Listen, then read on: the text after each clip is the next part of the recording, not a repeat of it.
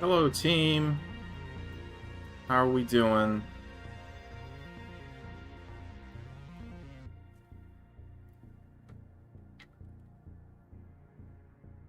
Good evening to Mortal Stream, Ihara, and Corey.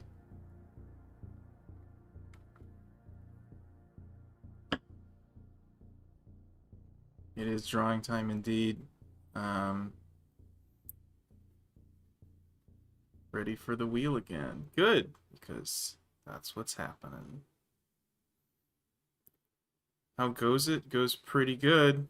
What happened to my music? The son of a bitch. I was in between tracks, okay.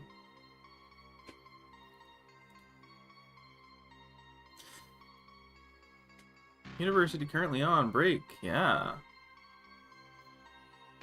Fun time for everybody.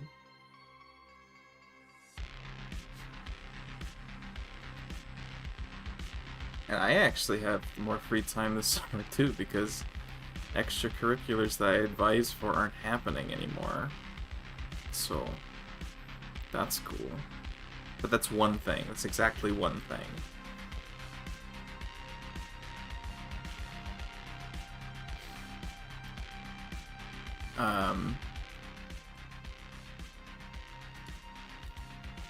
Furthermore, okay, we are looking at the correct window. Cool. Why isn't it displaying?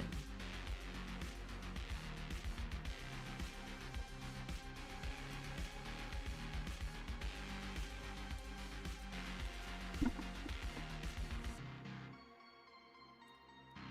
have to make it large. Could be.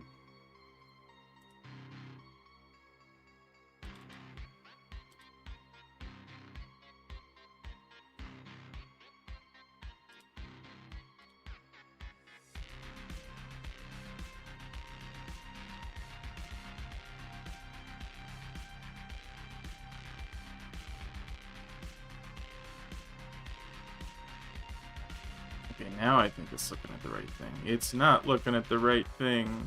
What?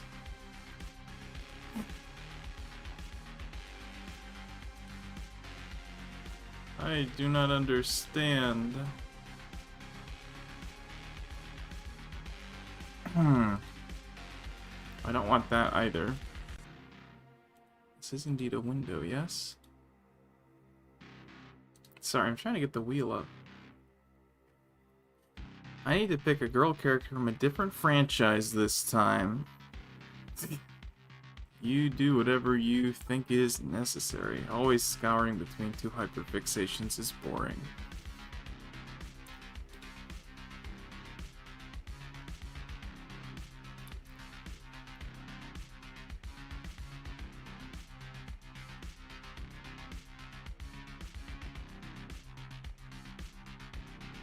Okay, well that's just kind of weird that it doesn't see this.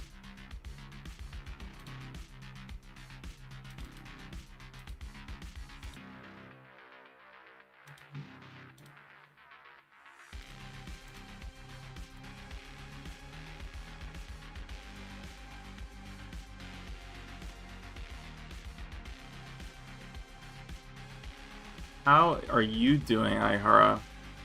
And how are you doing, Mortal?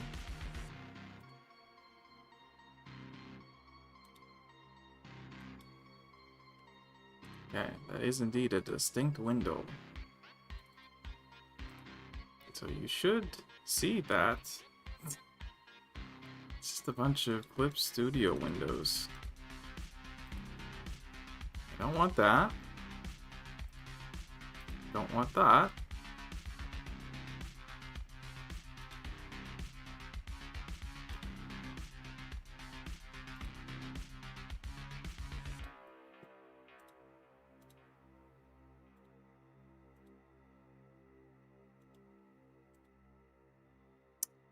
Super weird. Let's add a new window capture.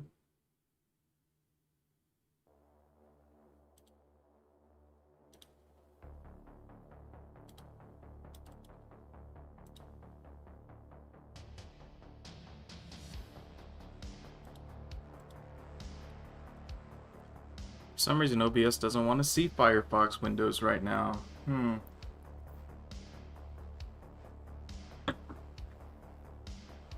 house looks cleaner and brighter from your current angle. Oh, by the way, I don't know if you were in the know. I moved. This is a different house.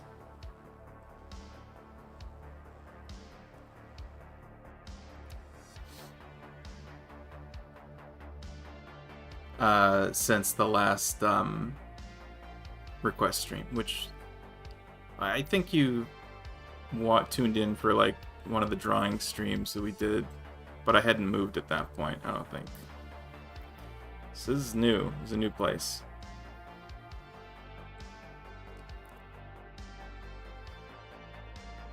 Not terrible, that's great. I'll be able to visit my old homeland soon. I know that Corey is hails from Australia, so I assume, or was originally from Hong Kong though.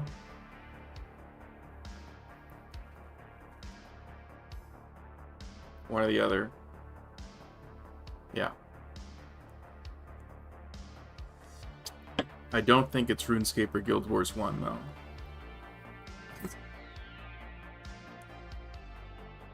Is Guild Wars 1 even real? As far as I'm aware, there's Guild Wars 2 and there aren't any other games. Maybe it's because I have this window open. That could be causing all my problems. It's not. It's definitely not causing all my problems.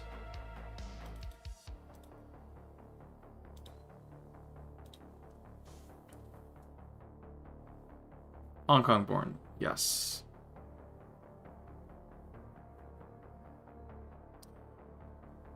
Okay, well, let's delete that thing. You guys might not be able to see the wheel this time because OBS is being dumb. I don't know why.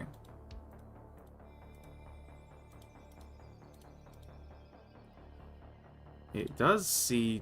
I don't fucking understand, man. Let's just throw it into the same browser, window and see if it decides to be nice.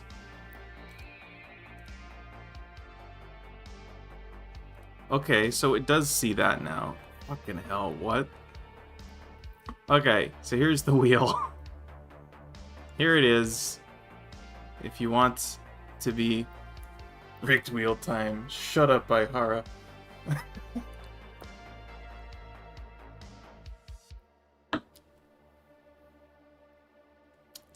Nice new house, by the way. Thank you. I am settling in. I moved, Christ. It was the 26th when I started moving. That's when I got the keys. And then I was fully moved out a few days later. So. Okay, so let's get some names on here. I assume everyone present probably wants a request. So let's just start typing some stuff in.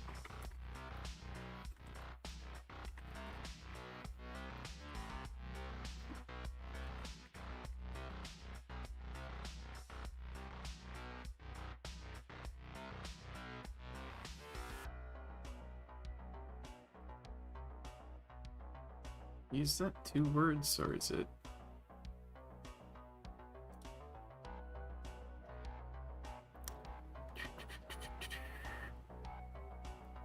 You guys probably just saw my YouTube for a half second. It is 1 word. Cool. Alright. Well, we'll leave this up for a minute in case anybody else wants to drop in before we do the first spin. Actually, usually at this point I'd be doing like a warm-up. And I guess we can do that. So I'm gonna hide the wheel for a moment. And, oh,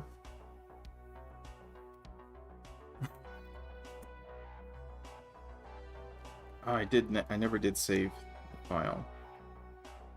So we'll save the file. 06/06/23. It's D-Day, guys.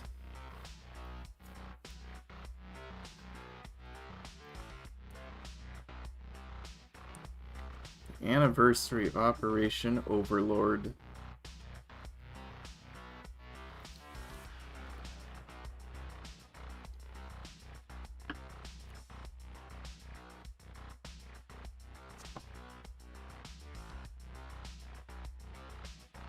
And let's right away just increase the canvas size to something that makes sense to me.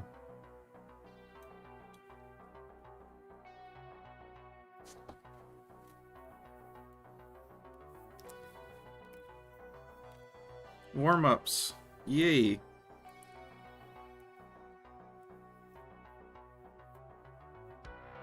Or just one, I don't know.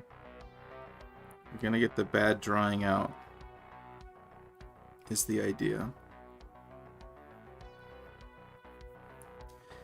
Why is this so small? Okay, it's a little bit better.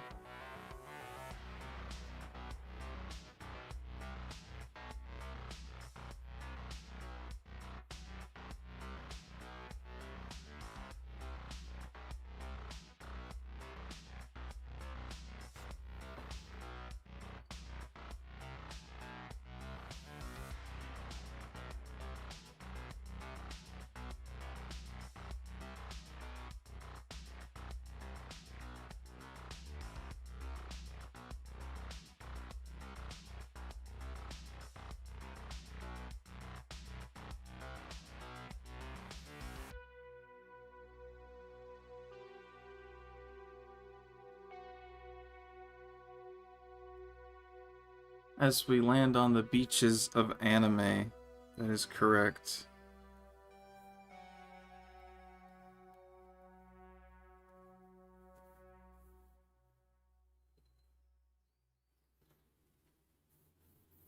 May your beaches ever be golden and not Omaha.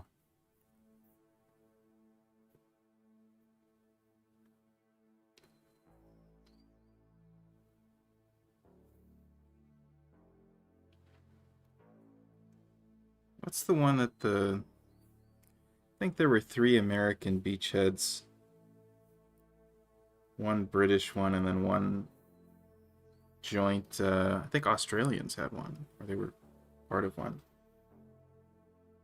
I think they had an easy one. Good for them.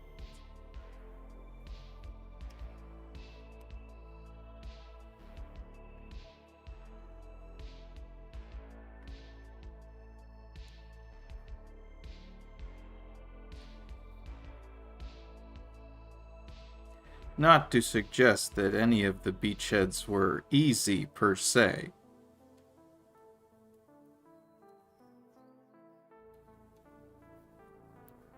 I know a little bit too much about D-Day, sorry. We won't talk about it too much. That's not what today's stream is supposed to be about.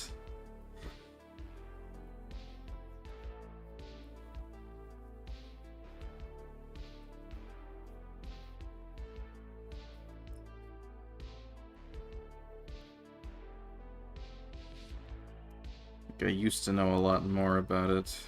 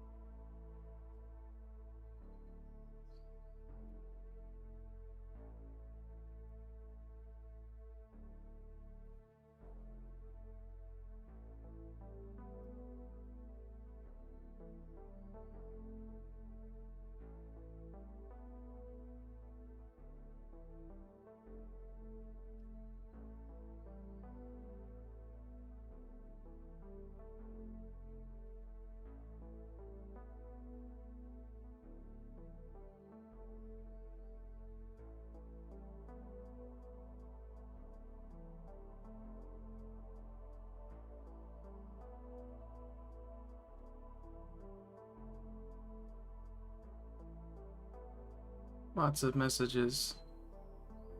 Cure Butterflies debuted not too long ago in Hidogaru Sky. Yay, I don't know what any of those words mean. She's gorgeous. Cool. I feel like I used to know them by heart, but it's been too long. Yeah. I could probably name all the beachheads. Flying Rabbit seems like the kind of history buff who is fun at a games night. I might be the kind of history buff who's not fun at a games night. I don't know.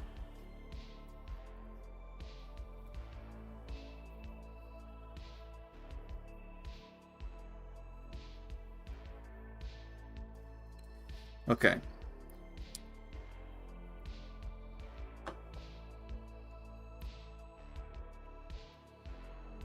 So I believe I believe the American beachheads were I'm gonna try and go in order of left to right. I'm gonna be wrong. Um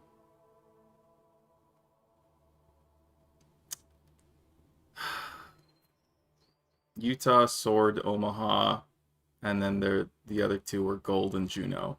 And those were some combination of British and other like Commonwealth forces, I think.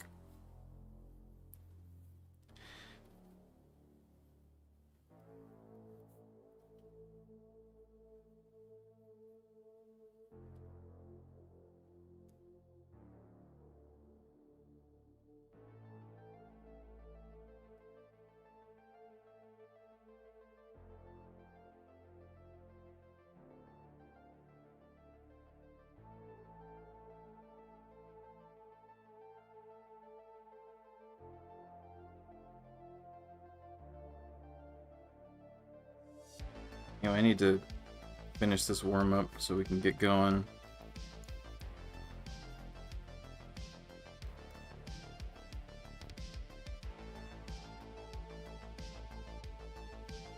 Anyone fact check me on that? When I say left to right, I mean west to east on the Normandy beach.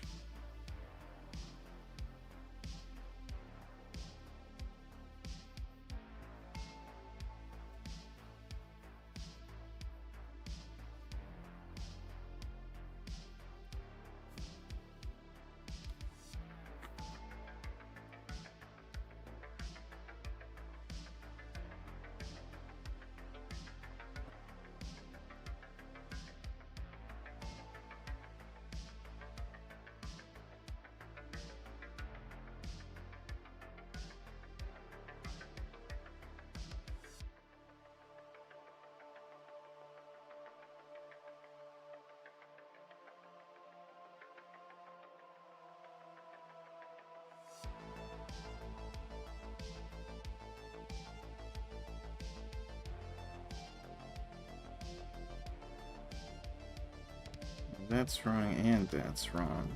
How can both be wrong? Well.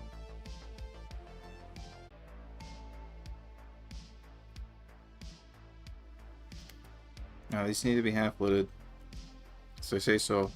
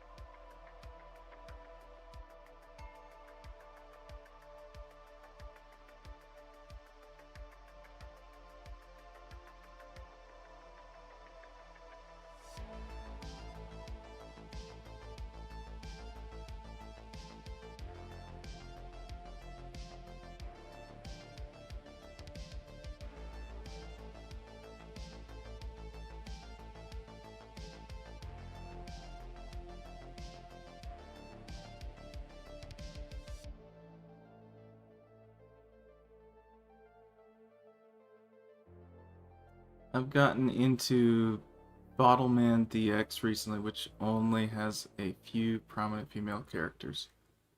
They're strong ladies, of course, but they are few since it's the boys anime. I'll save either Jewel Pet or Precure for next time. Suit yourself.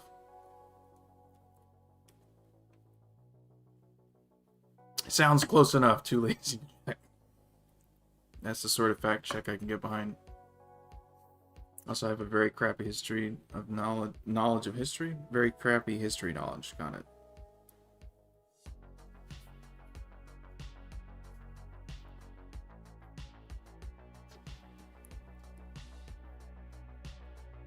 Well, that's alright.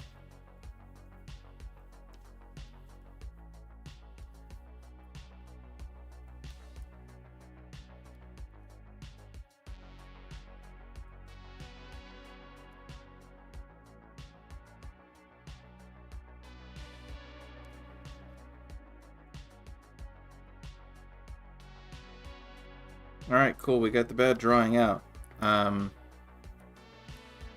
Who's ready for a wheel spin? How are our metrics doing? How are we doing? We have viewers. At one point we had 4 and then they dropped off immediately.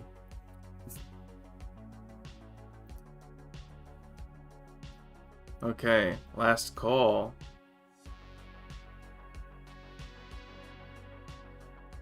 For requests. Last call. Let's get the wheel of names up. Spin the wheel.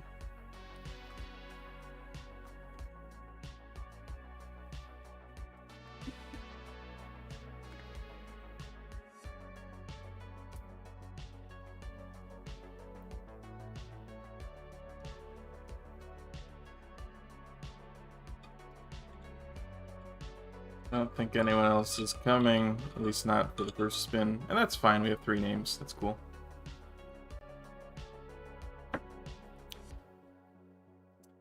Okay, is everybody ready? Is everyone paying attention? Because we're about to rock everybody's worlds.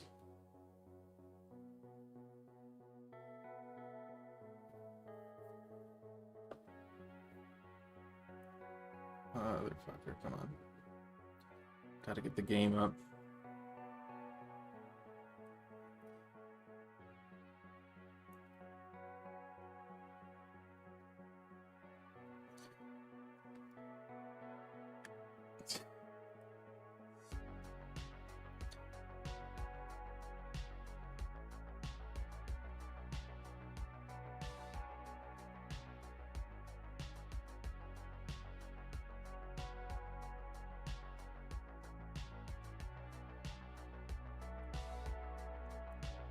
I don't think anybody else here follows baseball at all, and that's okay. You don't need to. But after the bludgeoning that the Mariners took in their last series against the Rangers, where I don't think I'm exaggerating, the Rangers outscored the Mariners something like 30-10 over 3 games.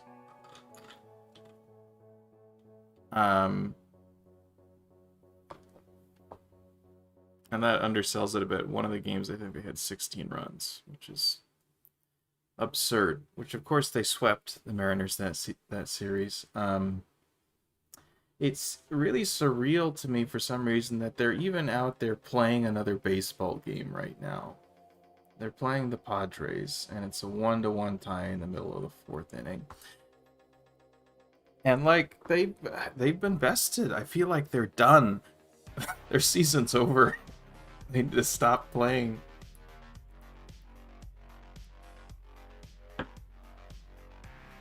They were destroyed with such otherworldly efficiency, and it seems like a mercy rule should be in effect for their entire season. Anyway, that's my thoughts on the Mariners right now. Okay, we're gonna go ahead and spin. Everyone ready? Boom. We're spinning. It looks like it's gonna be... Oh my god, it is a rigged wheel. It's a rigged wheel. We have a winner, and it's Ihara. Gotta remove you from the wheel to unrig it. Okay, Ihara, what do you want me to draw?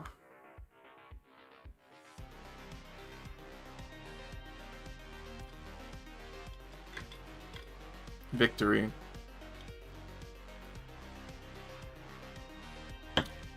Well, look at it this way, guys. Ihara got the first win, which statistically means he's going to get the crappiest drawing. Gotta love the deterministic universe, yeah. Ihara saw all possible futures, and this was the only one that we could exist in. In every single one of them, he got the first request.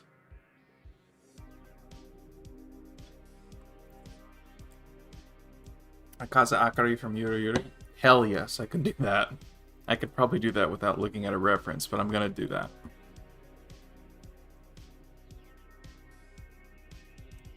Let's...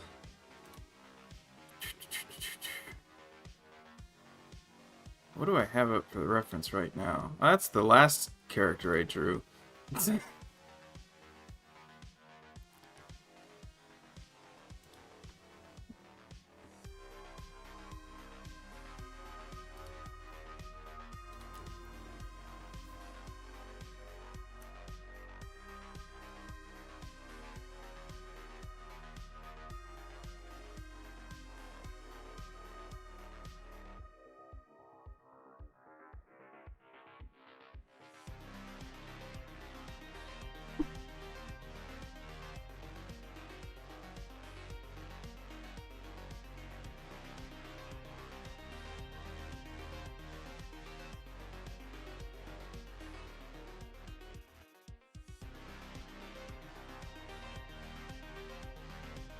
Okay, we need a reference.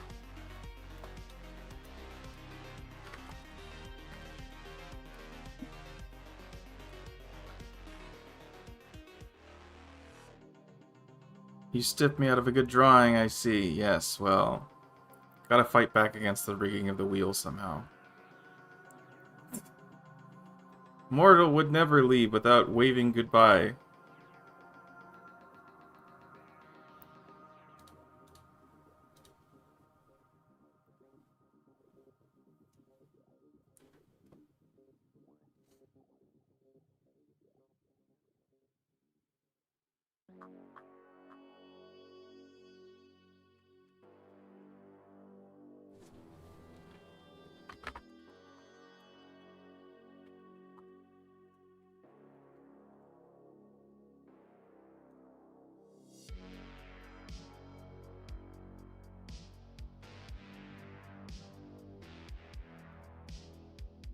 Okay, this is good.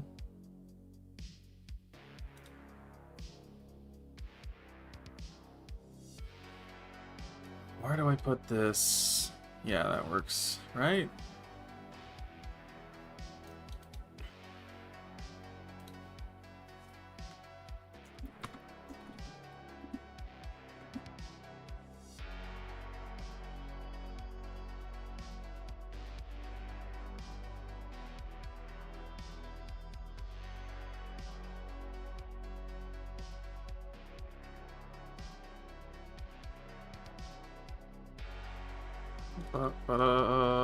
There it is.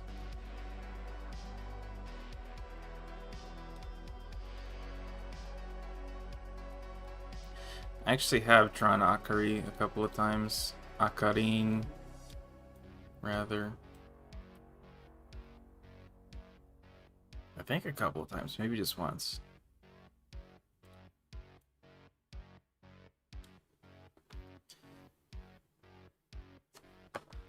On the contrary, I'd be happy to give you a simpler one this time. That's true. This is a pretty simple design. I love the Yuri designs. I like Doga, I guess Namori is the artist that did the character design. Sometimes I go overboard with my choices. Yeah, well, we get to practice things that way. Okay. Let's get this up on the side here. And let's get,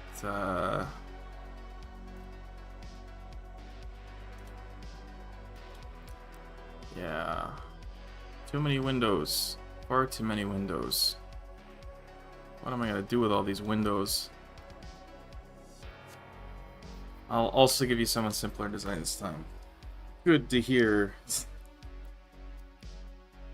Oh no. There we go. Let's see if I can find... pardon the delay.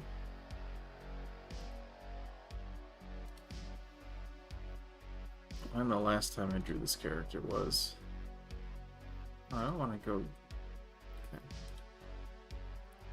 So I think it was a while ago.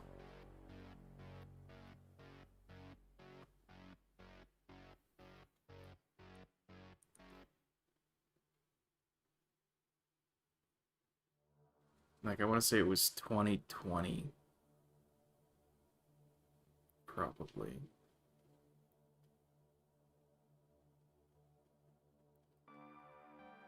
It should be right here. Where is it? There it is! Yeah, it was. It was 2020. Jesus. Which was a long time ago. It was 3 years ago now. That's when I drew this thing. Oh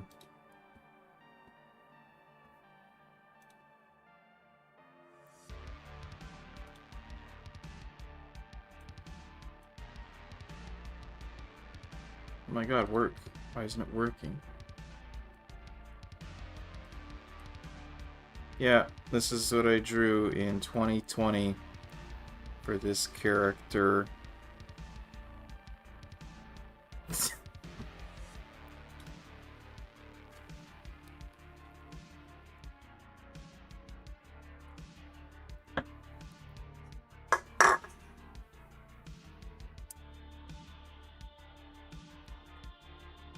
I was doing it was June, I think. I was doing a, you know, month-long fan art challenge where I drew one piece of fan art every day. So I pretty quickly had to...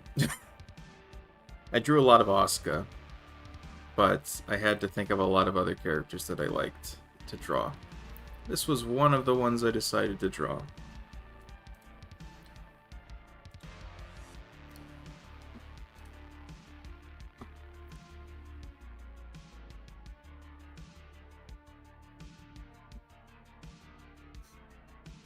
That was fun. Alright.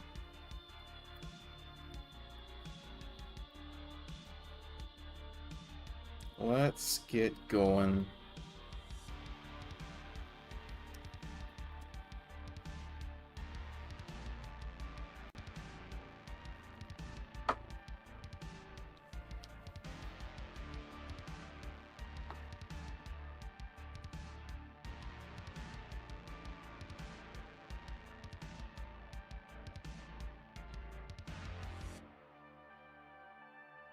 I don't want to go with the exact same pose as I did before, but I want to go with something similar, because it seems very on brand.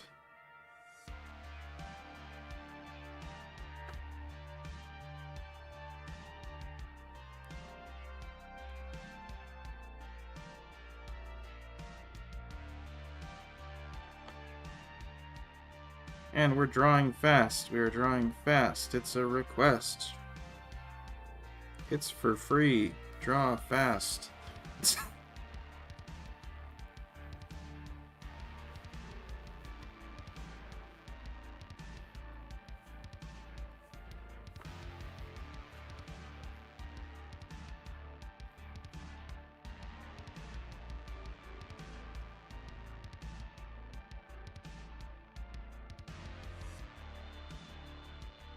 This actually to be more like this. Yeah.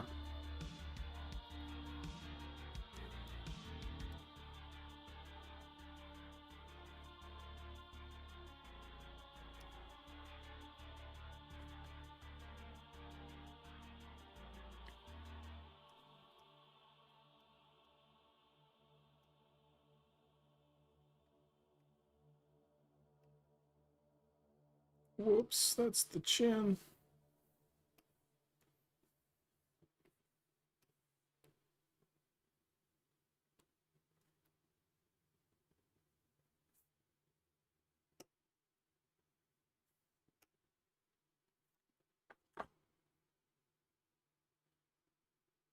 "2020 Classic." Yeah.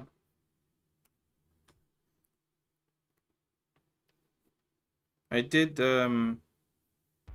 improve quite a bit actually during that month. As you do when you draw something every day for a month, such as during Inktober. You tend to get a bit better if that's not something you're used to doing.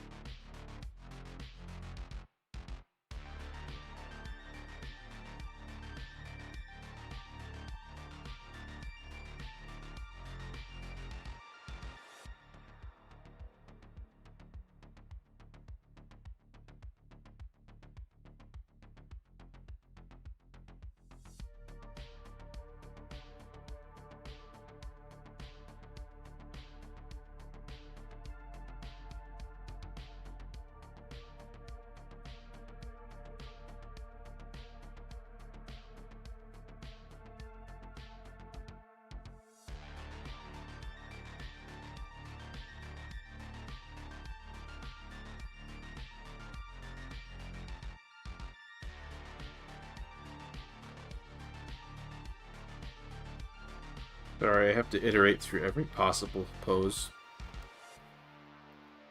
And then I'll land on something. Don't worry about it. Head should be bigger. Because Dogokobo.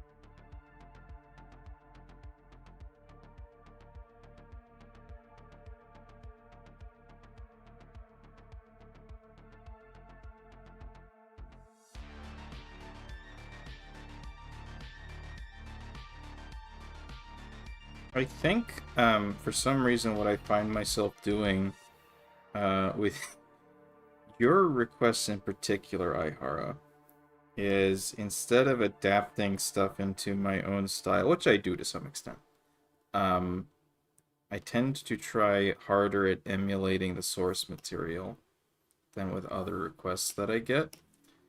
And I think that has something to do with the fact um, that I am familiar with the source material oftentimes with the requests you send in. And I feel like, oh, I know what this looks like. I should try and make it look like that.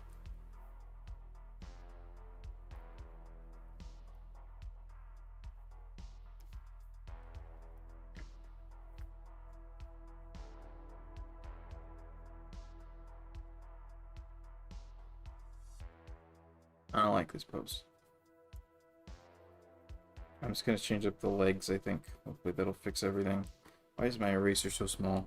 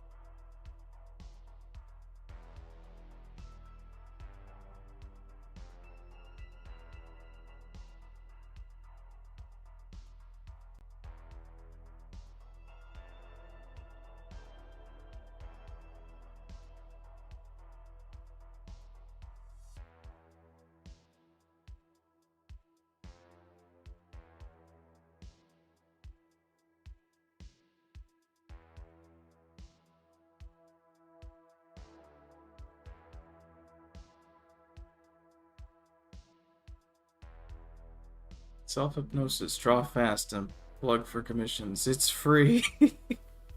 How a brute force iterative approach solves one of anime's longest running mysteries. Oh, that kind of sucks, but also base station. Yeah, I think I agree on both counts.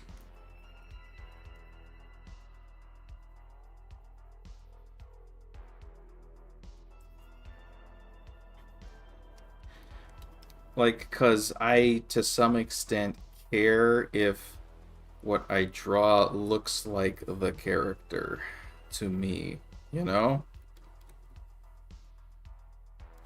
Is what happens.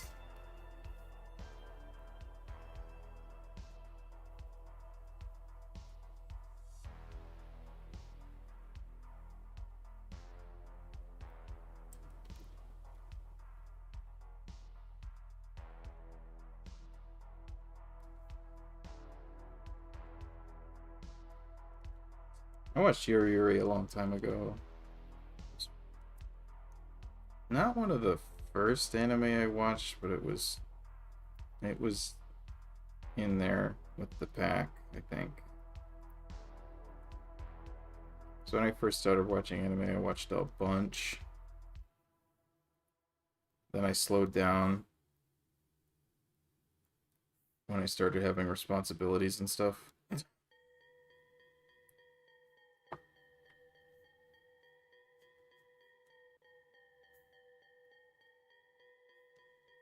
This whole thing used to be smaller.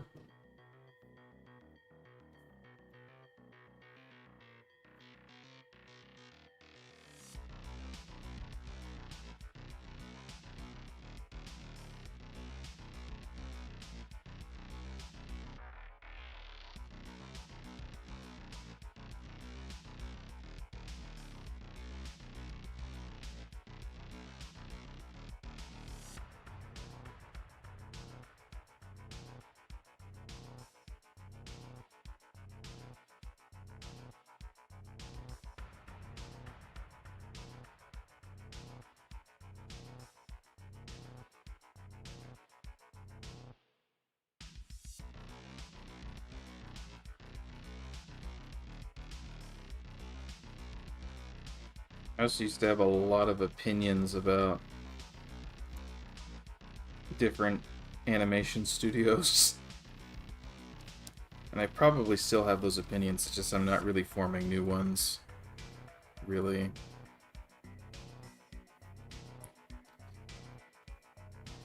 Like, I think Doga Kobo did the first 2 seasons of Yuru Yuri, and then it was somebody else who did the third one. And the third one was great or whatever, but one way or another I ended up watching a lot of Doga Kobo stuff.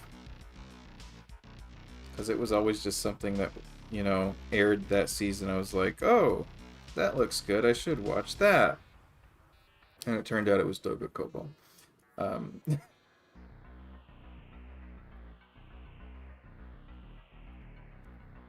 But they've always been like sort of a middle of the road studio to me.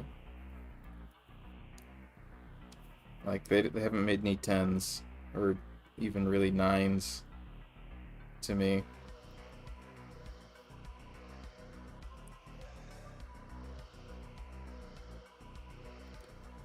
And Yuru Yuri was like always just sort of like peak trash to me.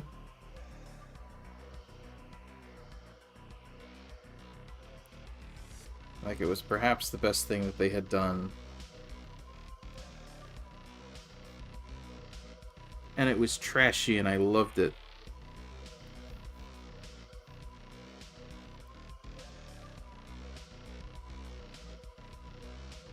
I'm still waiting for a new game season 3 though. And don't tell me that's already aired because I'm not plugged in at all. If it has already aired, cool.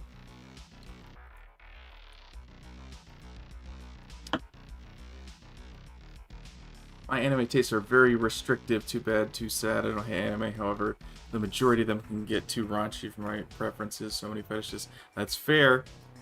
Same. Fan services are too ripe nowadays. Nothing like Dogo Kobo animation, TBH. Yeah, it's pretty good.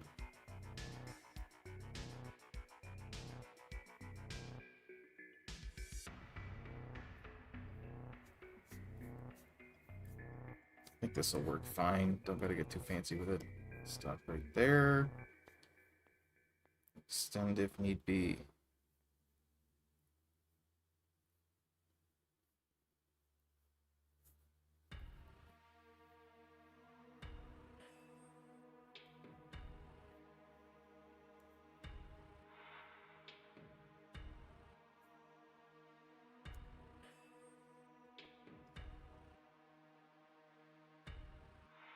Trigger raises fist. Trigger's awesome. Trigger's always been awesome. I've watched a lot of Trigger stuff. I think I'd watched almost every Trigger thing. Free Darling in the Franxx, which I think was a collab with A1, is that right? I don't know. Or was that the FLCL remake? I don't know. I watched the first core, or the first half of Darling in the Franxx, and I meant to continue it, but for some reason I didn't. Still on my watch list. But, you know.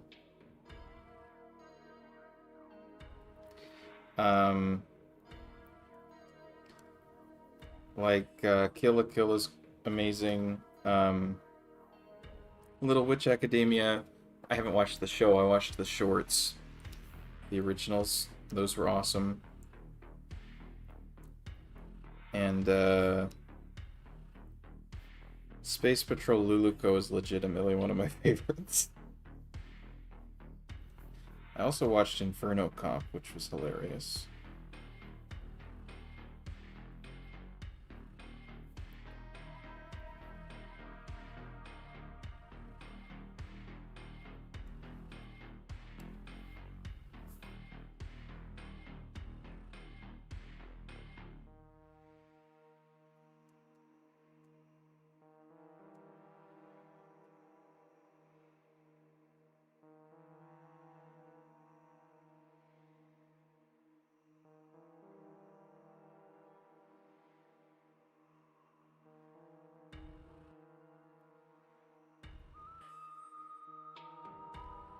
Doga is animating Oshinoko.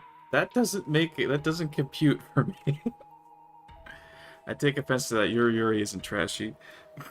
Okay. Depends on your definition of trashy, but you know, trashy in the way that I still very much enjoyed it. Oshinoko is tight-packed in story writing, although it's too dark for my liking. Not gonna lie, Darling in the Franxx was weird. Hell yeah, it was weird. I didn't finish it, but everyone said it fell off towards the end. So I probably watched about as much as was good. I don't know. Brand New Animal is great. I have heard of that. I know that it's a Trigger thing. I also watched some of their like less mainline offerings, and they're pretty average. Darling in the Franxx isn't bad, it's just too upsetting in terms of the ending, in terms of sentiments, too many emotions for me at once. And then spoiler.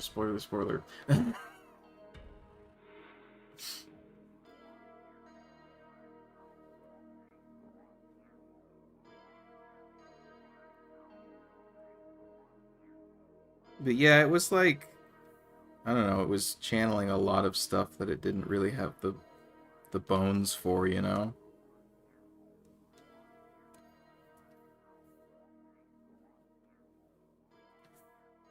Like, I think it wanted to be a Gurren Lagann for the new age, which Gurren Lagann still top tier. And mostly the same crew, I think, that worked on that.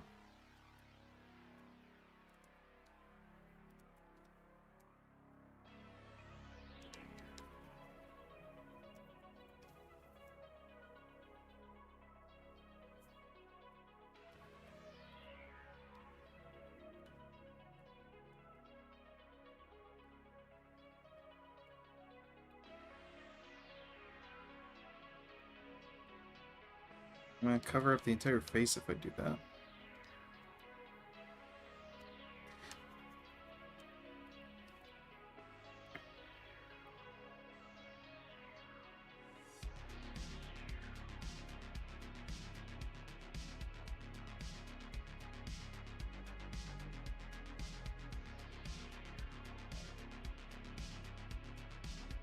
Like they did that with Kill la Kill, right? You've done your masterwork, you know?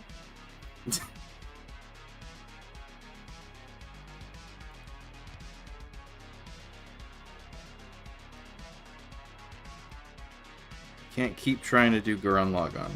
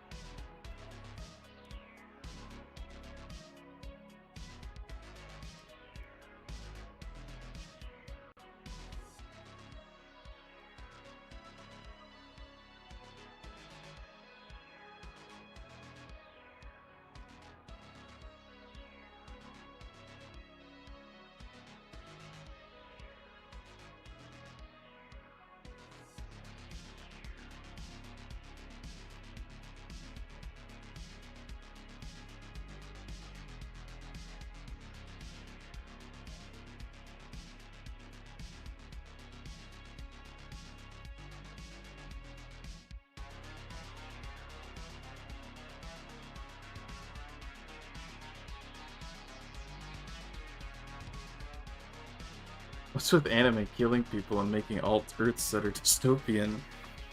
Well, some people are into that shit, you know?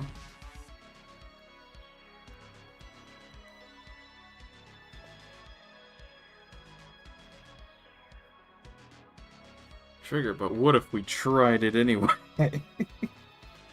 I mean, I guess they have the rights to do that. I think they're pretty much the same crew that worked on Gurren Lagann at Gainax. It's just, why are you trying? You know? You've already got the bona fides.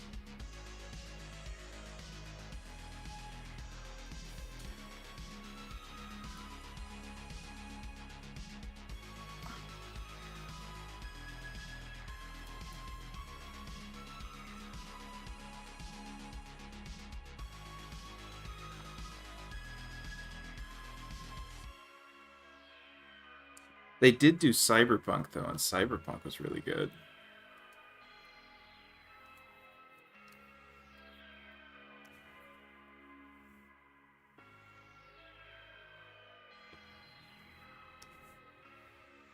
God damn it.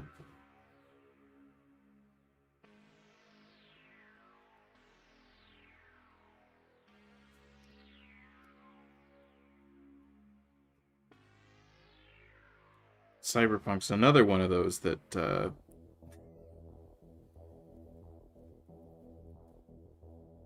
has a lot of mixed feelings at the ending, I guess. But like, that's the fucking genre, man. Let's not pretend we didn't know what we were getting into. I'm also someone who... I played the game. And at the end of the day, it's an advertisement for the game.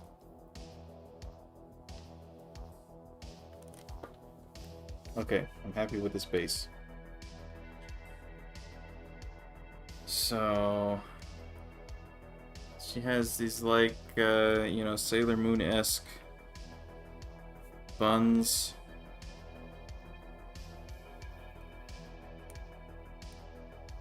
Actually, a little bit of, like, you know, fluff.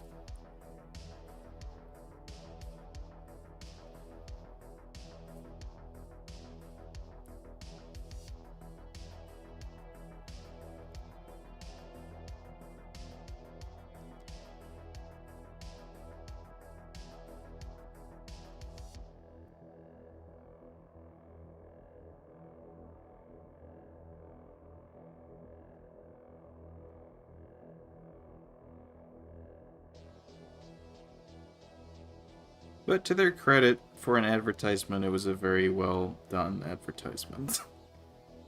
They didn't treat it like one. Lots of good characters.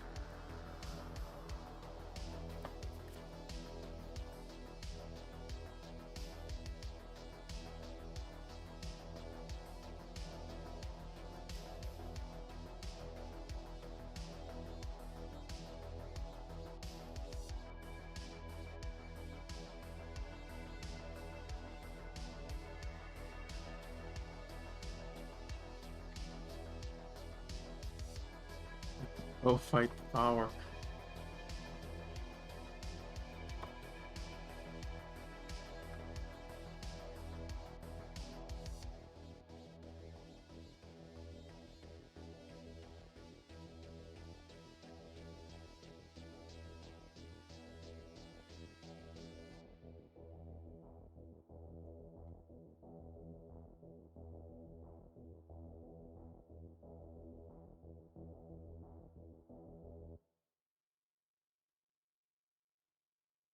Yeah, Gurren Lagann's a 10, man. Why the couples got the forbidden fruit so early? If you...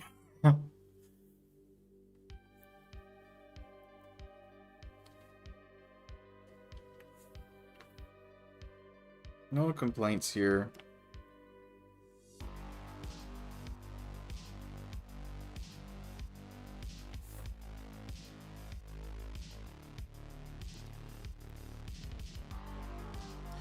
Okay, and then this, I feel like I haven't seen this style of, I guess it's still a sailor uniform, in some sense, in like any other show. It's very unique.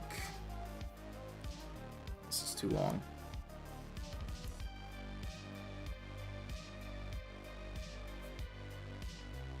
It's an entire, like, jacket, like a trench coat almost, with a very long,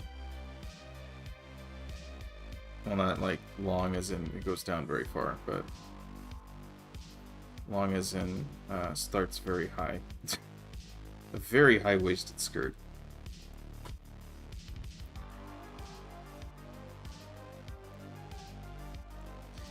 And it's so distinctive of an outfit, I feel like I don't have to try very hard with the features, like facial features, because they'll be like, oh yeah, that's Zachary.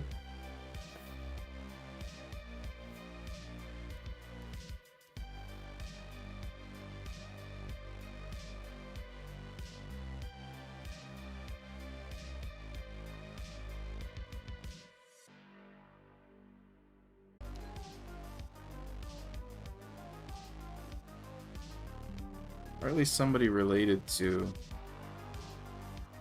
the Namori estate. And they're just constantly posting Yuri sketches.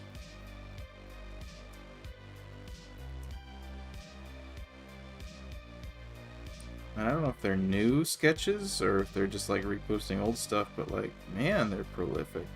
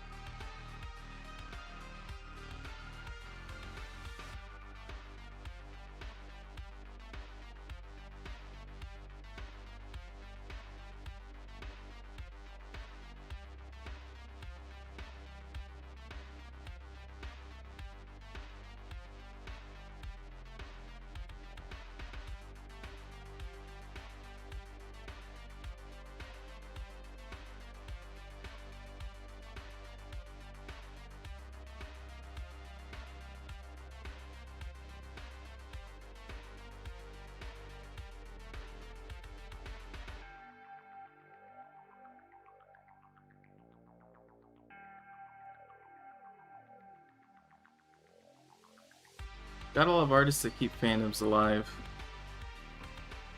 Like, Mary has to carry all of Yoko on her back. It is... Like, that was a one...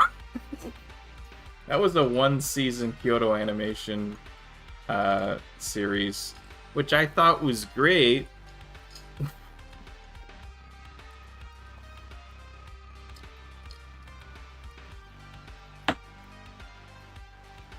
But it's kind of funny seeing Kyoka fan art. Like, it's still a thing.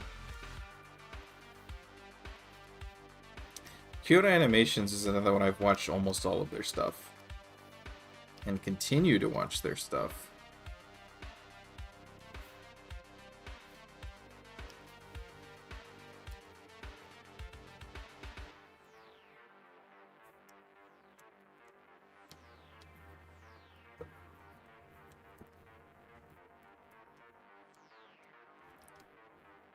Even though they're kind of hit and miss.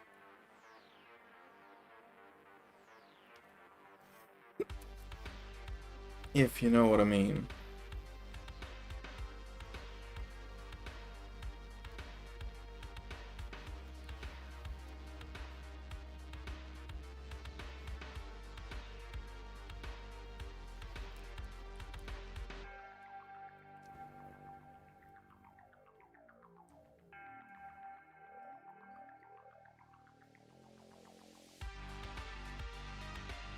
Like, let's see.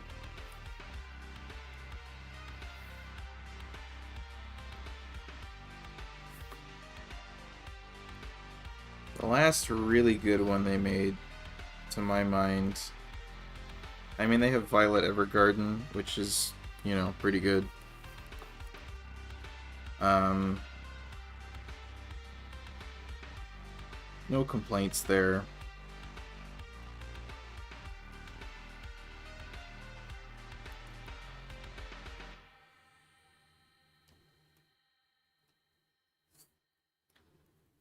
I really like Sound Euphonium. Is one I can point to.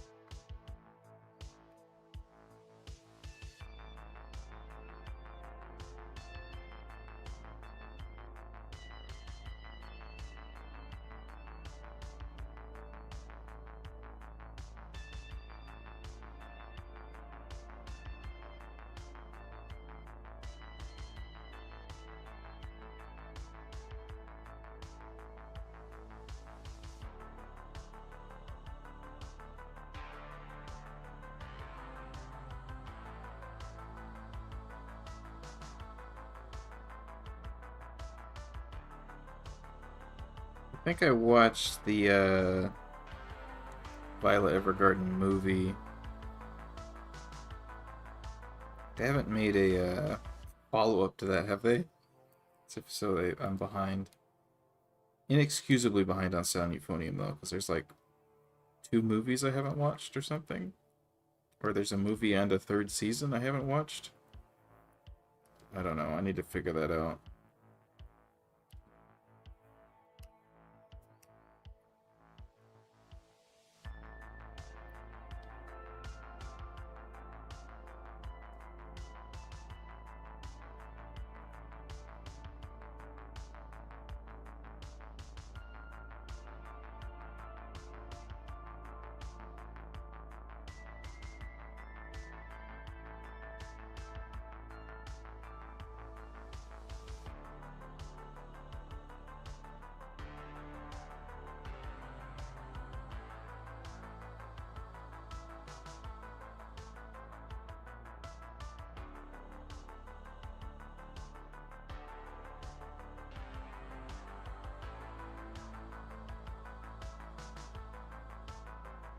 Man, why did I hate this hair?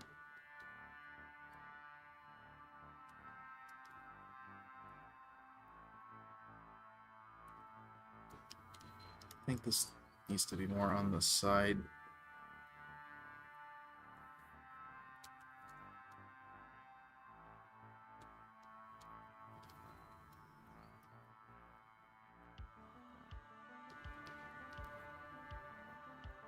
And also she has an ahoge, of course.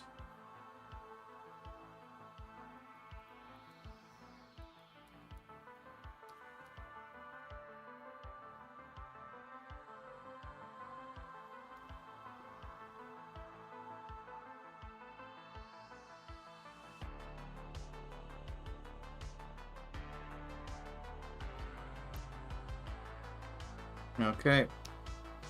We're going straight to rendering. We did not get a line art layer. Not for free. No, sir.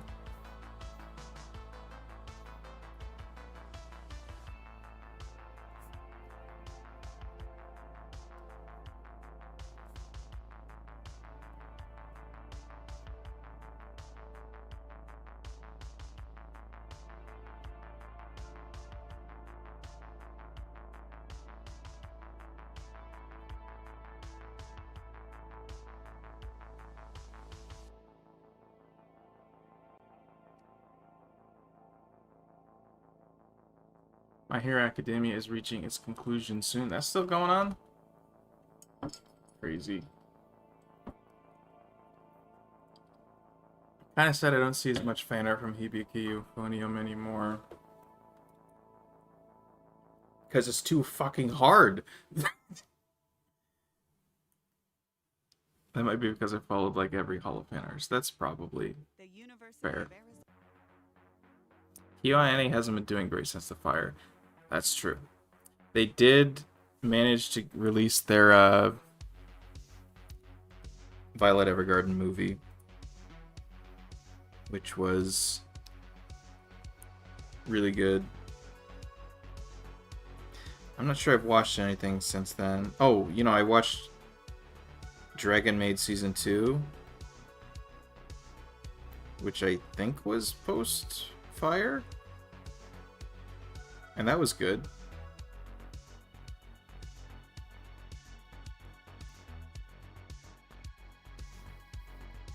Yeah, Dragon Maid was good.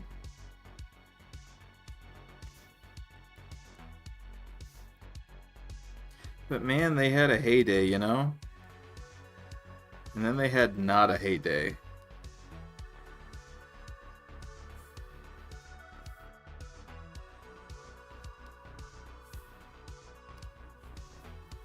Like,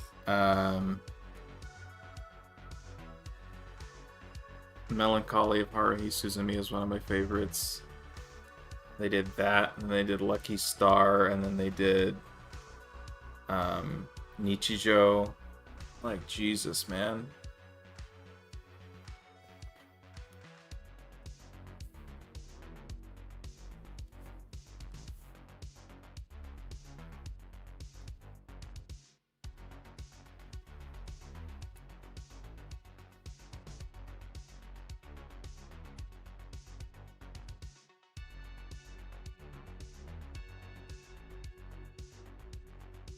And there was a bunch of really meh stuff. Like, after they switched to mainly adapting their own, like, IP stuff, like, stuff that, they started having, like, their competition where they would adapt light novels that won their competition thing. I'm not sure exactly how that works, but they got a lot of kind of just like whatever junk, man. Like, what is it? Amagi Brilliant Park.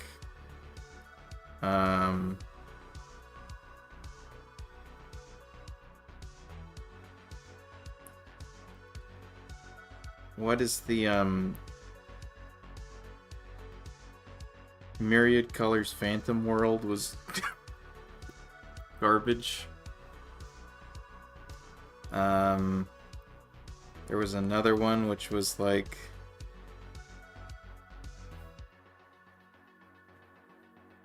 I forget the name. I can't even remember the name of this thing.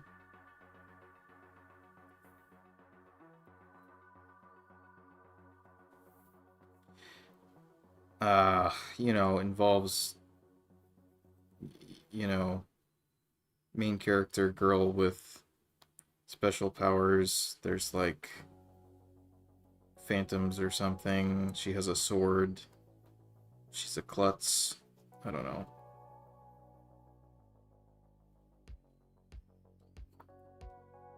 I forget. But I watched the a season of that, and there was a movie that was apparently incredible that I didn't watch. Chunibyo. What is it? Love, Chunibyo, and Other Delusions. That was good. I liked that. I think that was sort of during that era. That had a couple seasons. Kyoko was good.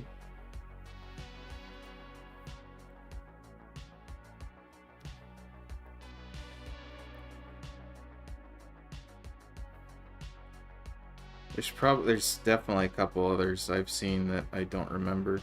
Like, I'm telling you, I watched every Kyoto Animation thing except for, like, their very first thing up until that, like, archery anime that I didn't watch. Like, I watched Free, which, by the way, is pretty good.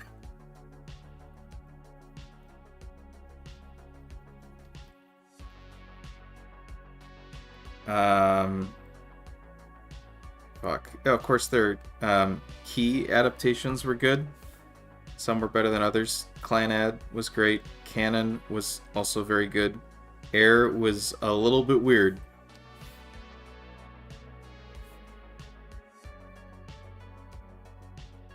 But whatever, man.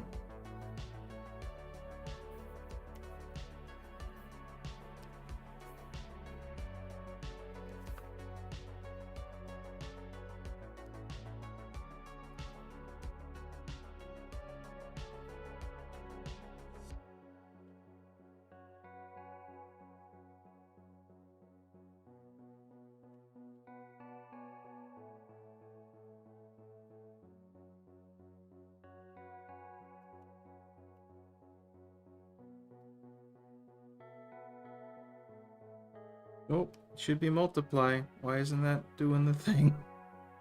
Why isn't that doing the thing? Well, it's because I didn't make a new layer. That's why. Because I'm a very, very silly goose.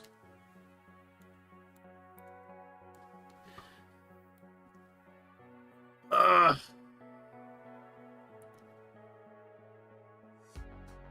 It's a miracle that a Violet Evergarden movie was released. They couldn't even make a profit on Nichijou. Yeah, nobody bought it. It was really good, though. Still ongoing in manga form. Yeah, well. I think the artist for the manga is pretty prolific. Nichijou is just one of the things they do. There just haven't been enough good series for them to really pop off again. Other studios have been getting all the adaptations. Amagi Brilliant Park was funny. It was funny, but it was like a weird one-off thing. I really like Amagi. I don't mean to shit on your favorites, guys. I'm just saying, I forgot most of that show, you know, about a week after I finished watching it.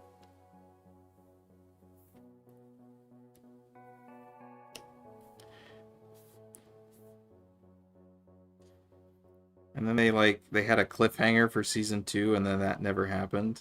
I was like, okay, I guess I'll forget about this show.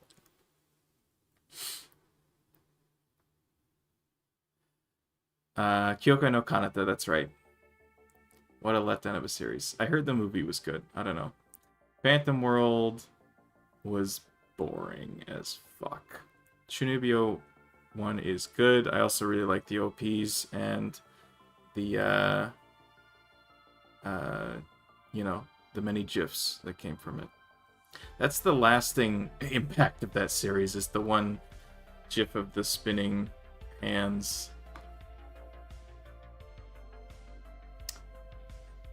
Free, no way. No, it's good. It's like just, you know, another Kyoto Animation series, except the main characters are all men. It's cute guys doing cute things. It's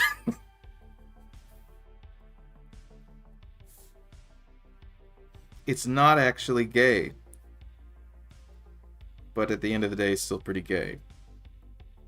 But we're okay with that.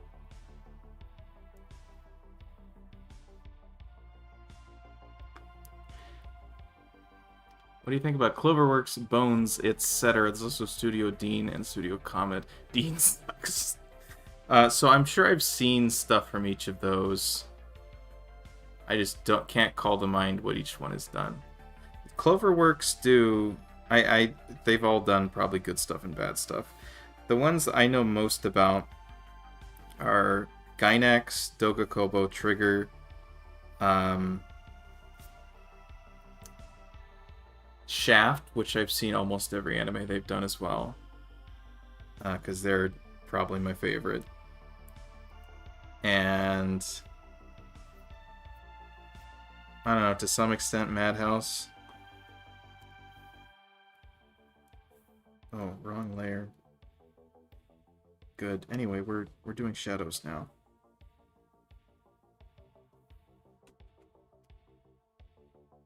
Wow, what a gorgeous flat we've done.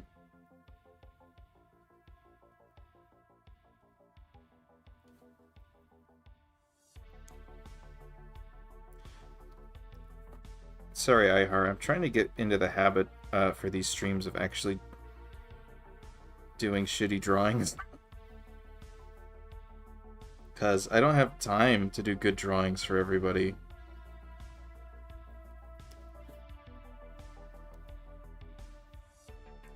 Last stream, I think literally the only person who showed up was Corey. So, Corey got a good drawing. You guys slept on that one.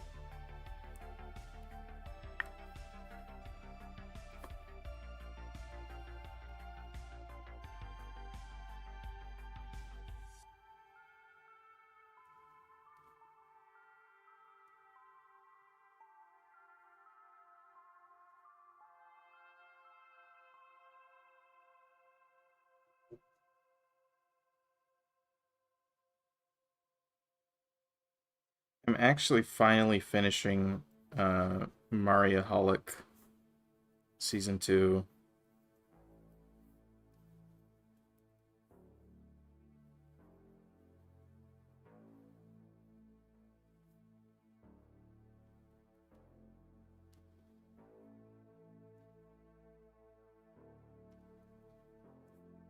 And it's awesome. Like, it's legitimately very good.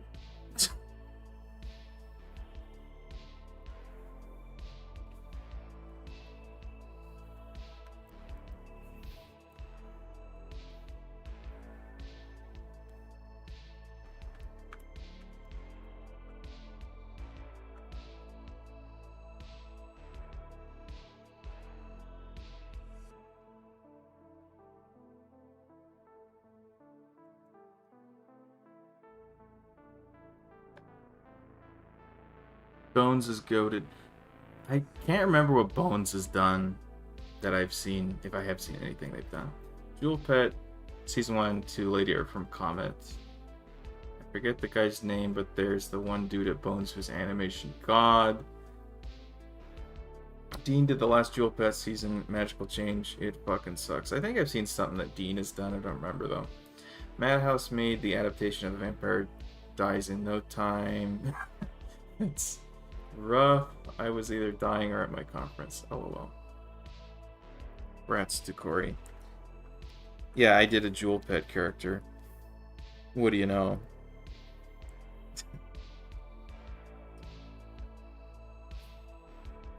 Turned out pretty good, I think.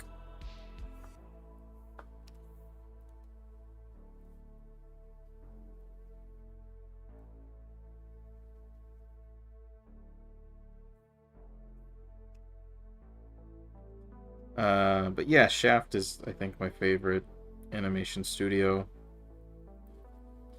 for multiple reasons. But they did Madoka Magica, which is kind of not very characteristic of an anime for them to make.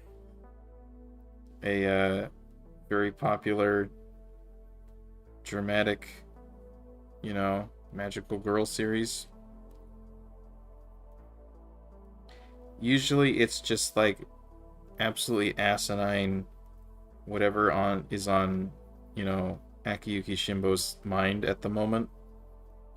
rambling the whole time, and it's great.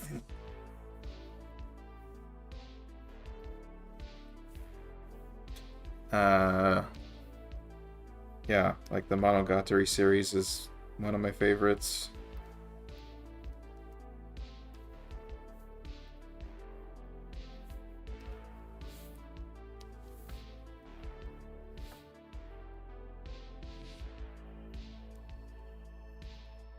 Um,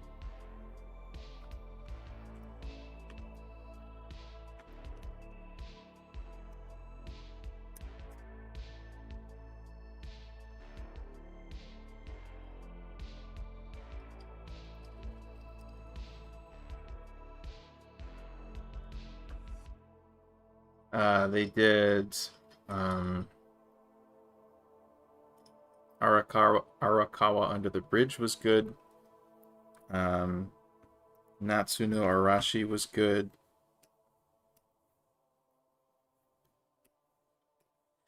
I've been trying to find a copy of Sayonara's something Sensei. What is it? Something starts with a Z. I don't remember the title of that, but I haven't seen it.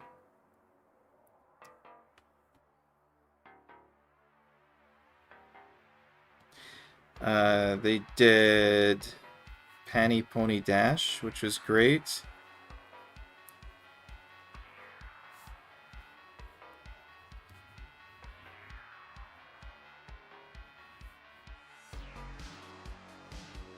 I think they also did Medaka Box,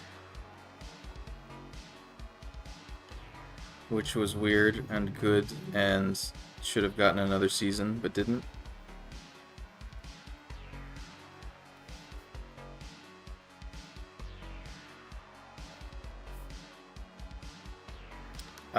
Moon Phase was awesome. There's a bunch that I haven't seen because they're like old as shit and nobody even sells the DVDs.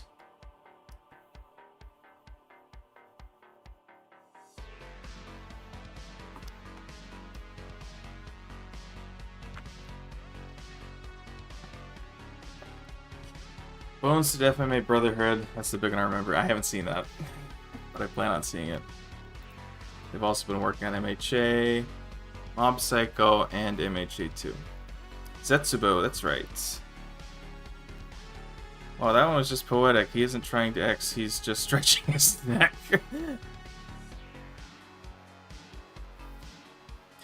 As I mentioned, I'm just finishing Mariaholic Alive, which is the season 2. And it's just really good. They I don't know, season 1 was pretty, almost conventional by Shaft standards. And then season 2, they just really cranked the valve of we're gonna make this as absurd as we can.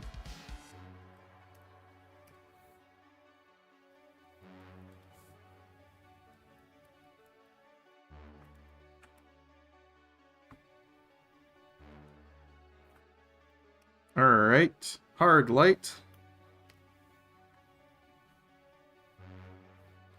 Gonna select that layer and get rid of our multiply.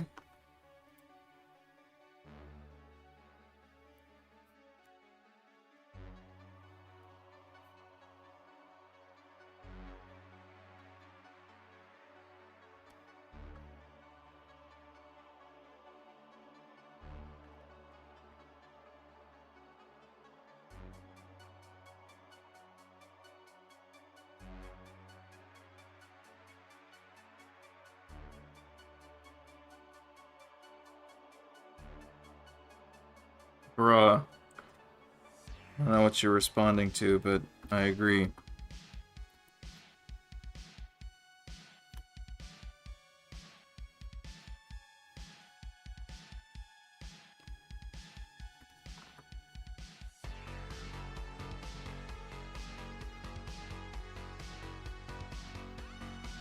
Oh, that I haven't seen FMA Brotherhood? Yeah, well... Nobody's perfect.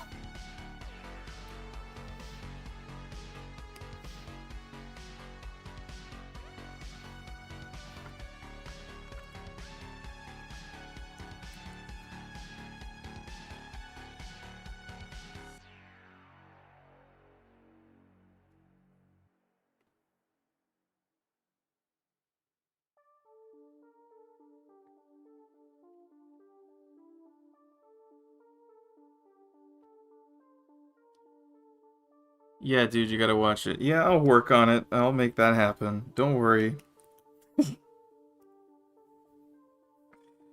Um, Something that I highly recommend, even though it's probably not even. So we all know Gynax, right? We all know what Gynax has done and what they are capable of.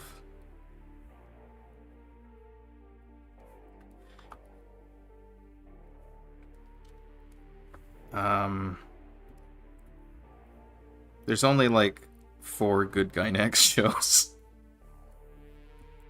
To be honest, let's see. Of course, Neon Genesis Evangelion. We're not going to count End of Evangelion separately, so that's still just one. Gurren Lagann.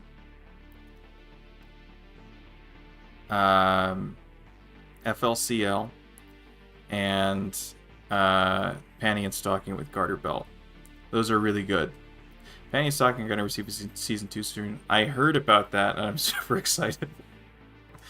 Gynax so infamous for absurd twist endings. Yeah, especially the Panty and Stocking ending was just sort of the cherry on top for that show for me. It was really good. The absurdity of that ending, too, was great, because it was like... It set up the potential for, like, a continuation that I didn't really care about. Like, I didn't need to care about it. It was that good of a show that, like, the setup and the twist ending were just a joke, basically. But I would really enjoy seeing a season 2 of that.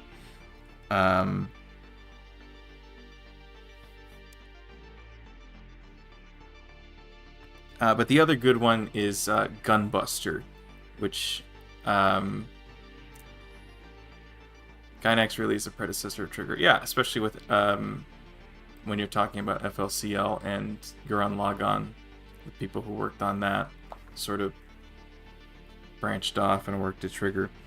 So Gunbuster was a 1988 OVA. I believe it was Hideaki Anno's directorial debut. It wasn't the first thing that he'd worked on, because he'd done animation for other... Like, he'd done stuff for Miyazaki, I think. And other stuff. Old, weird mecha stuff.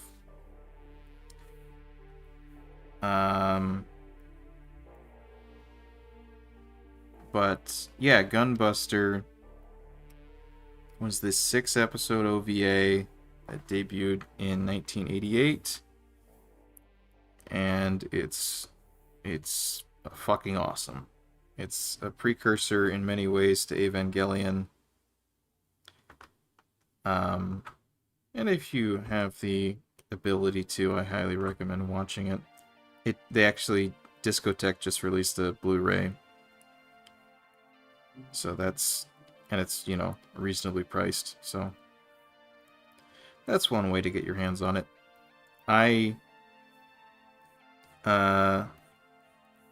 originally watched it on some unnamed website, and afterwards I sought out a way to purchase it. And I bought a used DVD for, I don't remember, $200 or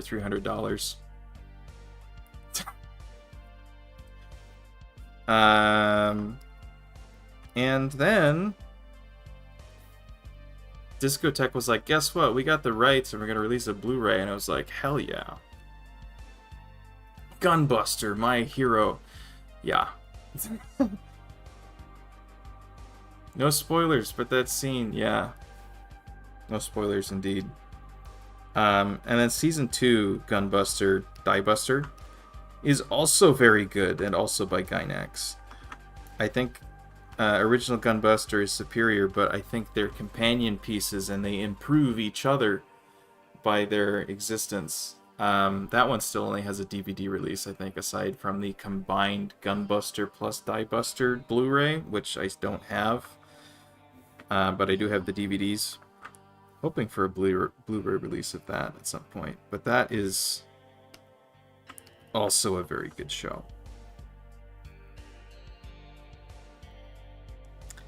Okay, so what do I do next? Overlay, that's right. I know what I'm doing. I know how to draw.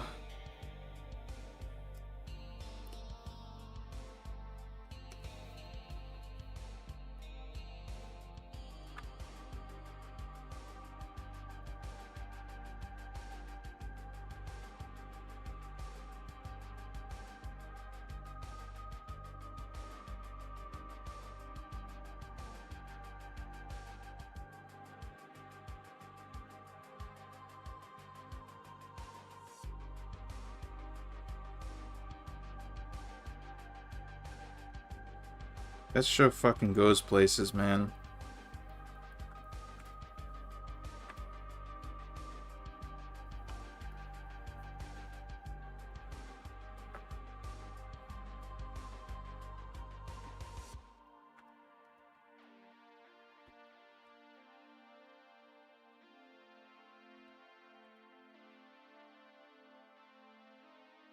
Okay, and then we'll go glow dodge. Why not? Oh, not the button I meant to press.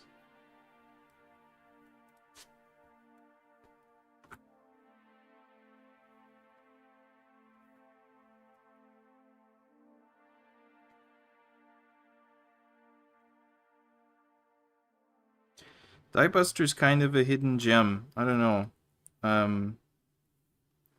If you've seen FLCL, which is also incredibly good and you should watch it. I don't know about the sequel series. I still haven't watched that. I haven't heard good things about it. But FLCL was like 2001 or something like that. Diebuster was in the same sort of era and shares a lot of the same visual styles. Also, interestingly enough, has like, I think, direct lineage of like the mechas that show up in Darling in the Franxx, actually. Because when I watched Diebuster for the first time, I'm like, wait a second, I've seen these designs before.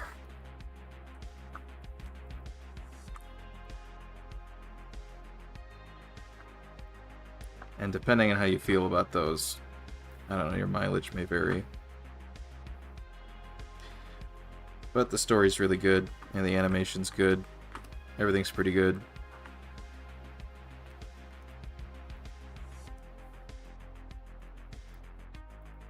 And they paid proper respect, I think, to the original.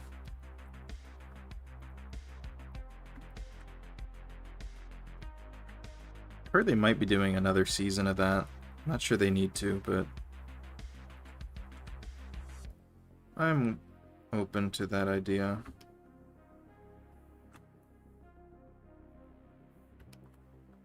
Okay, so now let's go into the sketch/line art layer and clean it up a tiny bit.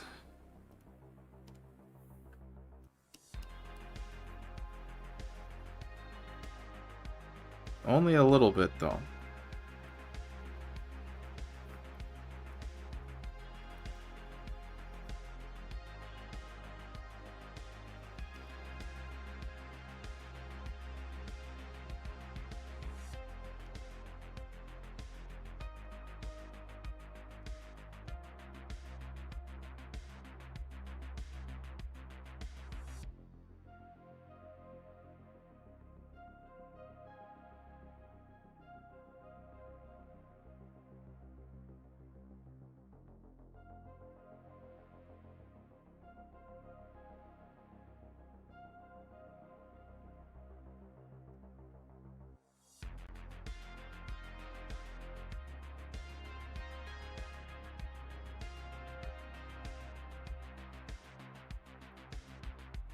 Don't worry, the chromatic aberration will save us.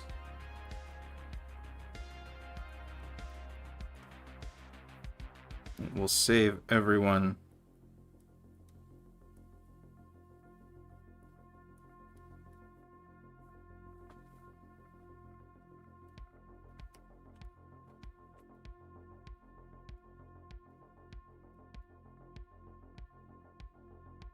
Yeah, I don't think I'm missing any details. There really aren't any details to miss.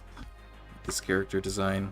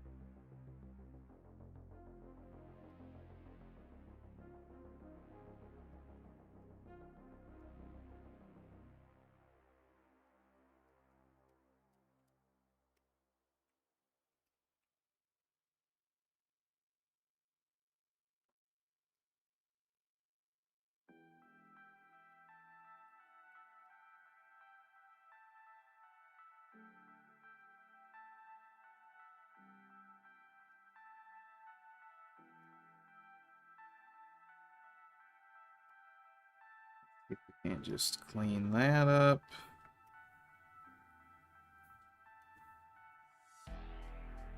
Okay, it looks a tiny bit better. Okay.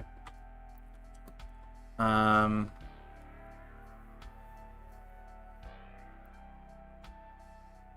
think Ihara might appreciate how they deal with space relativity. Yeah.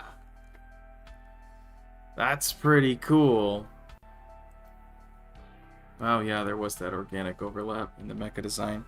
Yeah, it's a really interesting, like if you're sort of tracing the lineage of, I think there's a very tangible through line where you have Gunbuster, FLCL, Diebuster, Gurren Lagann, of course Evangelion is in there somewhere, Darling in the Franxx, Kill la Kill. Those are all part of the same sort of like sequence, I think, in terms of creative direction.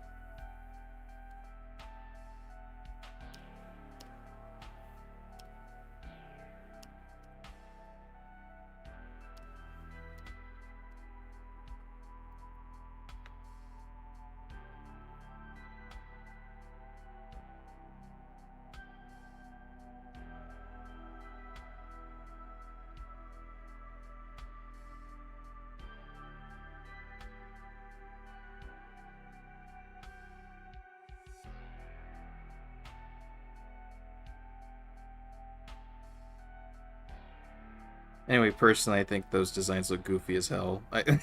They're fucking weird. But it's irreverent, at least in Diebuster.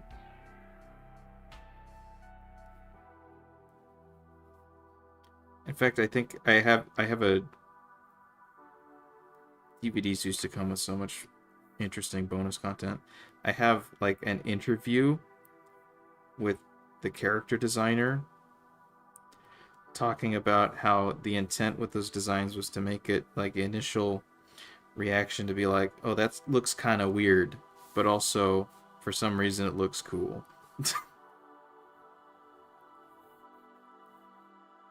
And I think they succeeded partly with that.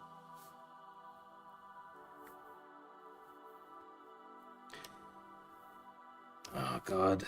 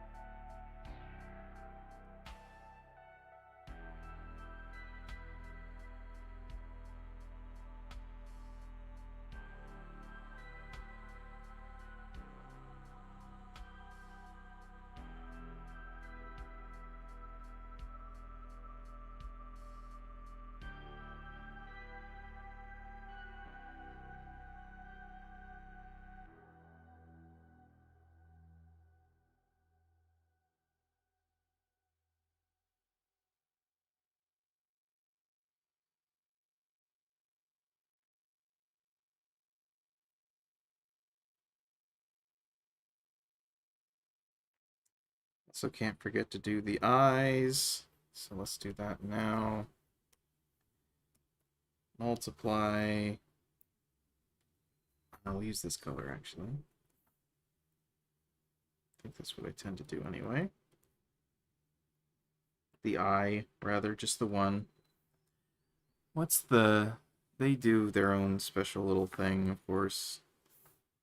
I can try to emulate that as best I can, but... They go usually with the one big highlight up at the top. Normal.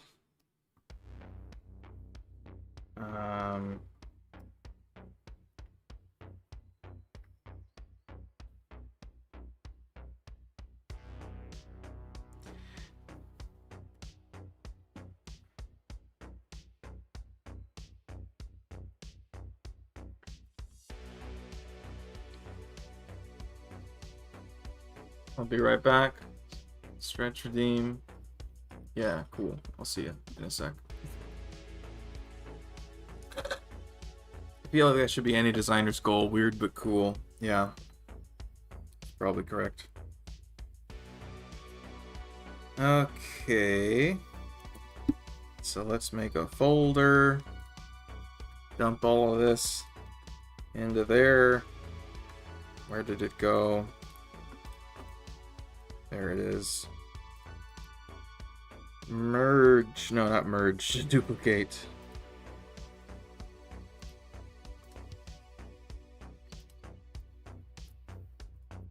Duplicate. Duplicate. At the very least, this will give us a very strong outline, which maybe we were missing.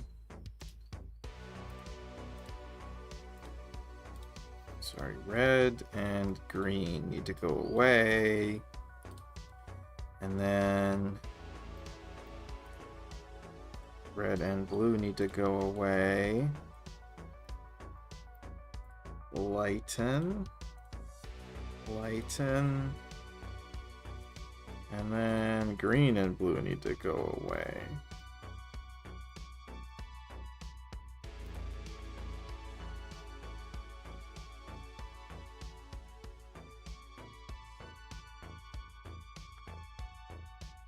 Look at that. Saved by the chromatic aberration. What the fuck is this over here?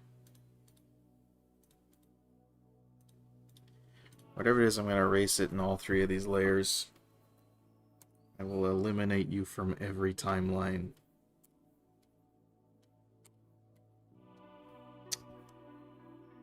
Didn't mean for that to go that hard, sorry.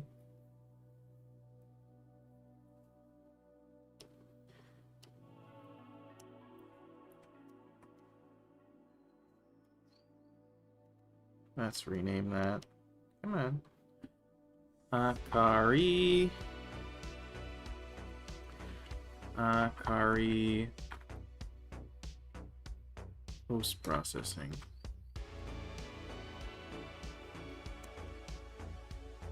Cool, let's, I guess I can make that bigger and then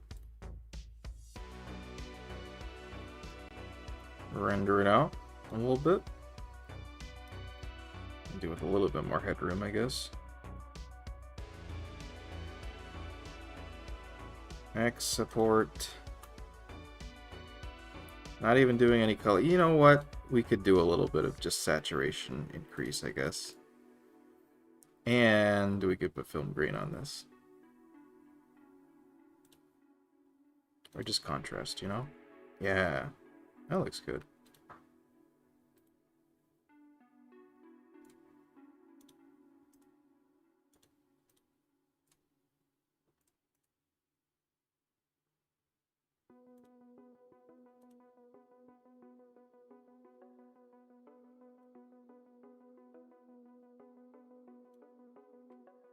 I don't know that we need the saturation, actually. I think the colors I picked were pretty good. Okay.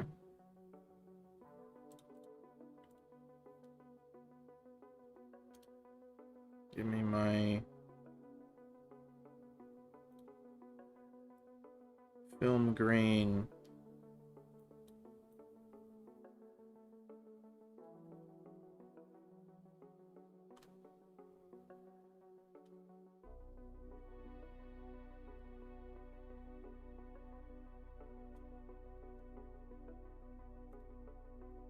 Color dodge.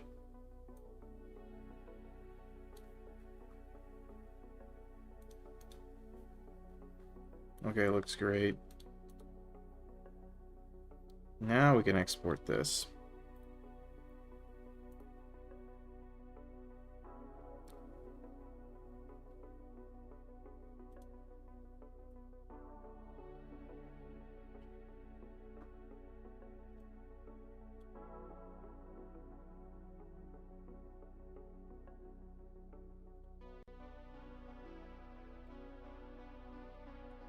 This is Akaza Akarin. The best background character there ever was.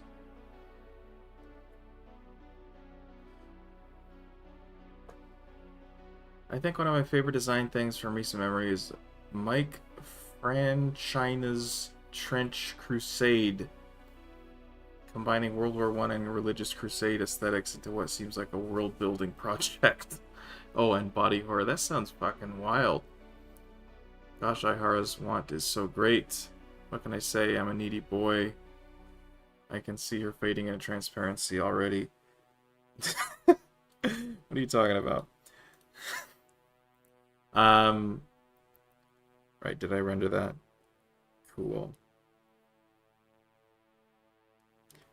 It would be funny if I rendered it like this.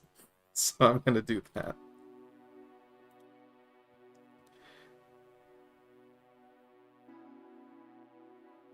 It'd be funnier with a background, but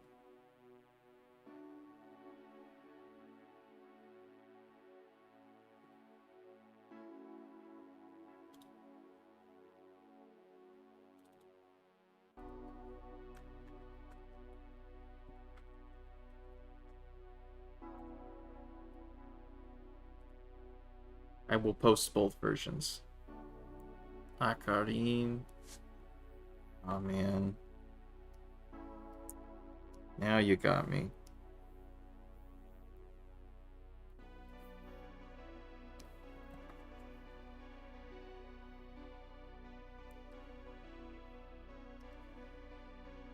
Did I do that to the whole layer? I did. Okay.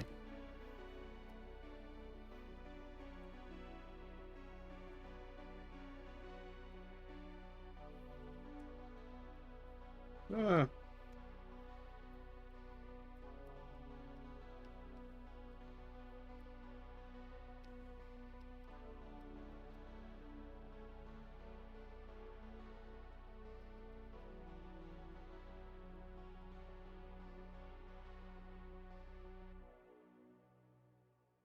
Come on, load.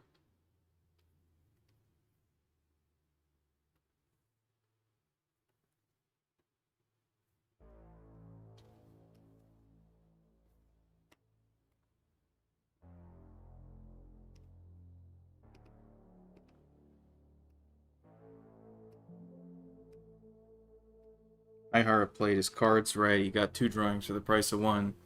Has anybody heard of Oni-chan wa Oshimai? I don't like it, though. I'm just asking about it. I don't know if I've heard about it.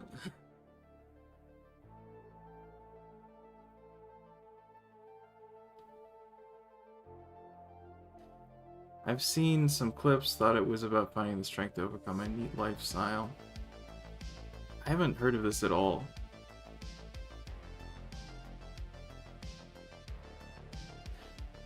Don't feel too comfortable with the whole Japanese animation inclined towards this trans people trend nowadays. I don't see anything wrong with that.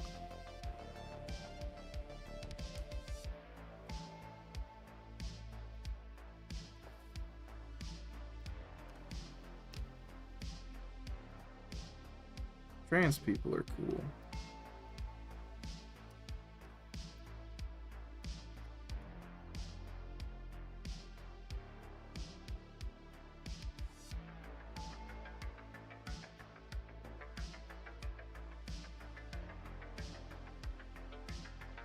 Okay, we're done with the ocarine.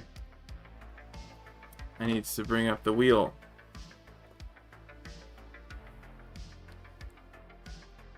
That's not a new trend in anime, though. That's true. I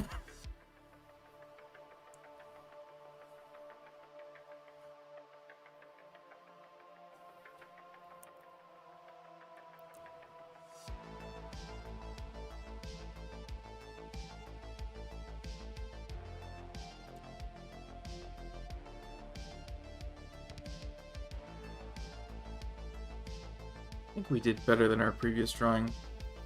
They're fine on their own right, but the trend of anime using them as fan service is appalling, in my honest opinion. I guess it depends on the application. Some people do it pretty well, though. I think like Kyoto Animation in particular has a couple of shows where there's transcoded characters that are just sort of there, you know, and it's not even a thing. Like in particular, I want to say Tamako Market, which is also a good show. And it had a follow-up movie that was even better. It has a character in it.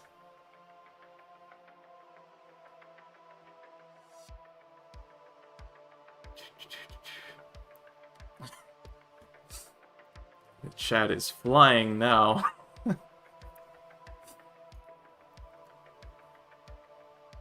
Great job, thank you. Someone's transcoded in Tamako Market? What the fuck? It's the florist. If I'm remembering correctly.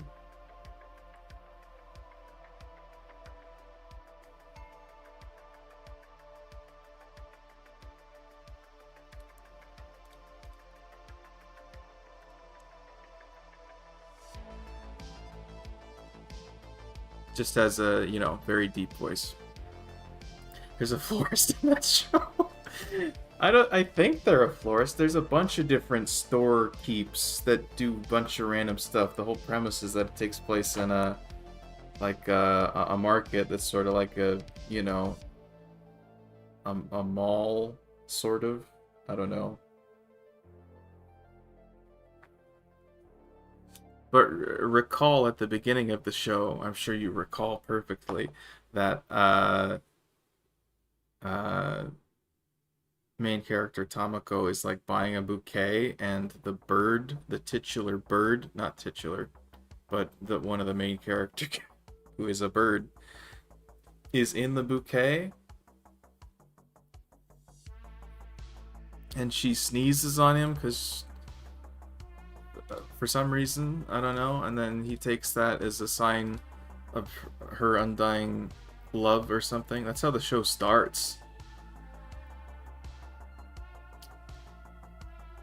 So many characters at once makes you forget some exist. There's a lot of characters in that show. Yeah. I was too focused on my girl Shiori. Best girl. Is she the, There's also a gay character in that show. Yeah.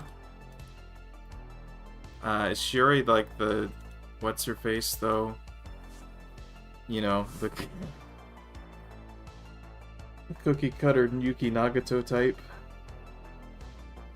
I'm kidding.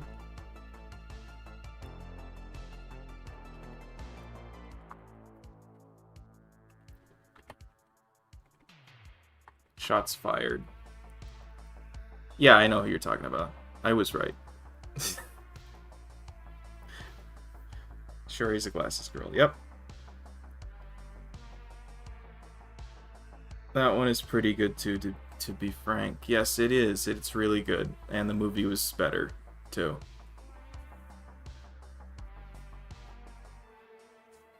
That was sort of on the tail end of the golden years, if you will. Let's spin the wheel again. You guys ready? Ready to spin the wheel again? So I can get drawing stuff? We're spinning the wheel! It looks like Corey is going to get this request! Winner!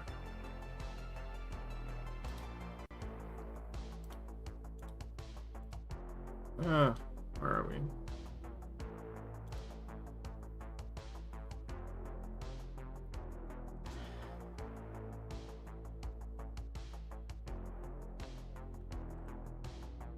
But yeah, there's a love triangle on that show, um, that they focus on briefly.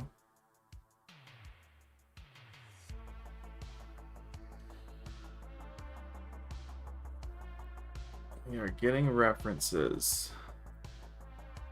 Oh, how's the game going? Top of the 6. Is this still 1-1? No, it's 4-1. We're winning. Hell yeah!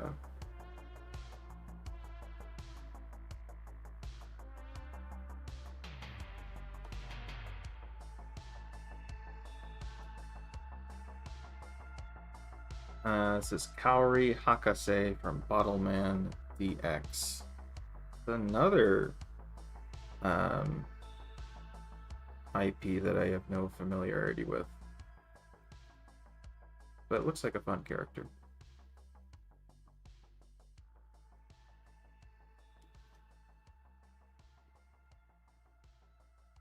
I have to find some fan art. This one,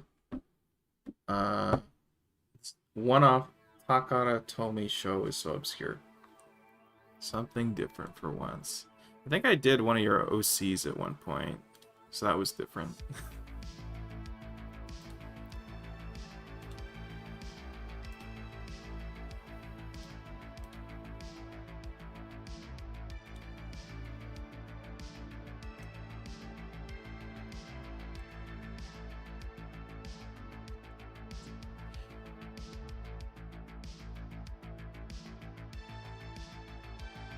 Alright, let's put that in our references folder.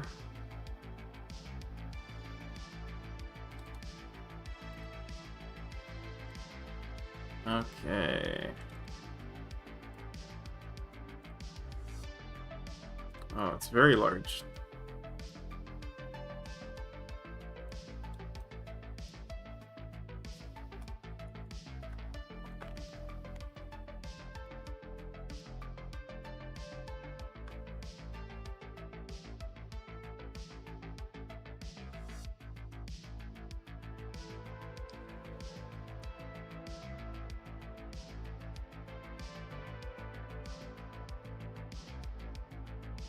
I have another OC, but my brain is still hyper-fixating on cartoon canon girls. LMAO! Kaori is voiced by the same voice actress who voiced the leader cure from Hirugaru Sky, by the way. That is very cool. Okay.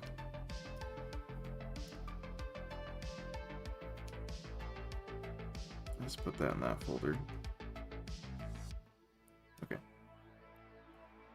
I don't want a vector layer. No. They're the devil.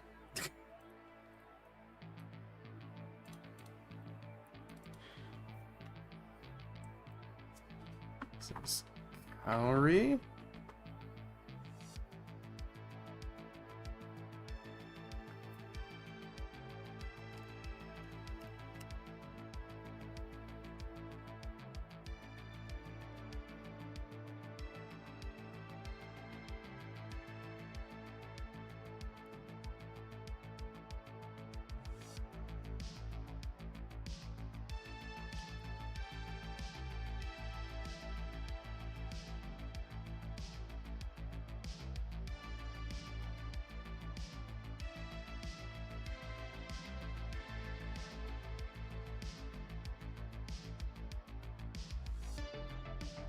Why is it so small?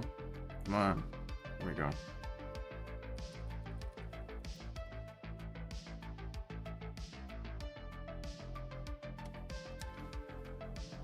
Let's give me my paper back. There we go.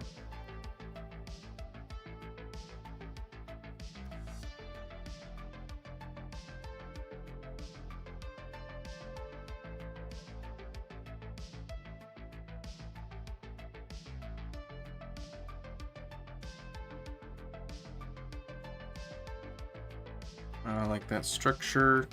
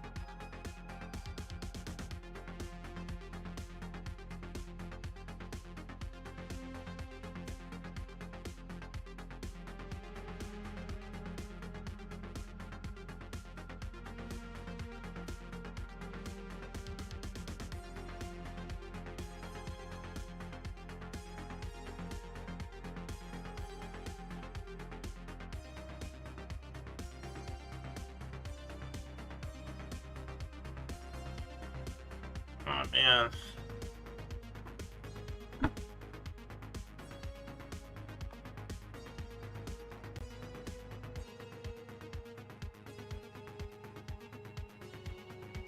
The bottle is actually the compressed bottle form of Kaori's bottle, man. I don't know what that means. Not a drink, okay. Man, why is it that choosing any pose at all sucks so bad?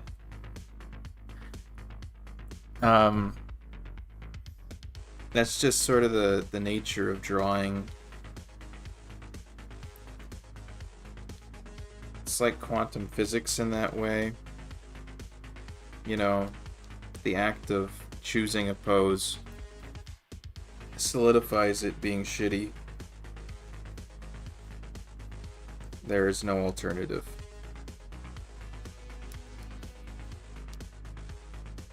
I want this to be a front-on pose.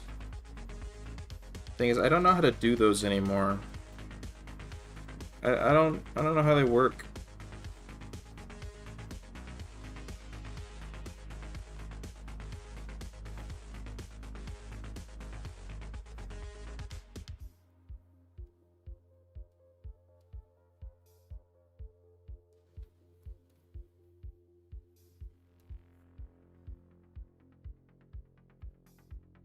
I have to go back to the most basic of, like, building block principles.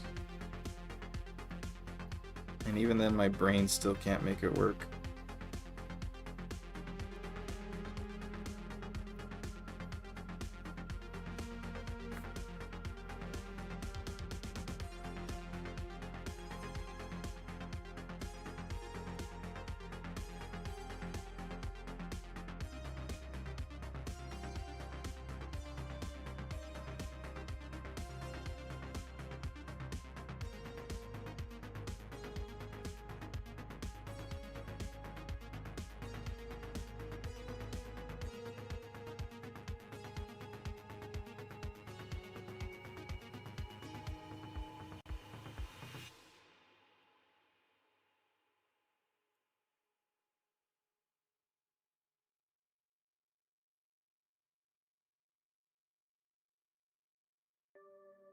Okay, that might be right. I think it's too tall in the torso, but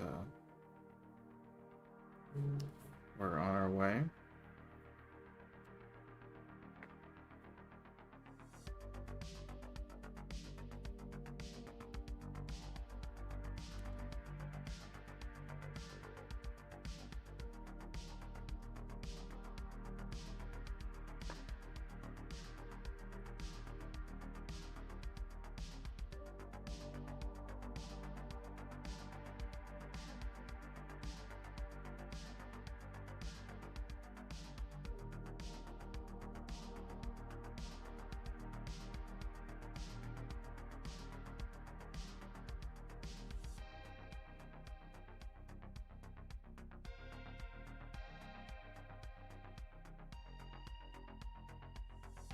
How does this fucking work? You do this, right?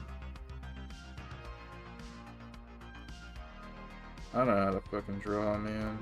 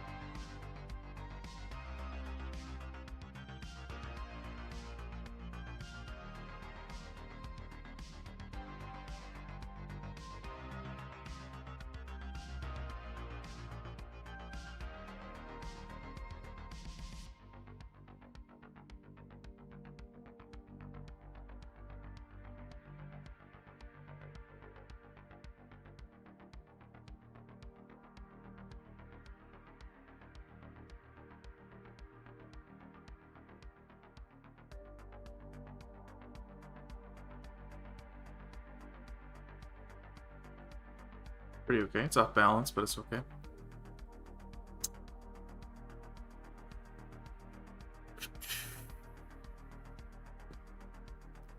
Kaori is the epitome of overzealousness. She just can't help prying others' bottle men. He's also easily distracted. Similar to the tyranny of the blank page. Also, your poses are generally very creative. Too high of a standard you set for yourself. Yeah, you're always very prolific with poses, Aihara. Despite her flaws, Kaori is a prodigy in ergonomic. I don't know what that means. Could be, I don't know, some of them just feel kind of weird once they're down on the page. Also, a lot of them I just grab / adapt from references, which is a strength. Most other females in Bottlemen DX are adults, TBH.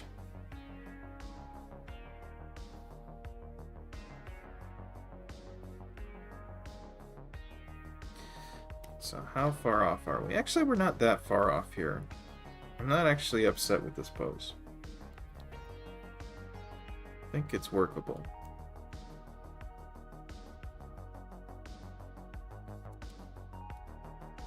This is straight on, or at least kind of straight on. There we go.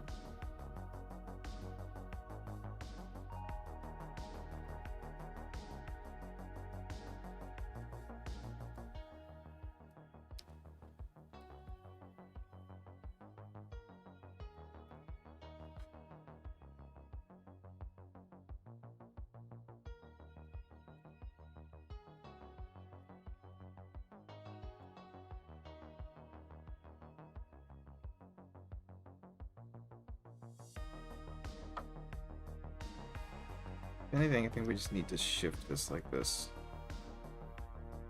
A tiny bit.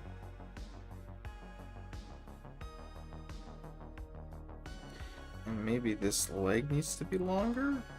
The other one needs to be shorter? It's possible.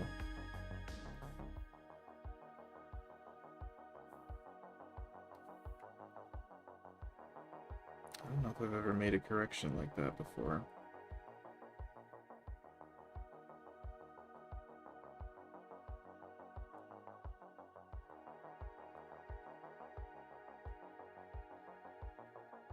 I think that looks right, though.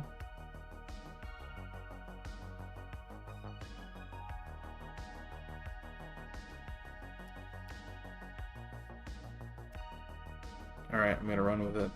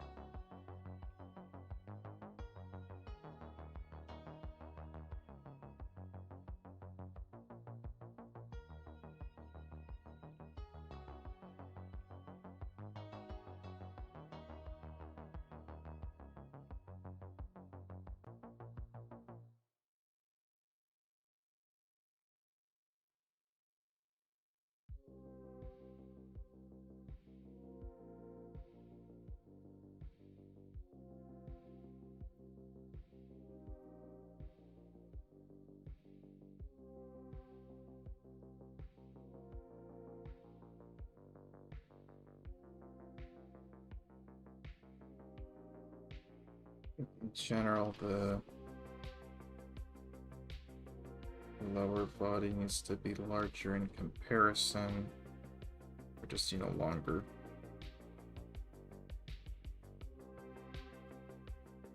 Can I just drag it down a little bit? I like that, though.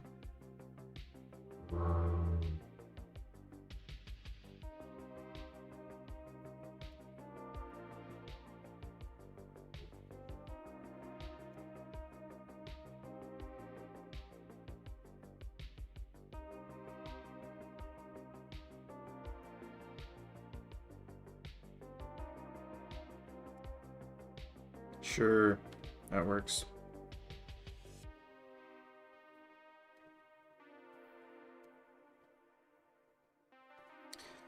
Okay.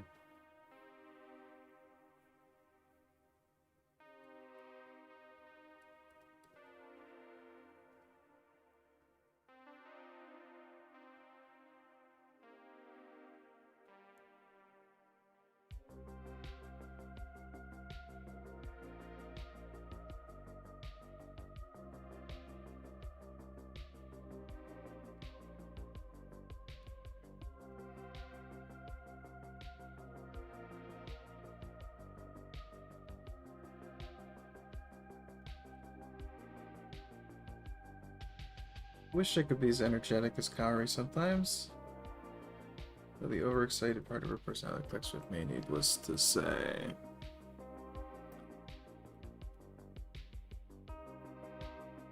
Where are my references? Did I X out?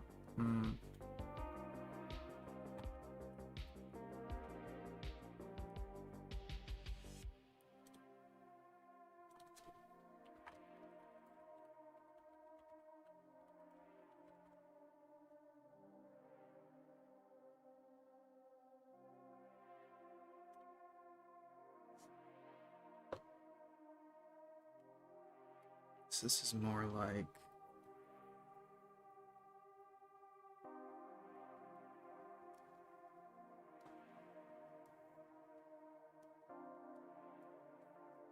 Should zoom in a little bit.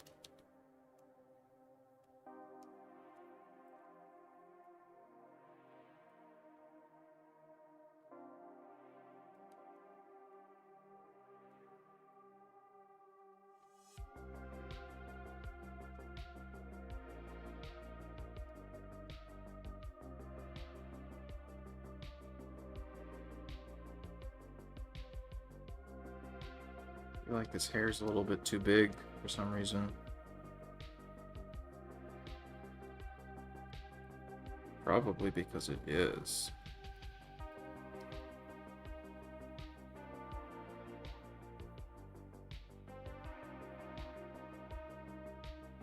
Also, you know, kind of trying to adapt the cartoonish style.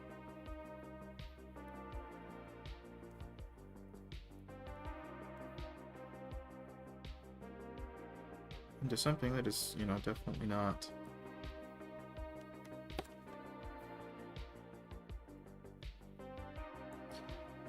This is gonna be... I can do this.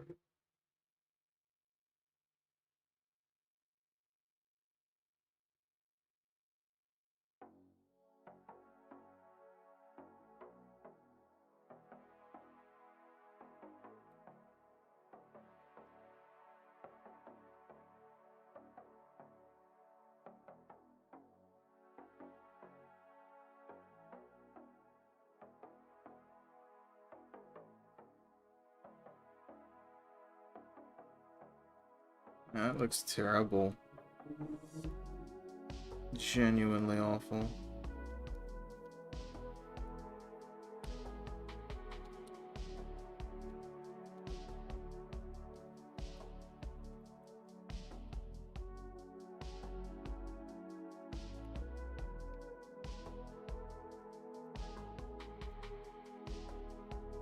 I don't think the eye placement is bad. So.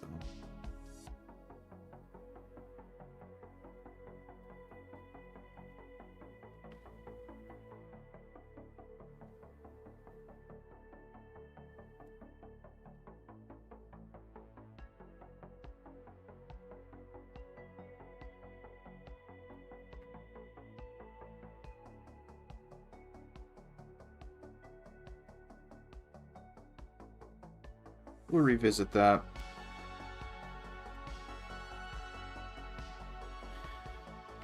Okay, as far as outfit goes, we have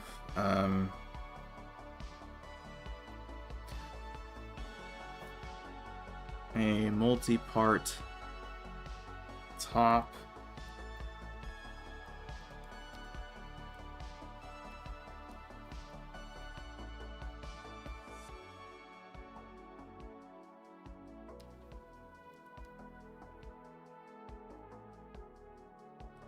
How does this work?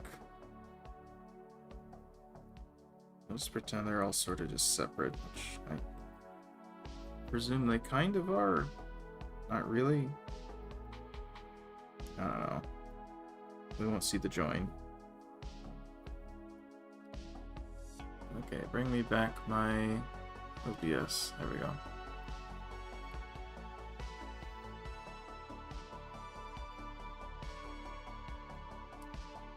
This is like a sleeve that poofs out, but like it's also part of a glove.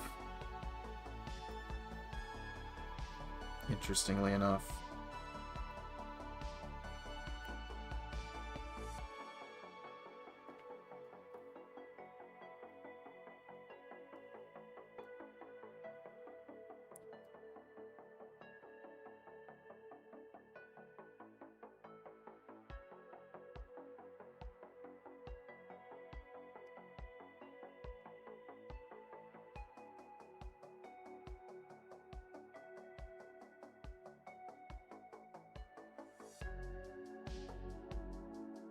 I'm just gonna erase the eyes because I can't stand to have them looking at me. Good God. That's better. Okay, we got some...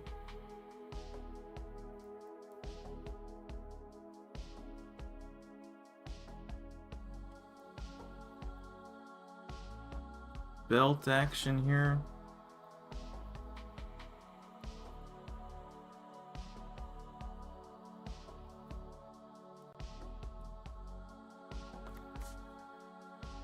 With the bottle, right? Bottle man. My catchphrase these days is there's a supplement for that.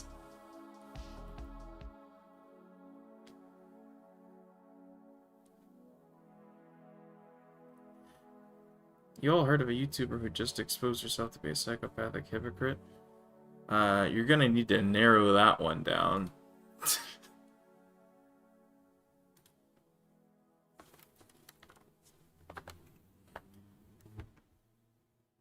These are like tech pants.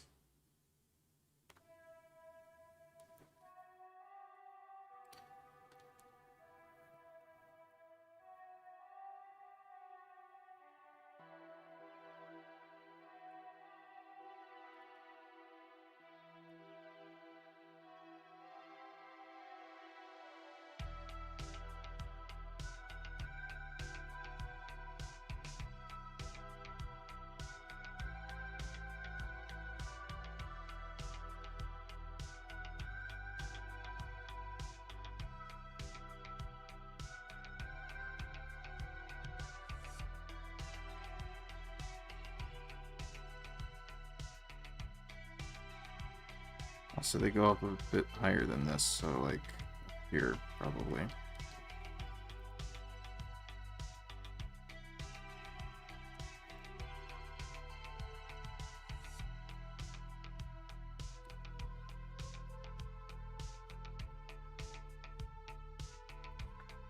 Got some oversized, cartoonish looking souls on these things.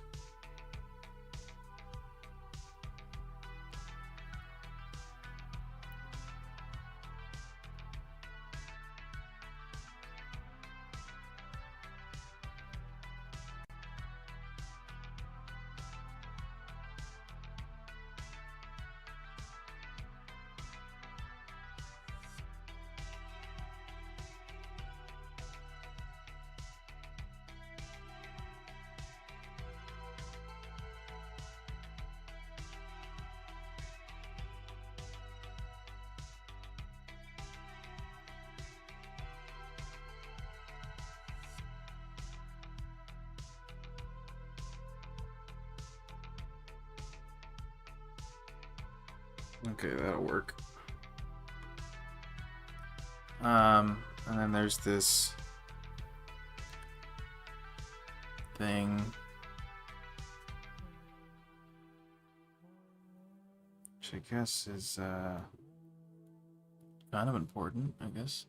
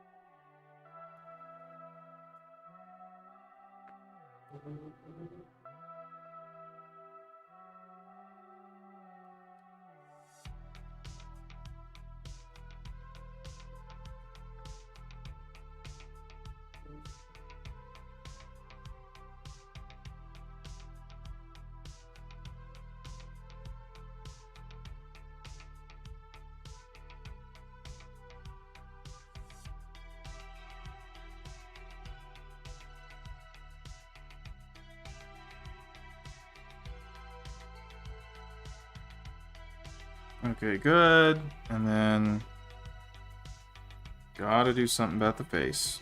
That is, draw it. Have to draw the face. Unfortunately. Cannot just hope the face magically appears.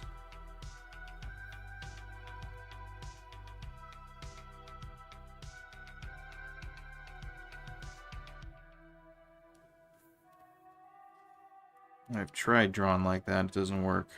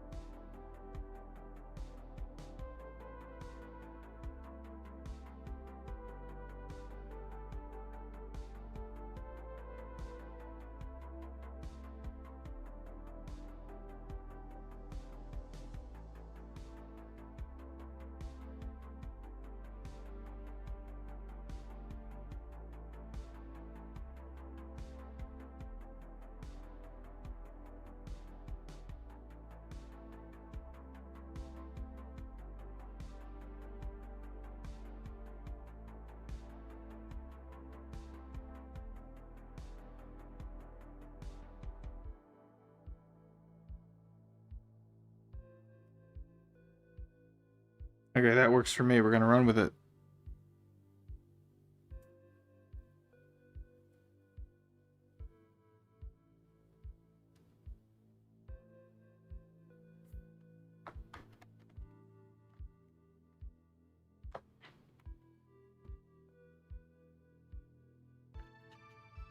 I'm still searching for that particular blend to give energetic anime girl vibes.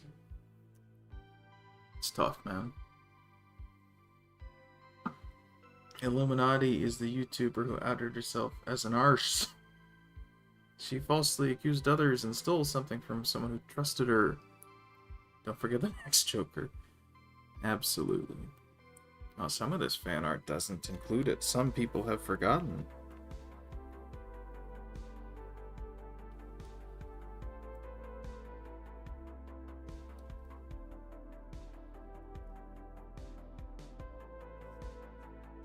And there's some sort of shape here.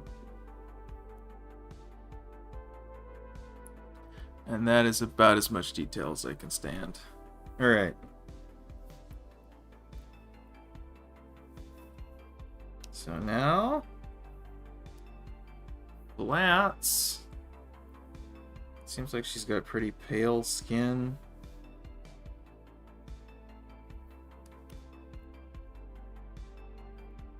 I don't know whether or not that will come through.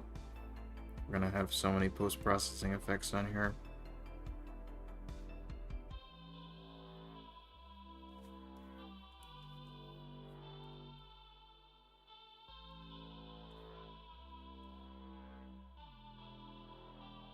I guess that's not gonna be... That's gonna be covered in a sleeve. Not a lot of skin.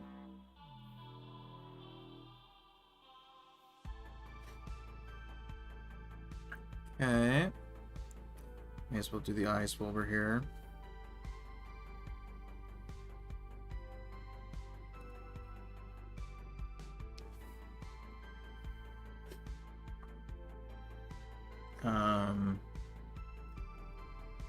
Seems like red is the next main component. Pretty bright red. Can we reuse? Reduce, recycle? It's pretty close to the color I used for Ocarine.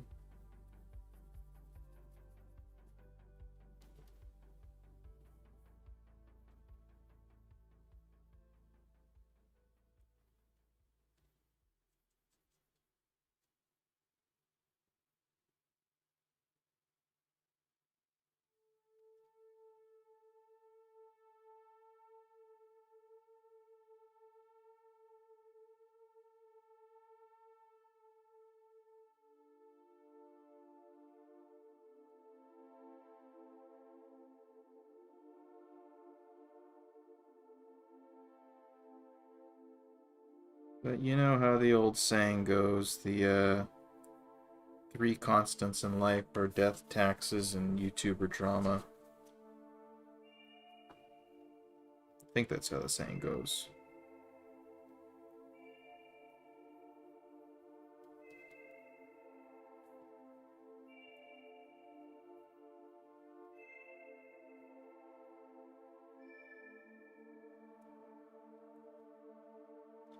That's why I stick to my company VTubers, you know?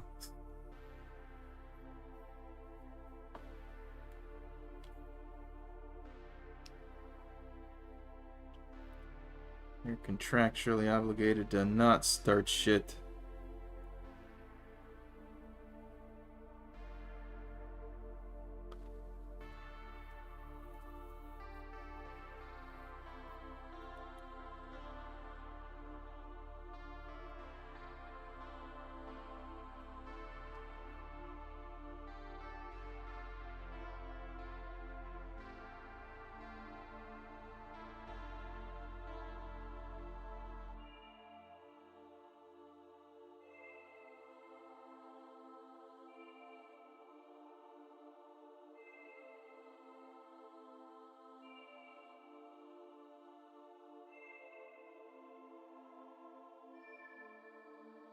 Unless you're one of the recent Nichisanji waves or something, I don't know.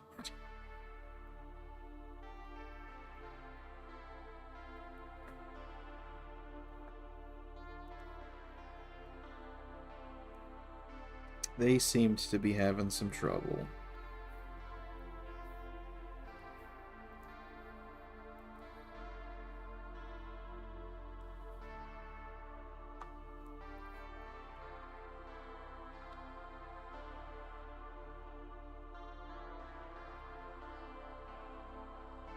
Okay. Guess that extends down. Might have to color correct that, but it's fine.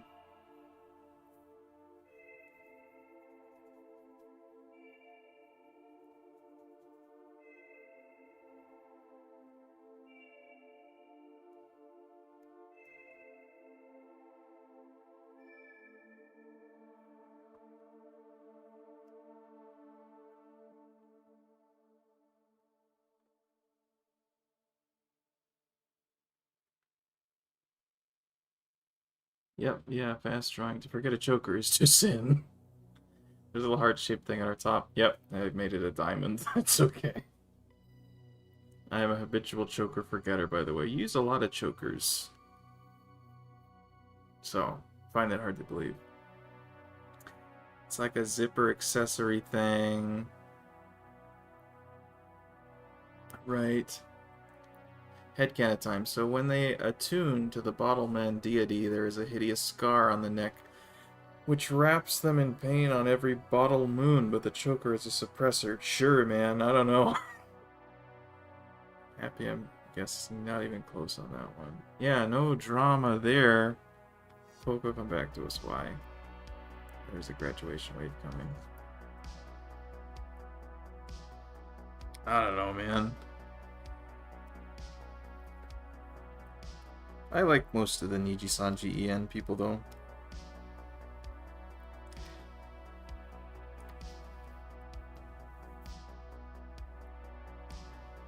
Or, I guess let me be specific.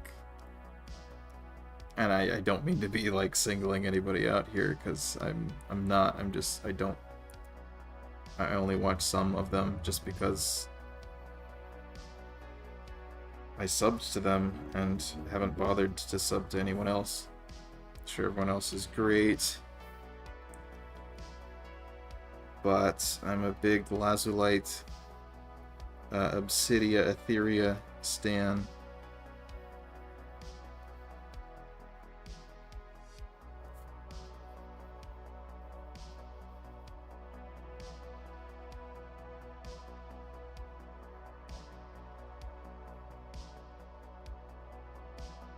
They're champs in my book.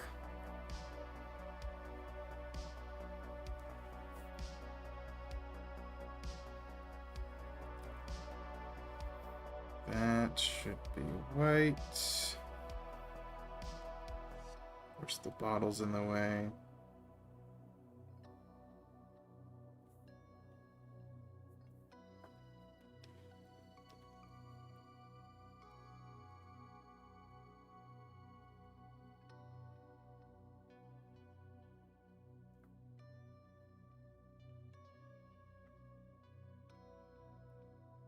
And this is red.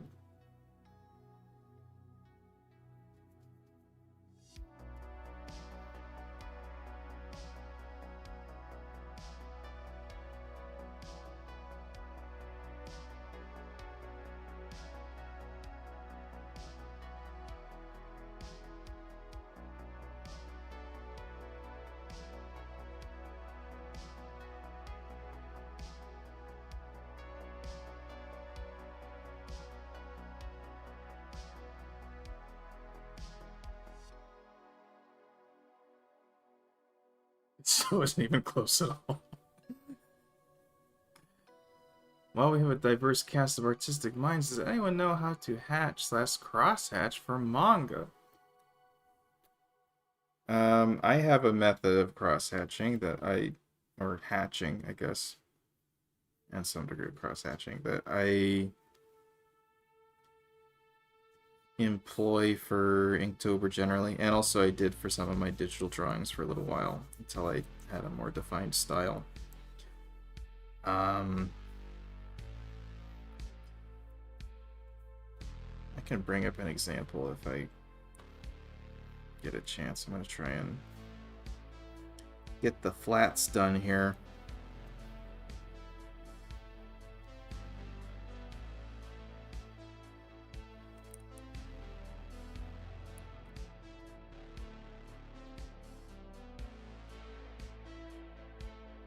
It's like pink or something. Yeah.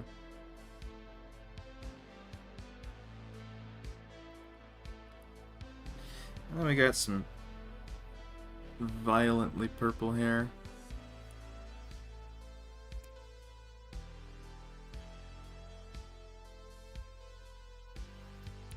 I've encountered the problem digitally where the strokes don't look right. That can be a problem. Straps are more on the purplish color. Right, so that's like the undershirt.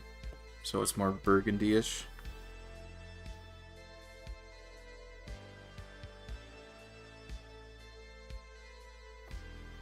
Let's go with that color. Yeah, perfect.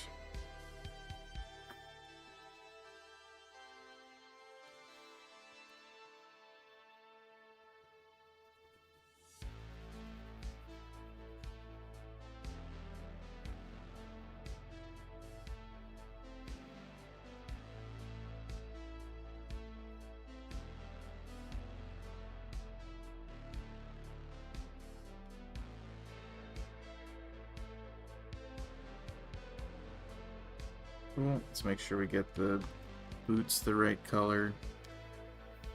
Something like that. That looks pretty close. I'll take it.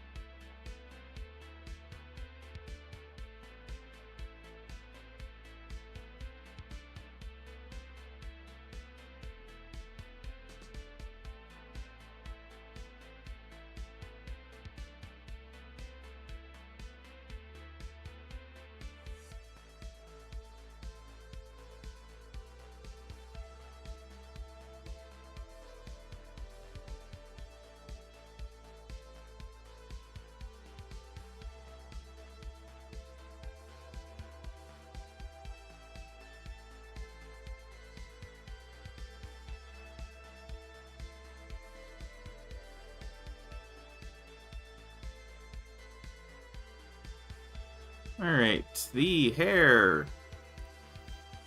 This is gonna be a hard color for me to get right, I think. It's gonna be darker than that, I think more like this.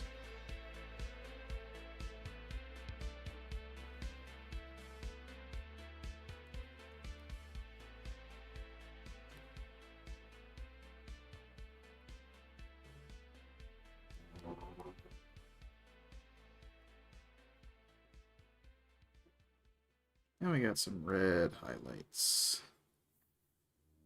which are basically the same color as the outfit.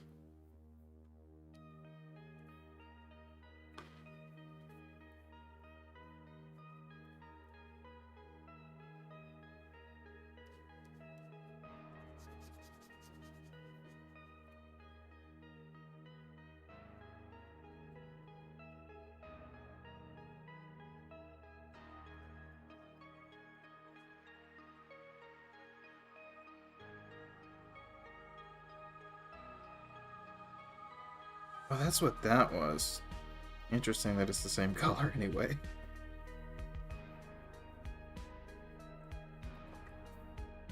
You can try and add this on the edge to, you know, define it properly.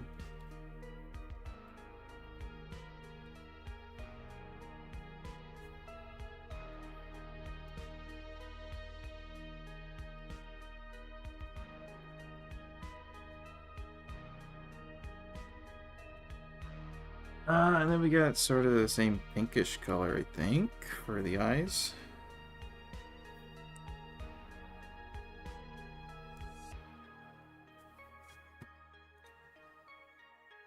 Or is it purple? I think it's purple. Yeah, so more like the hair. Maybe a poppier one though. Like, yeah, I'd buy it. The belt, of course, needs to be a different color.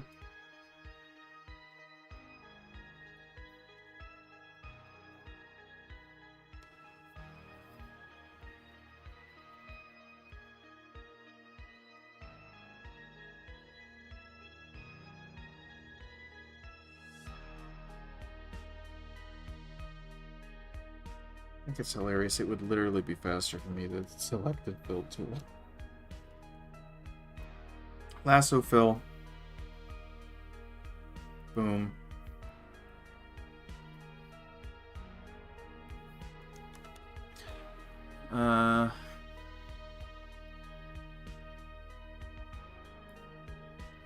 Yeah, and then use that color. There we go. There we go. Let's try and get something distinct for the bottle itself.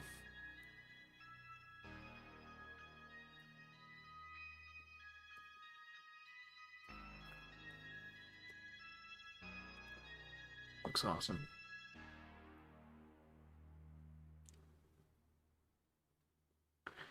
My headcanon is continuing to run in the background. The gemstone is a measure of her remaining identity, as use of the bottle slowly sequesters part of the original soul. Someone give me the IP, I guarantee an ending beyond your expectations. This is verging into Madoka Magica territory. Heart is more of both pink and light green. Right. Ah, fuck, let's just...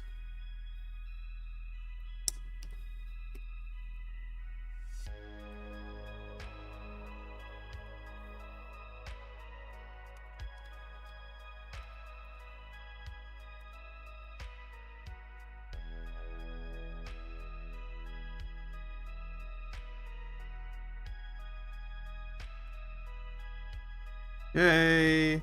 And then...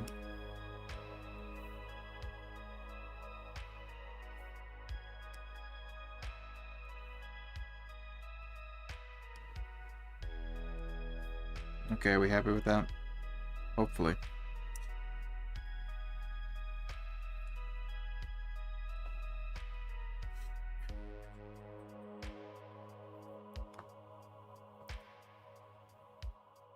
Want to collab on a Bottleman fanfic? Not ready for any AU fiction at the moment. I like the idea though, but too bad I already have 2 major crossover fics on the run. Wow!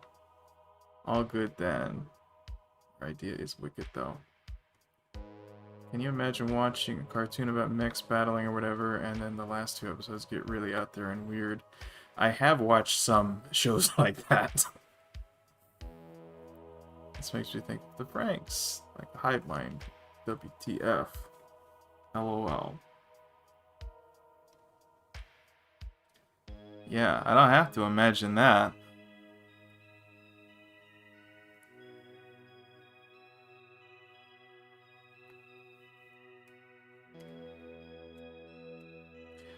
Multiply. It's actually not a terrible flat, but it's, you know, it's meh.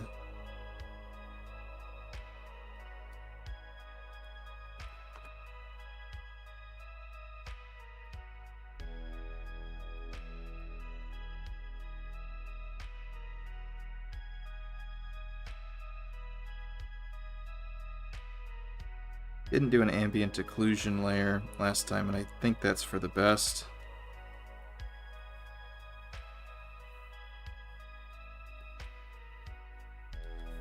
Only paying customers get ambient occlusion.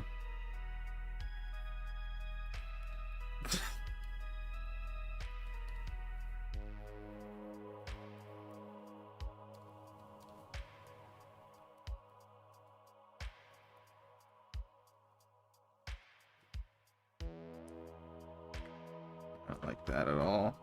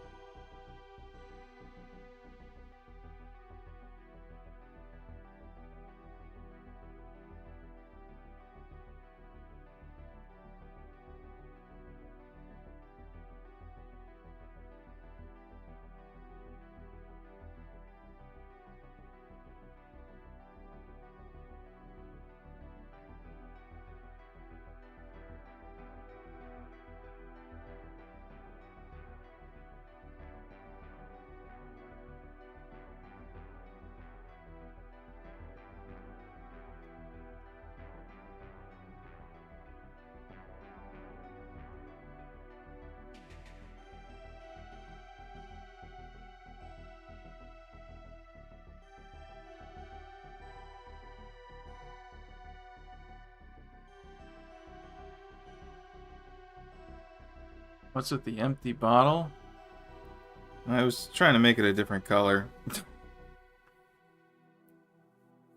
Guess I can make it darker.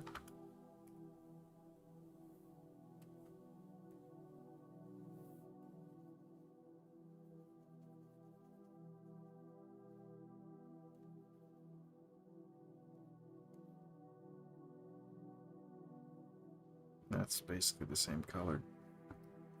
We'll make it gleam or something.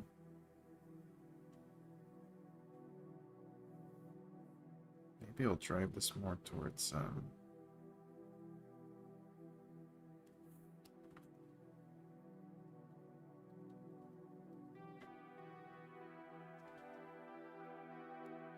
purple. Yeah. Now it stands out. Sort of.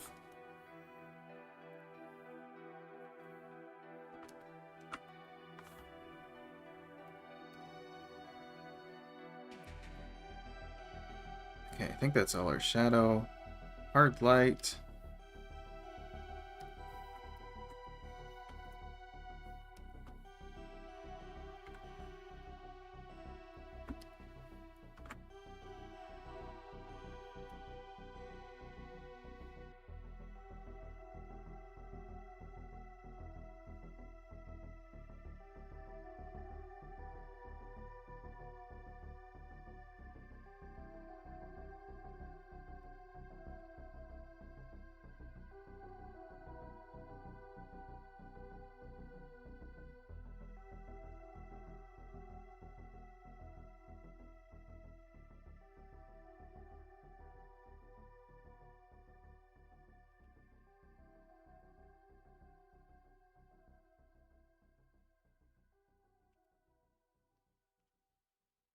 I don't like that.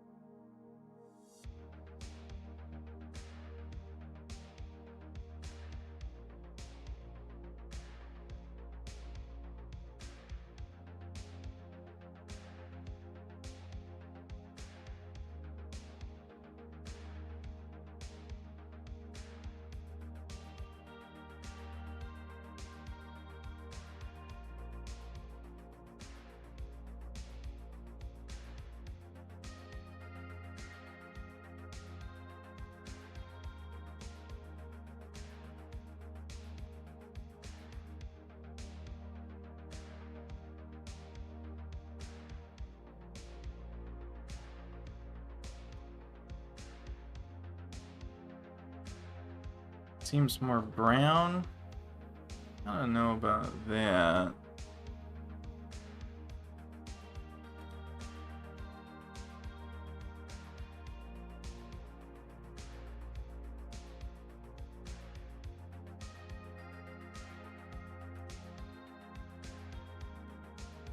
Oh yeah, maybe in the actual art. Totally.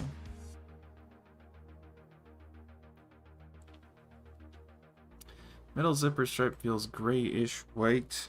I am definitely missing that. I should add that back in.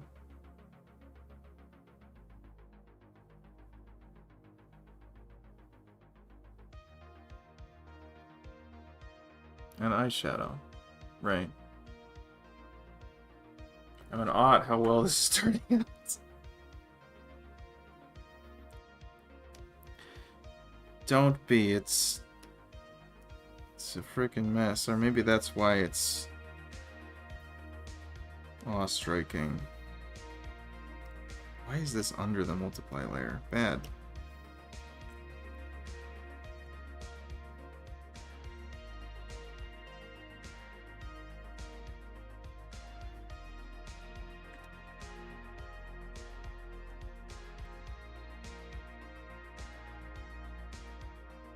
Is that the color I use? I think it's this one.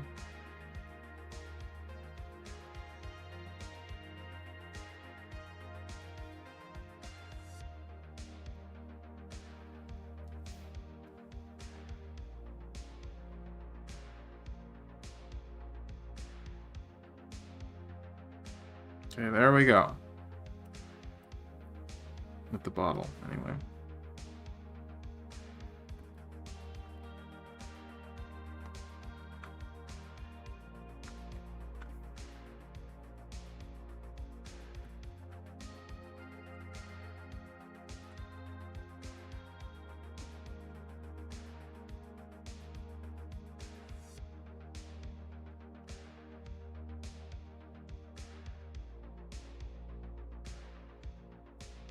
Okay. Backlight.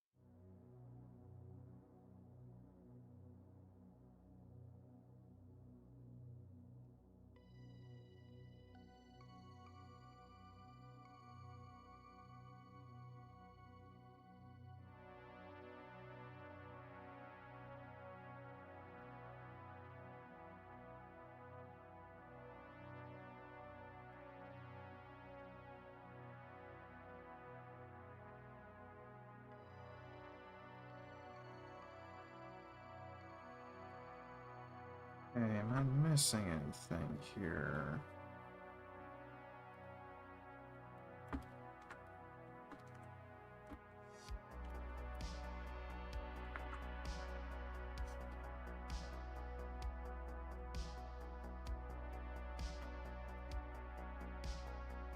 Okay. Subsurface scattering. SSC. Using the pencil tool.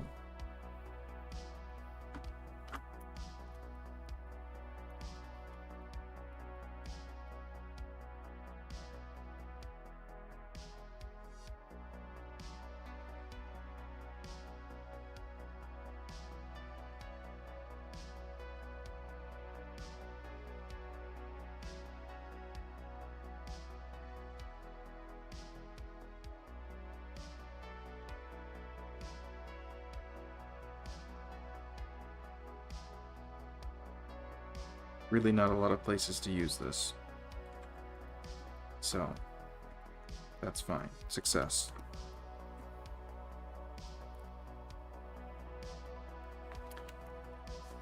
He's cracked. What a pro.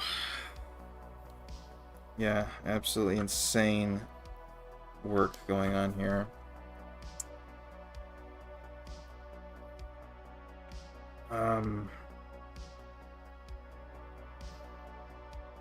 Glow dodge.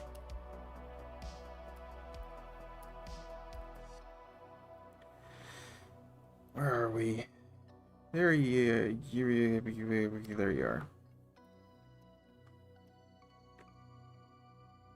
Let's just hit save here real quick. Oh, Clip Studio freaks out for a moment. Always a good time to save.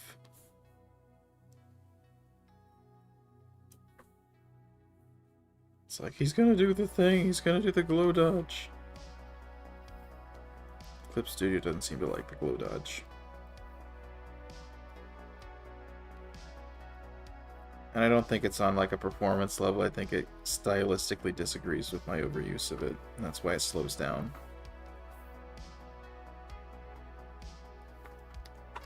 It's like, get this motherfucker out of here.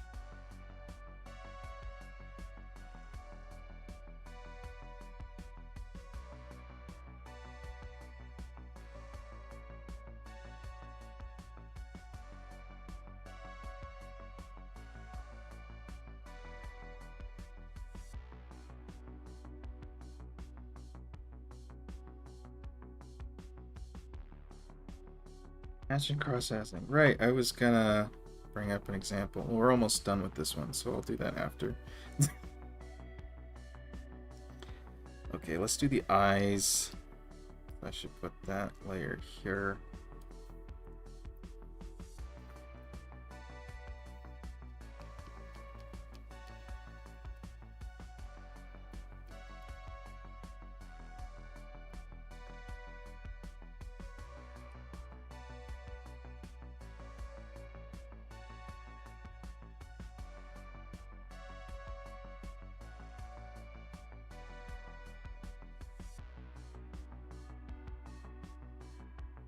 Let's do overlay and make it like dark pink, yeah.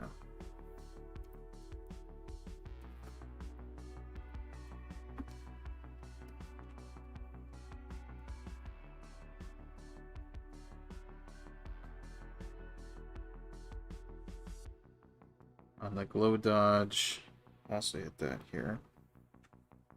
So make it much smaller.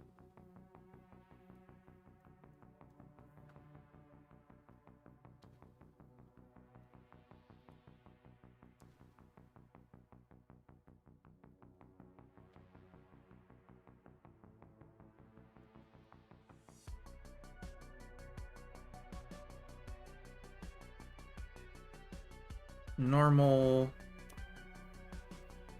I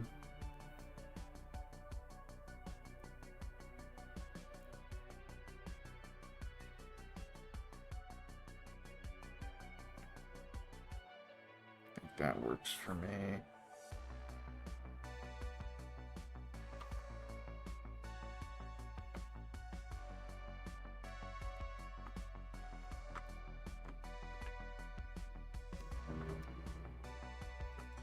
Definitely want to make this a multiply layer. Yes.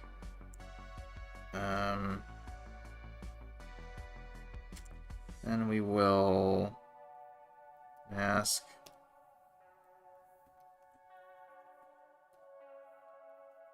Get rid of the bad stuff. Or lessen it anyway.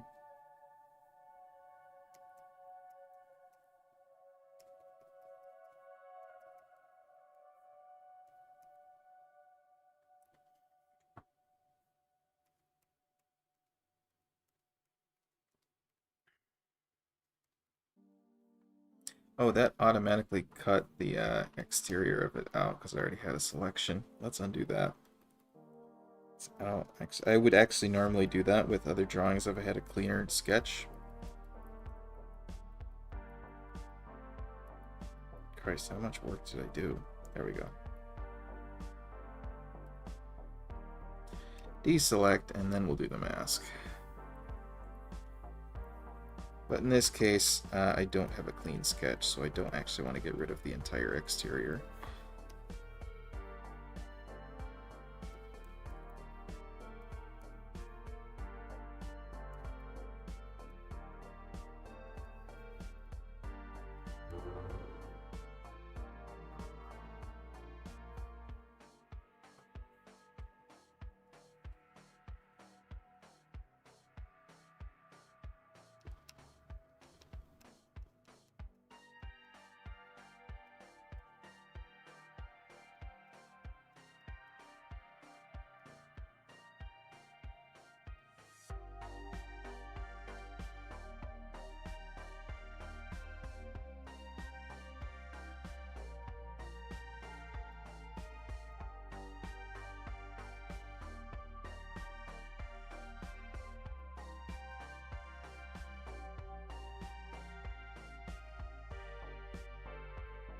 You know what's definitely missing? Like, huge.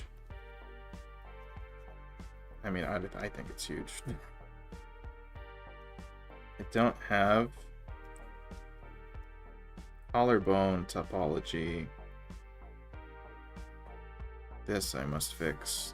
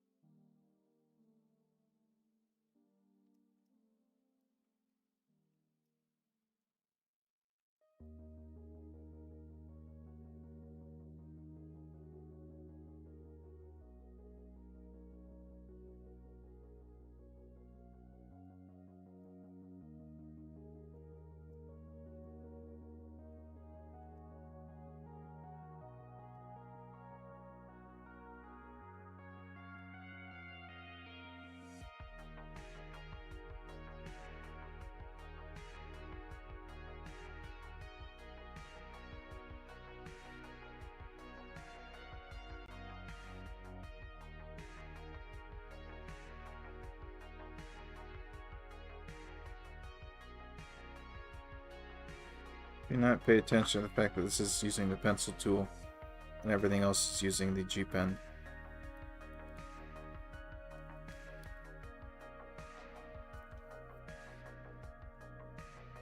It all makes sense. Yuck.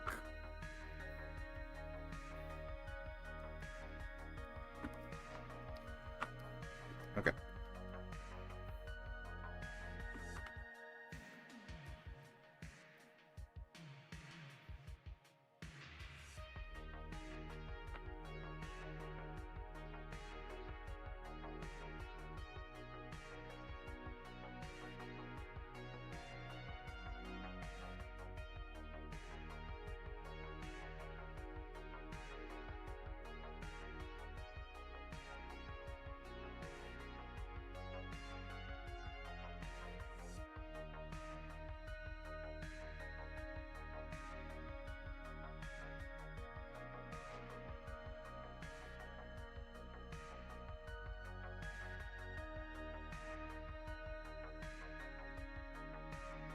Eyes are a combo of pink and purple. That is what I've attempted to do. Difficult for me to color. She actually has green nail polishes, but since the hands aren't too clear, I can care less about that. Writing crossovers is challenging on its own accord since you have to see what characters are compatible and you need to also grasp each personality without being canon divergent. Or resort to Jewel Pet and or Precure next time.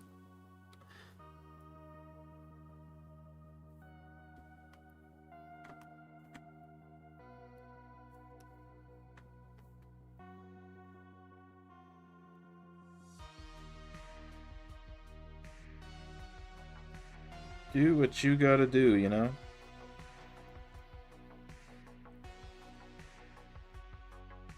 I can understand if the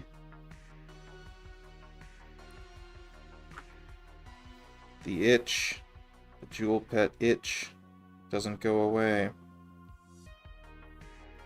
I mean, I can't relate, but I can understand.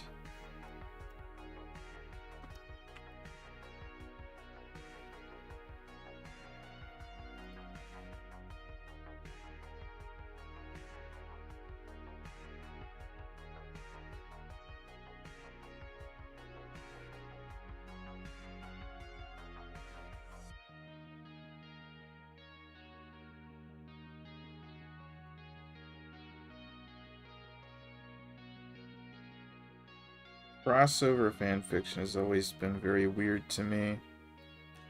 I say this as somebody who doesn't really read fanfiction, but nothing against it. I suppose I shouldn't have anything against it. I've written one.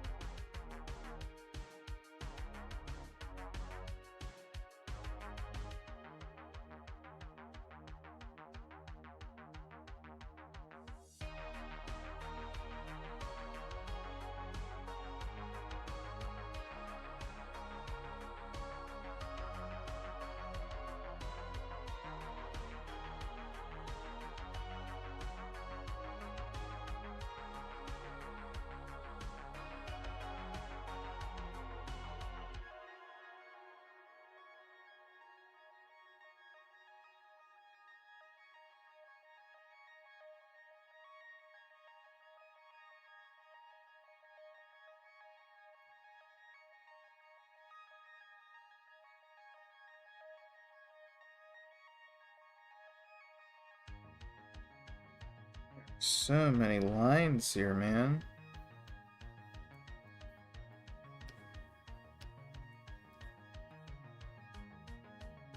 It's hard to keep everything straight. Oh my god, zoom in. There we go.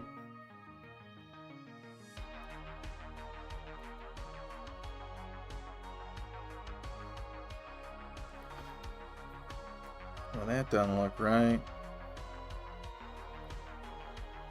I know why. I was trying to make it look realistic based on the arm position. How quickly can we fix this? Probably fairly quickly. Here's my pen. There it is.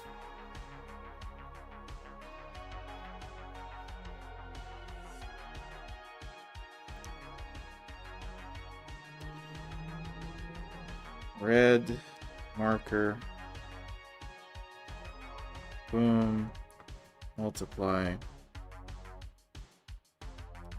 Guess we'll do that.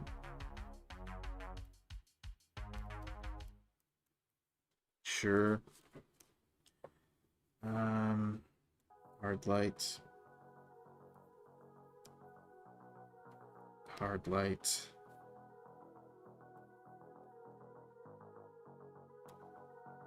I think that's it. Here we would just hit it with a little bit extra. There we go. Looks a tiny bit better now.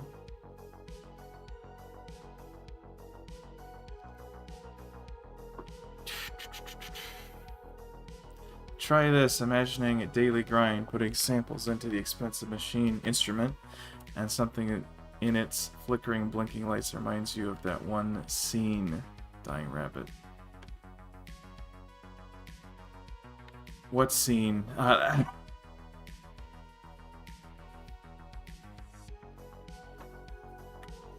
What does it remind me of?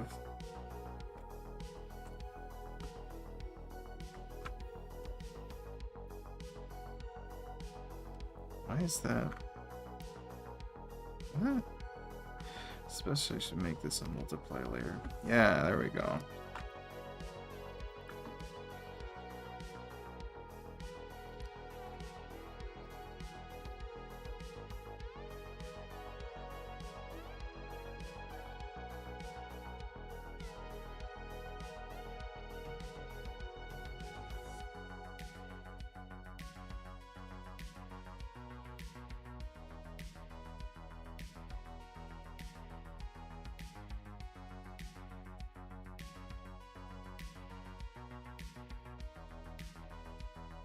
I almost want to duplicate the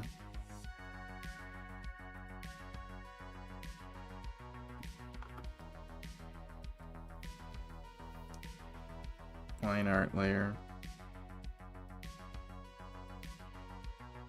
Just giving it a light speed outline here.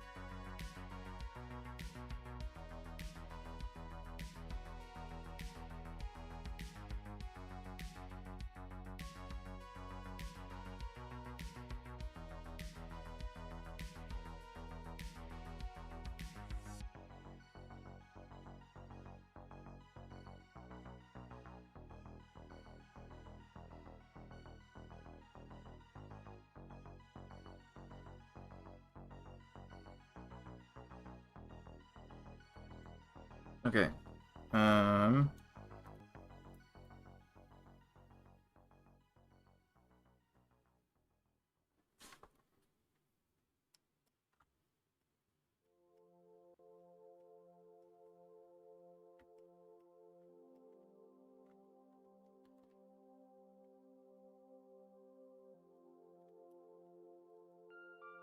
Duplicate. Oh, wait. Before we do that.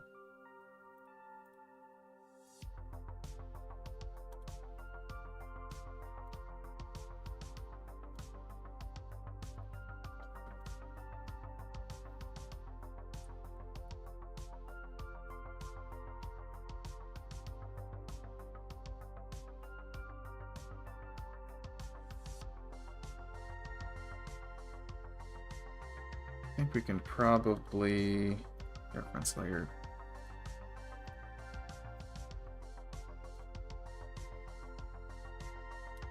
Make that less saturated.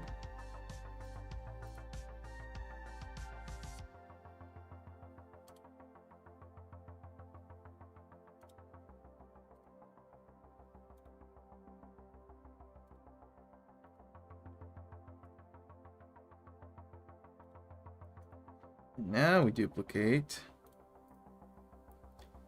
and merge.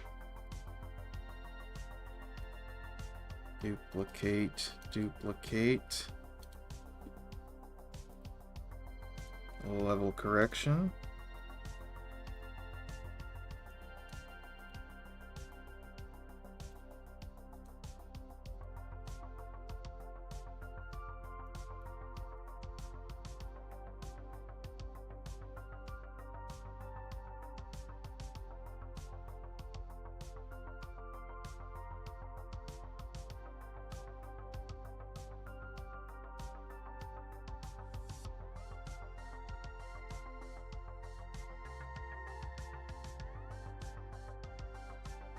Whoops.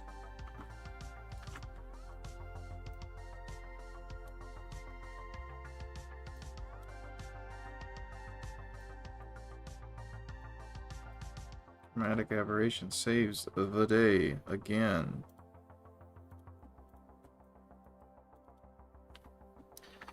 This is calorie post.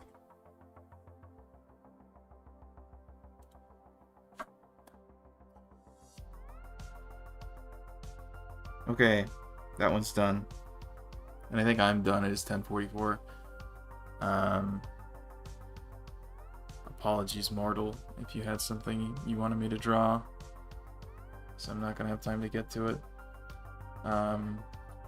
But I can have a look at cross-hatching techniques, perhaps. Let's look at...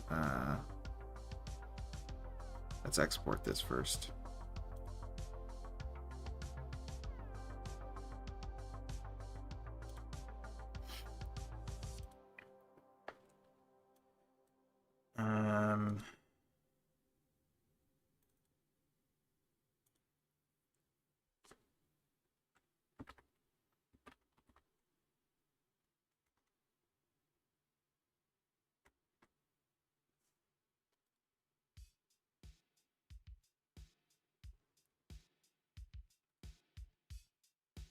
That was cute.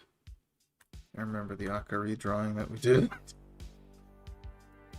Let's get the group shot.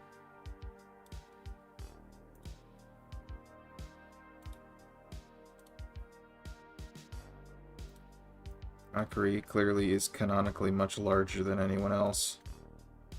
That's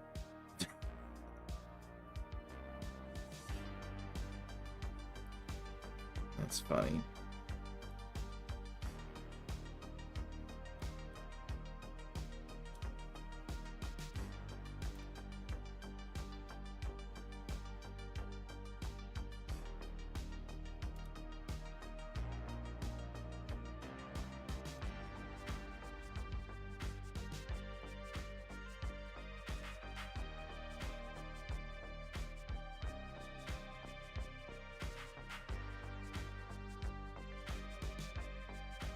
I'll also export a time lapse. because why not?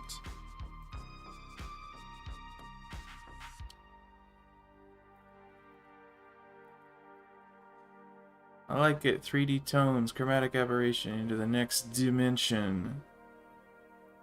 The self-proclaimed master engineer.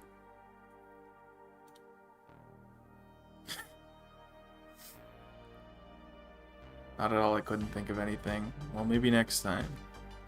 Nice work, thank you. I appreciate it. Trying to follow a tutorial, I can't even match the lines. Thanks, next time I'll retreating back to my comfort zone.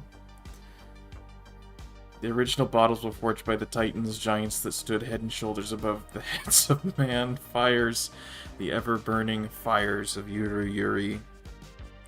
That's correct. Let's look at... Oh, there's two of them. Let's actually go ahead and undo the movements. Oh, whoops. Okay, there we go.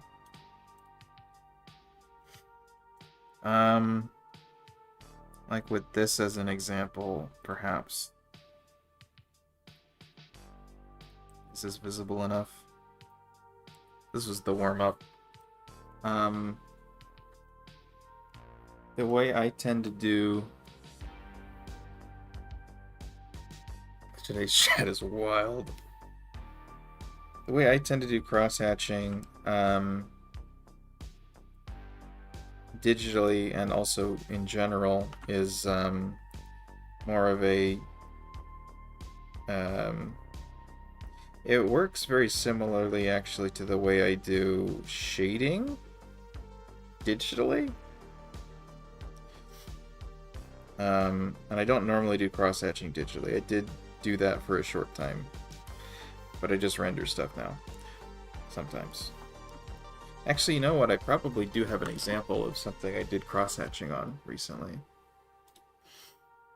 And I can try and replicate that. That's in Flip Projects. It's this one. First drawing, this is not that. This is just a, this was a sketch that I cleaned up recently. This is the other one, though, in this file, which I will eventually get to. It will be redeemed. It will be rendered at some point. So yeah, there's actually a couple of things going on here.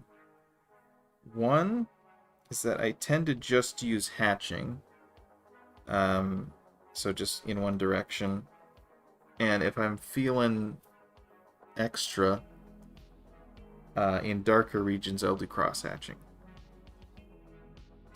The important constant in most of these shadow regions is that I define them with an outside line. The one exception you can see up here is like underneath the hair. I don't define it. I feel like that was an oversight, but I think in this case it gives it a bit of a softer shadow, which I think works well. But most of the other regions you can see, I did the hatching and then I drew a line around it, which is how I do Inktober shading when I'm not using Copics, which is a lot of the time. But when I'm just shading with the ink, when I'm just using the pen, this is how I do it. I do hatching, and then I draw a line around it. So, for example, oh no, not that, this. If I grab my, in this case, just the micron, that's what I did the, did I do the pencil for this? Might want to just stick with the pencil so it doesn't look too jarring. So I'm just going to go in here and draw some lines all in the same direction diagonally. And it takes some practice, I guess, to get good at drawing parallel lines very quickly. I think the faster you do it, the easier it is. And then I'm just going to draw a line around him. And that gives me a shadow region. I can have the lines bunched closer together if I want to. If I want to say that there's a region which is incredibly dark right under the chin, maybe I go in and start doing lines the opposite way.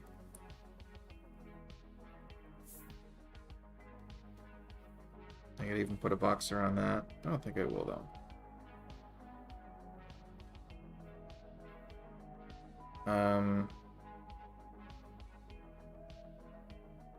Sometimes I might define a region beforehand underneath the hair, which I don't know, sometimes people do that and sometimes people don't. I tend to do it every time.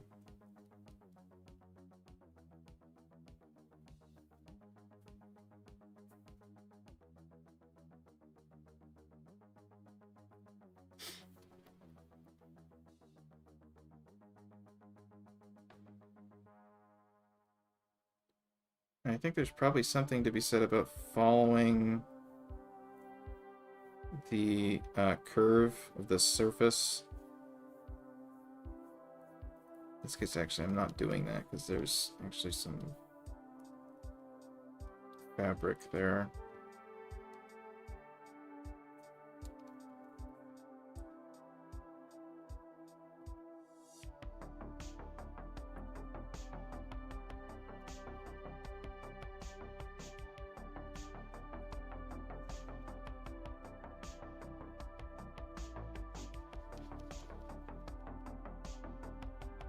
And if you don't completely fill the zone that you defined, that's like generally okay in my experience. I don't know, if you're looking for a perfect look, maybe not, but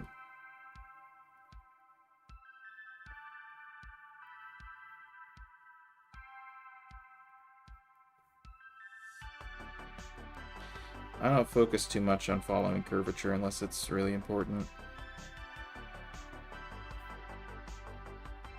Just say I probably wouldn't do that in this case, but I was trying to have an example.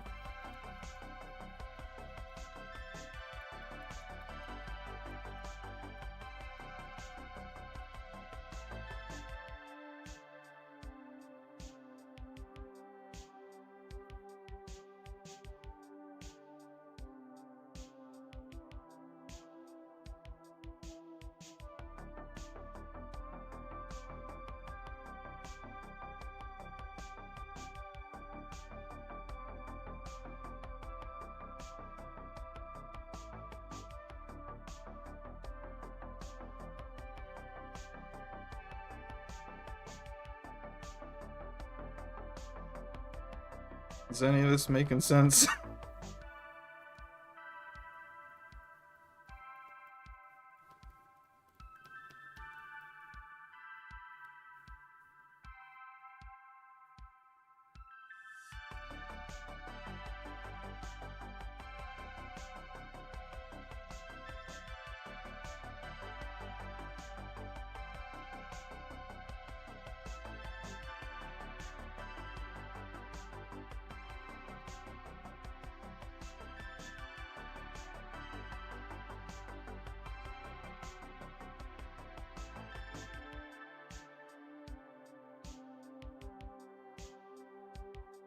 I'm following and I appreciate the demo. Cool.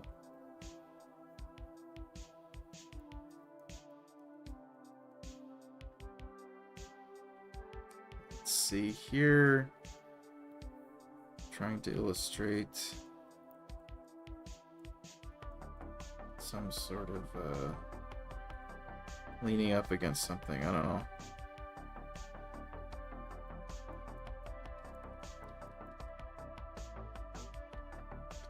Now, there is probably a science to which direction the crosshatches go.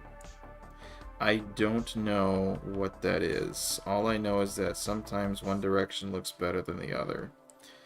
It has something to do with following the form. I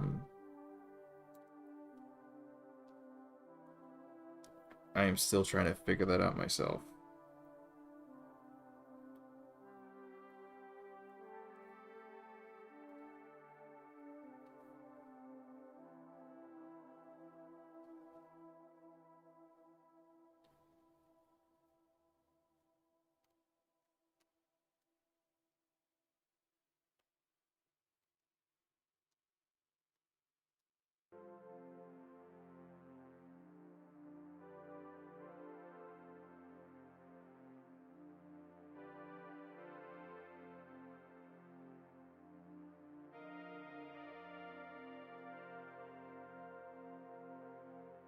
Hair is entirely different, though.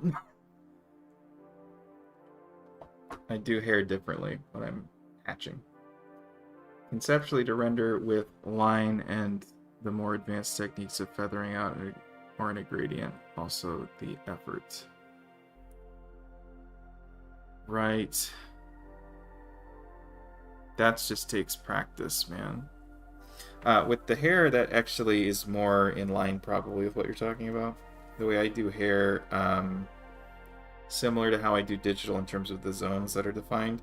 But the tips of the hair usually, or close to the tips, I will just draw hatches like this, which are in line with the flow of the strand of hair.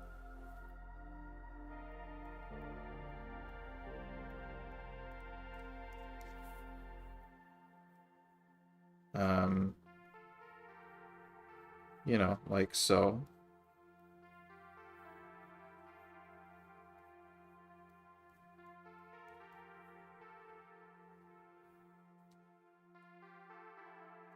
Probably following sort of an H-shaped or an M shape with the hair. So the letter H.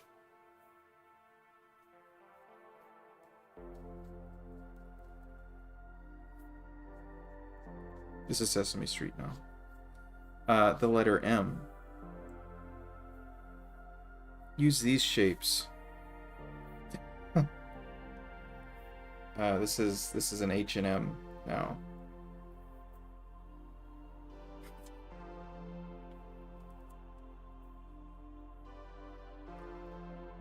So I think I had this going down here.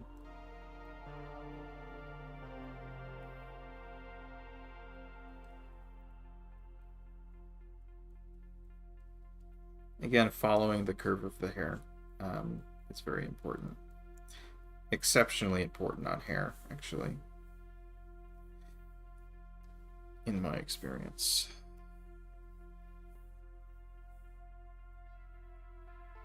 Is this a strand of hair? Maybe. I can pretend it is. So I do that.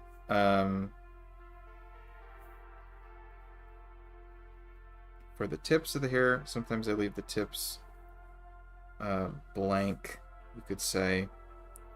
So I like to have reflected light there, or, you know, you can see through the hair, like in the fringe area.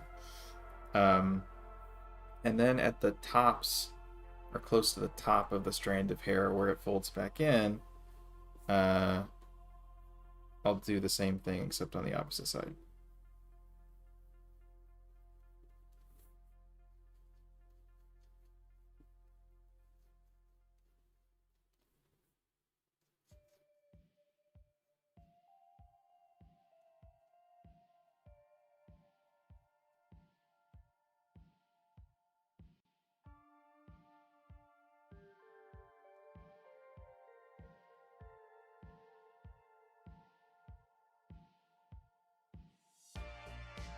Come on, save. There we go.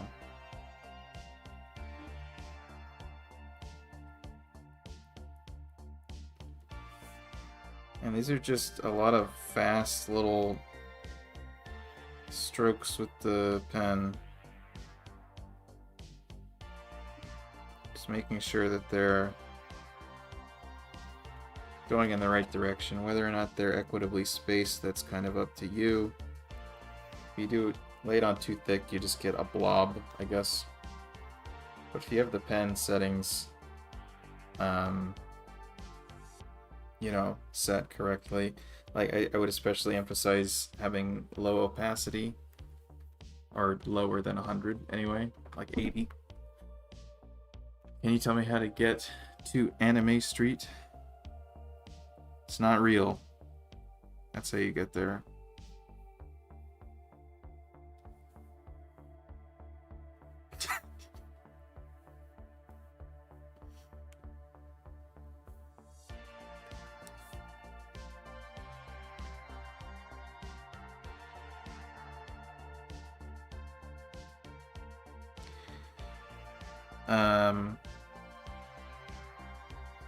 I sort of gave away a bit of the plot here. Hold on. this is how this is supposed to look. After doing the top and the bottom of the hair, I hit the middle portion where you might see like a highlight if this were, you know, not pencil drawing. And I usually make this one pretty slight.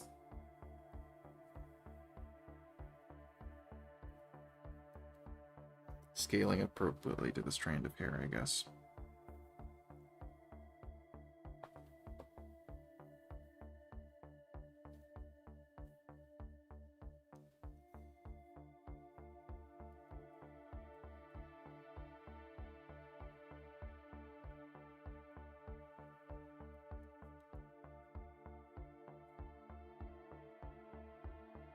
If hair is in the background, behind the head, usually I go pretty dark to give it some depth, and it's less important to follow the direction of the hair, although beneficial to do so.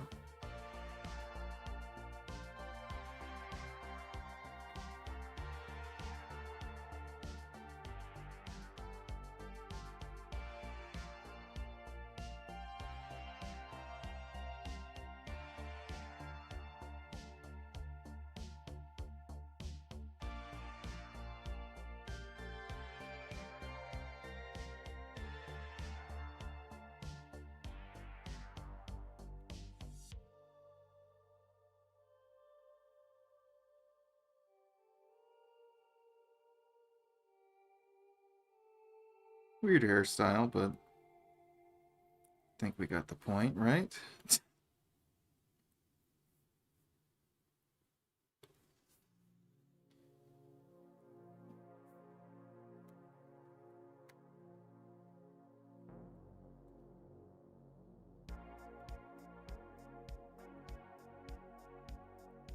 Actually, here, if I cared about what I was doing, I would also probably feather out some of this.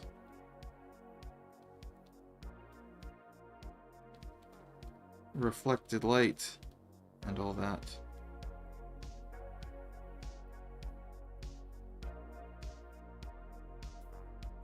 Hard to do that in Inktober. You gotta sort of plan ahead. Can't layer stuff on.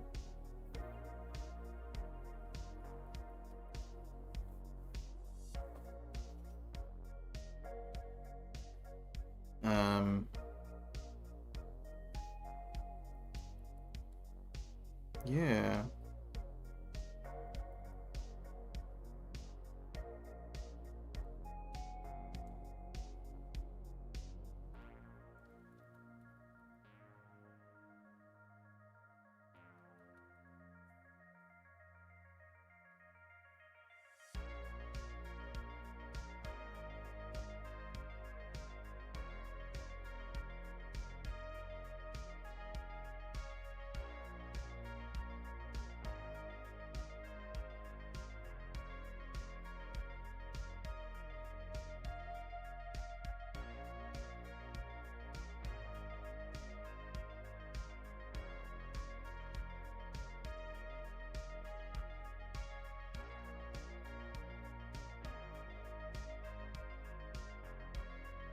Ouch, the corner of cold and reality. That's right. Much appreciated. Yeah. Let me see if I can pull up a example comparison.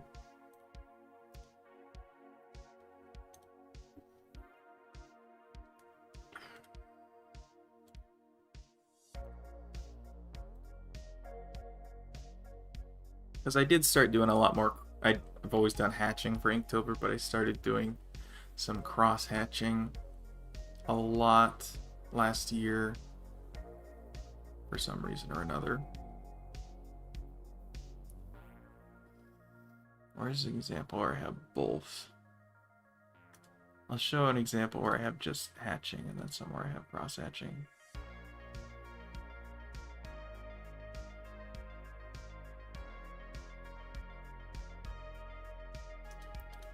Yeah, that's okay. Do I have any cross hatching here?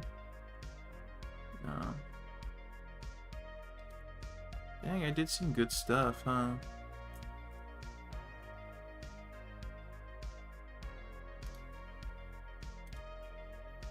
I did some cross-hatching here, too. That might be a good thing to look at. Okay.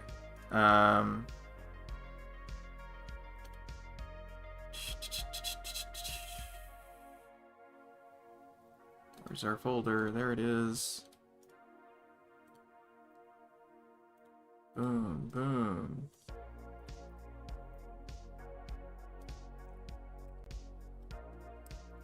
Okay. So firstly, can I make this a multiply layer? Didn't do anything. Cool. Let's clear this out. Yeah, we'll keep that up, why don't we?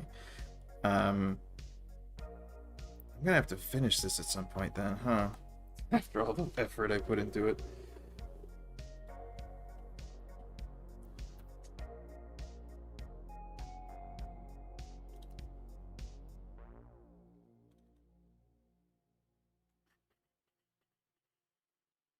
Okay, so firstly, an example of light shading. I was pretty lazy this day because I got sick during October. So this is one of the cheat days.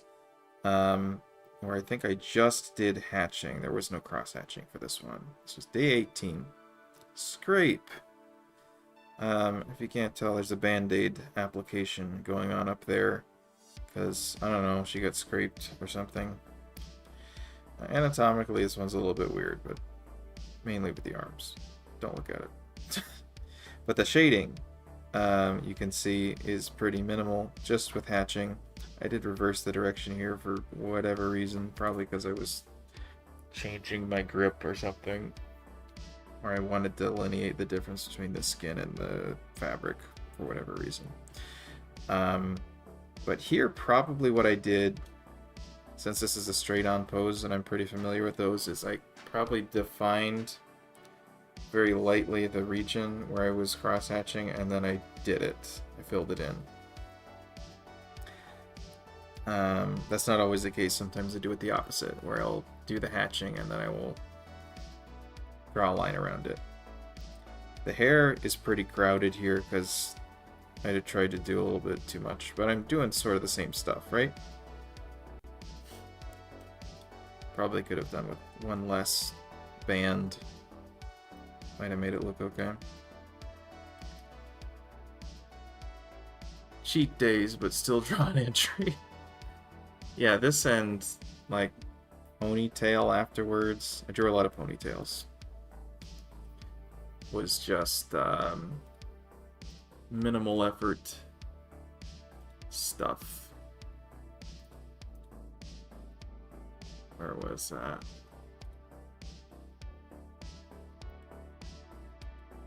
Yeah, there was a stretch this year. It was like I did not spend nearly as long as I could have, but I was feeling like garbage, so.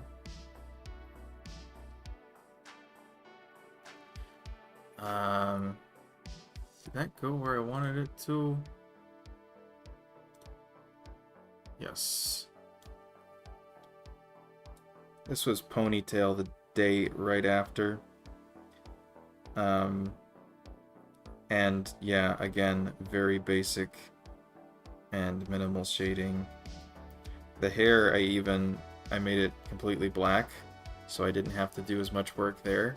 I mean, I did have to fill it in, but the highlights are completely different. Where this is kind of a difficult thing in and of itself, but once you kind of know how to do it, it's like, it's not that bad. Looks really cool too.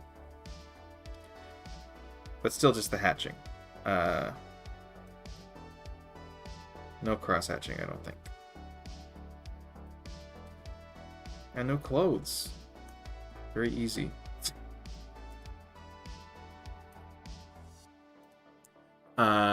What was I going to show though?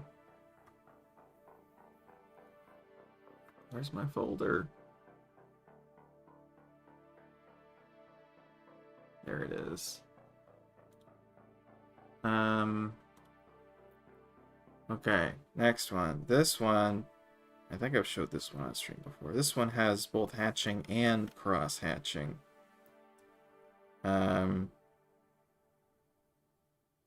So, do I not have a very high resolution version of this? Damn. Can I get a better one?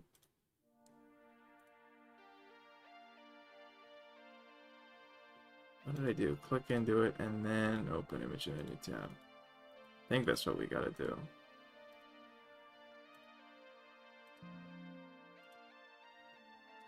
So let's X out of that.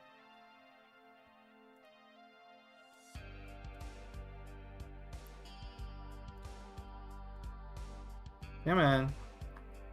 What? Work better.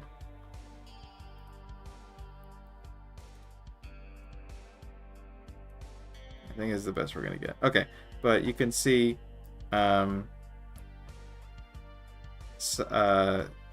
a lot of stuff, I just have the one-directional hatching with the defined edge, right?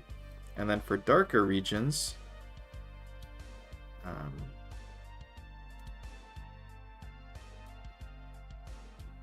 I've got cross-hatching going on. And that's, again, sort of going with the plane of the object. So in this case, her hand, I'm trying to keep the lines going as though they're on the surface of her hand. Not so much over here. This is kind of a tight area, so I was just trying to get some hatches in.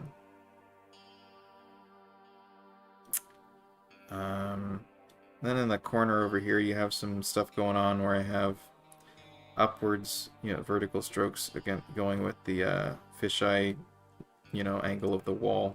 Then I have some cross hatches going across. And this is sort of more of a feathered look. I don't have a border defining it. And I think it's easier to do that for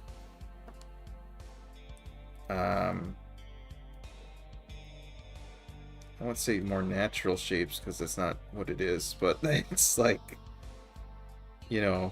background stuff. I don't know. Ego. Really impressive. Thank you. And then we have an example. This was day 31, where I've got lots of stuff going on. I have hatching and cross-hatching, and I have actually not a lot of defined edges. It's mostly flowing into one another. There is an example of a defined edge here around the shirt because, like she's backlit. And then on the pants, but I kind of regret that. I think that should have also been in shade.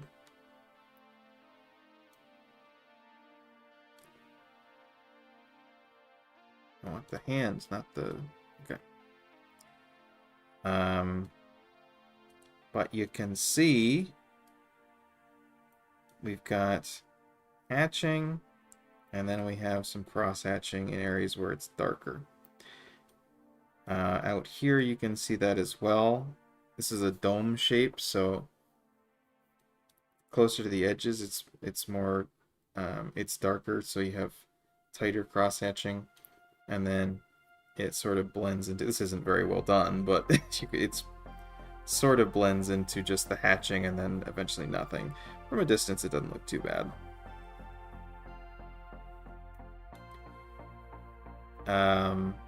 On the ground here I did hatching that went along parallel with the ground, and these are like, circular farm things, so I tried to have hatching kind of that went in the direction of the circle to define that shape a little better. Then here, this was sort of a skyline image, and I wanted it to just be sort of in shadow, so I did the entire thing sort of dark, just hatching in one direction. Could have done cross-hatching if I wanted to.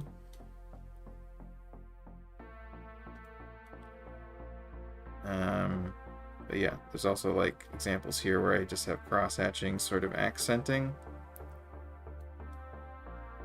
And then the hair, again, I did it the same way, where I have, hatching on the tips of the hair, at the top of the hair, and then somewhere in the middle.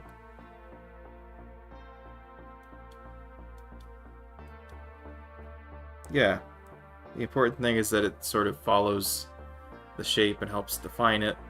And then also, I find it easier, or I guess it gives a look I like to define the edges of the shadow.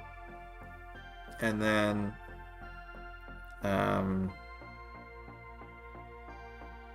single hatching for lighter shadow regions, and then cross hatching for darker shadow regions.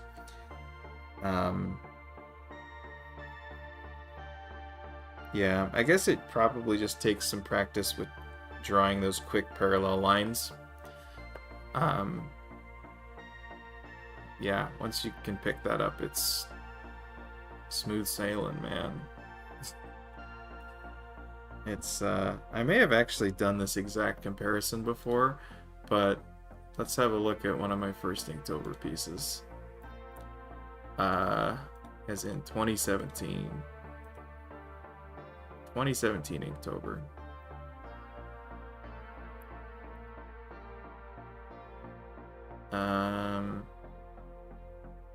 Yes, this is perfect. I've not shown this exact image for the exact same reason, I think. This is the quintessential bad old Inktober art for me.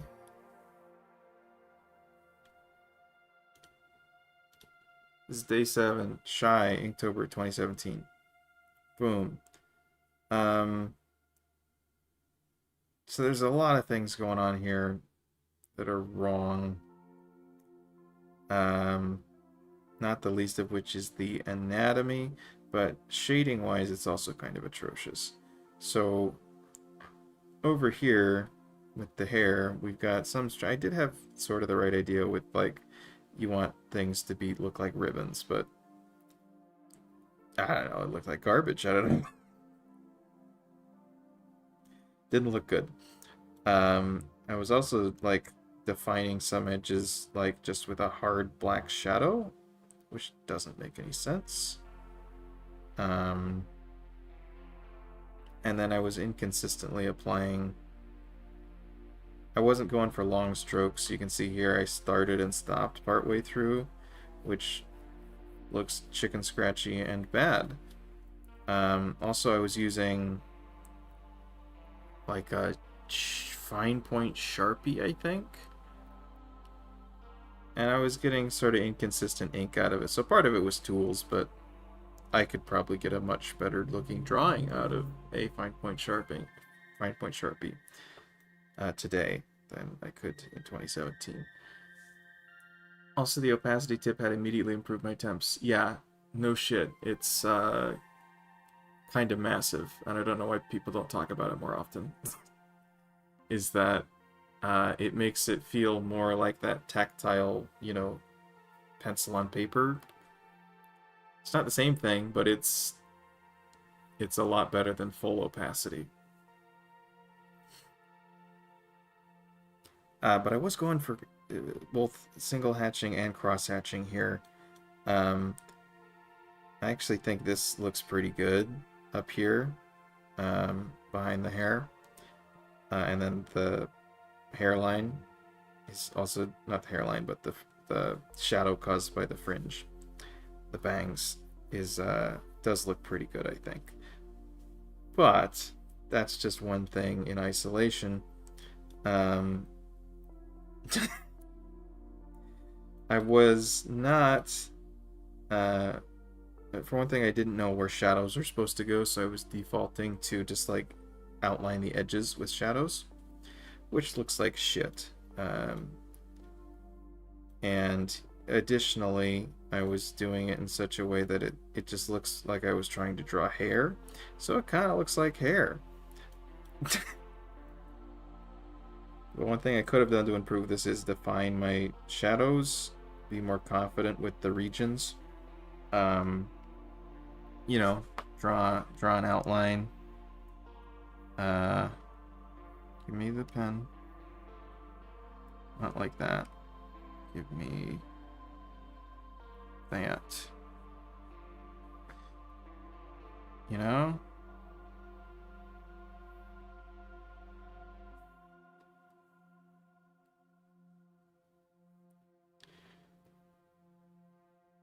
And suddenly that sort of, you know, the shadows themselves still don't make sense, but they're at least confidently asserted, right? Which is kind of important in art, for whatever reason.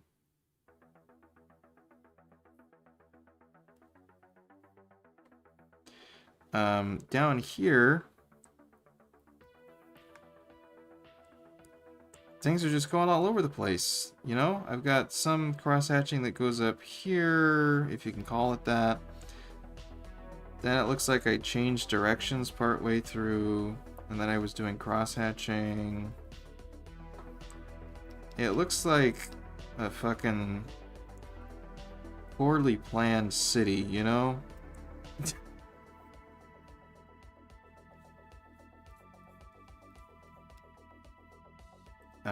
It's bad. So I should have just, you know, stuck with one direction, or at least tried to pick a direction that stuck to the plane of the object, and not do whatever the fuck I did here. I could have also defined the shadow region. That would have helped to some extent.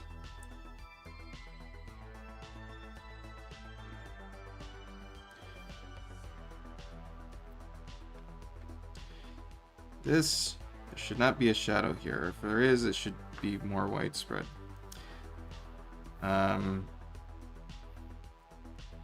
Absolute garbage going on here. I really don't like whatever I was doing here.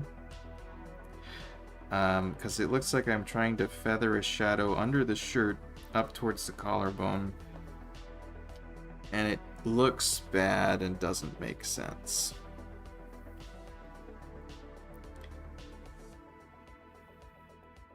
Perhaps most egregious is me attempting to put a shadow here. Because I almost knew I didn't need to put a shadow here, but my instinct was, it's an edge facing away from the light. I gotta put something there. So I was just barely scratching the edge, and I just made it look like she had a bit of a beard going on that side of her face. The hair is dumb. Dumb and bad. I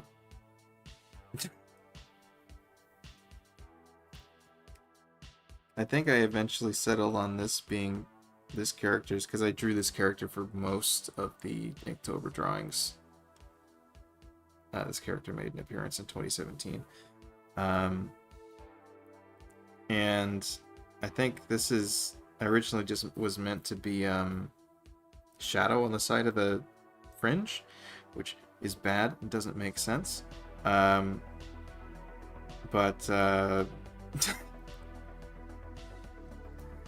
I ended up just making this like canonically stripes in her hair, which looked a little bit better.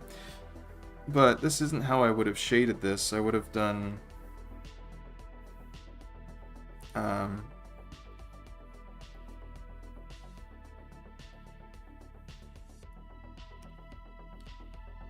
let's see if we can capture that color there. That's not what I want. I want my pen. Let's bring back that eyebrow. I would have done this. Going with the flow of the hair. Actually leaving a little bit of a gap at the bottom because you can sort of see the forehead through the strands of hair.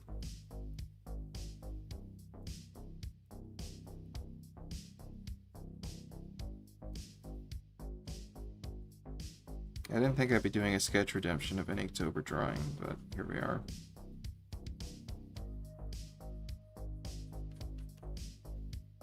Certainly not one from 2017.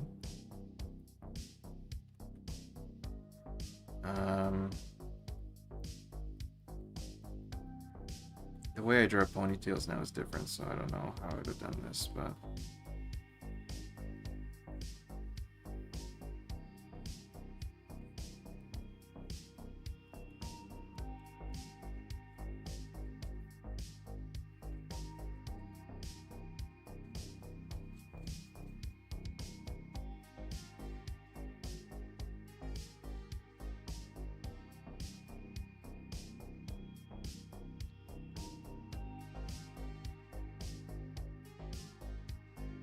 Like, the topography here doesn't make any sense.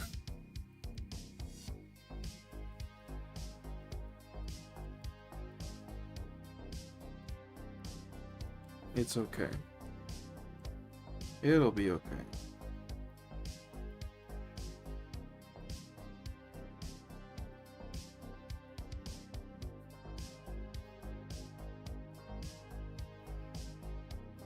You know, something more like that. That looks weirdly jarring. Like, that's what it is. That's what my improvement would be.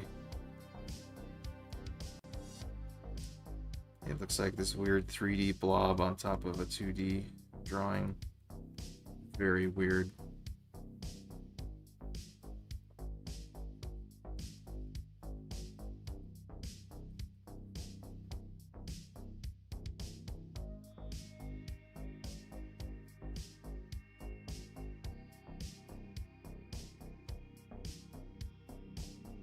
The ponytail's a complete loss, so let's not even bother.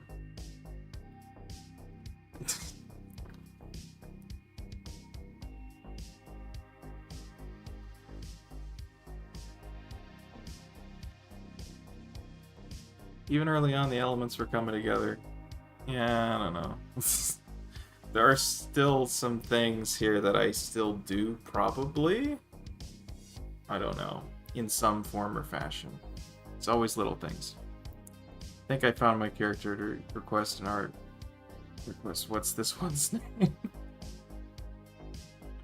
Clever retcon to hair stripes. Yeah, I don't know. Not to keep you, as you sort of indicate you have something to do. Yeah, that thing is to sleep, because I work tomorrow. But, yeah, on some level I do kind of want to draw this character again, just, you know, better. What was the final form of this character?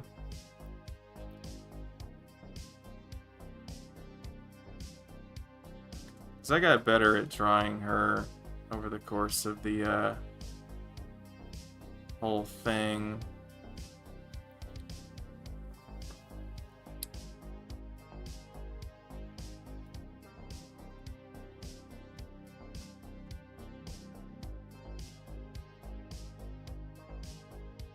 Still couldn't shade for shit though. Where are we?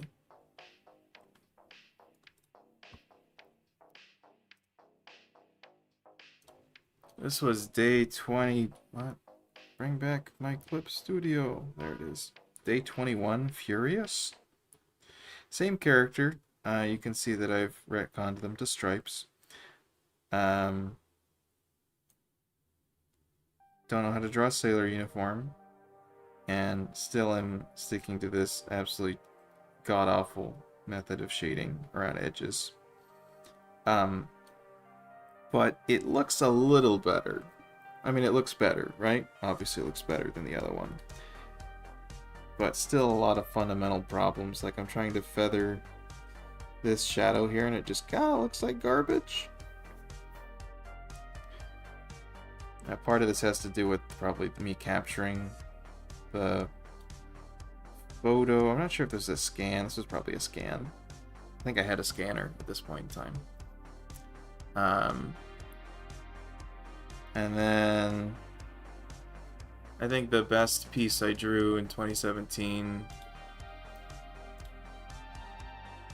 and perhaps the best rendering of this character, was Day 26 Squeak. I said Day 26 Squeak. There we go. So this is still that character, except she has cat ears now. Which, good God, I've gotten better at those since this.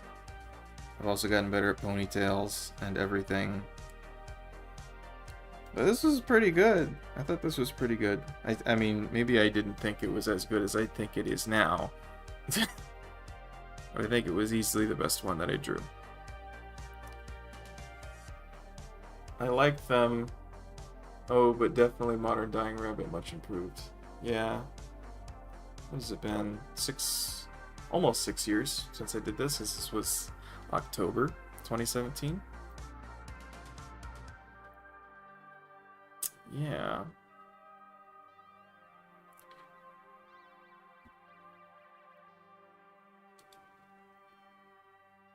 Look at the improvement. Whoa.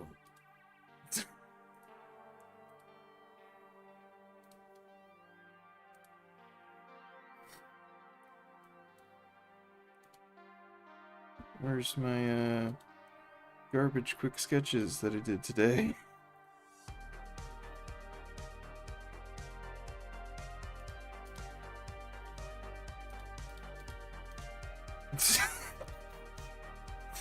No, there are 2 of them.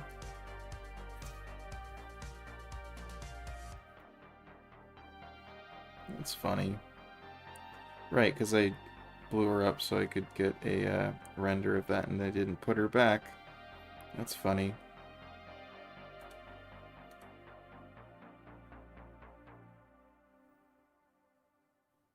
I think it'd be funny to leave the file looking like this so when I open it next time I'm like, what the fuck was going on here?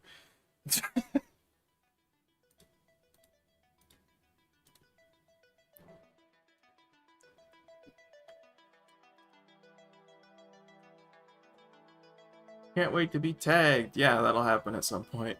What a throwback. I know. I should draw this character. The old one.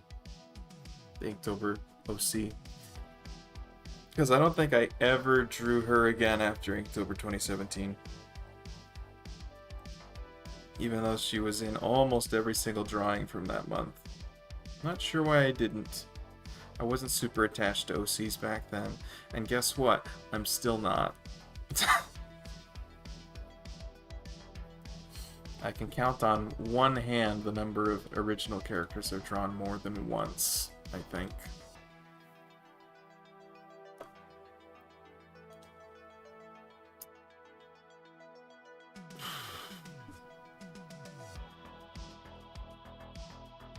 Easily one hand. Maybe even one finger. I'm not sure.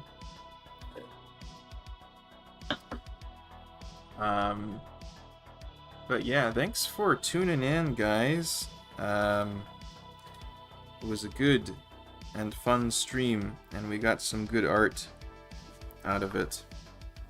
Back to the good old rough and tumble, sketchy style of yesteryear,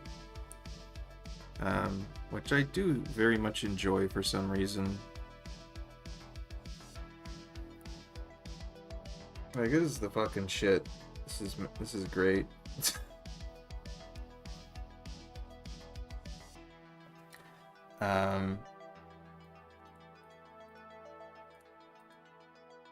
There we go. Now it's perfect.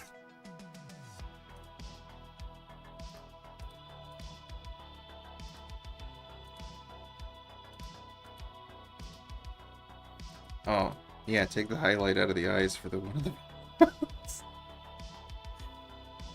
Where is my the text? Where is it?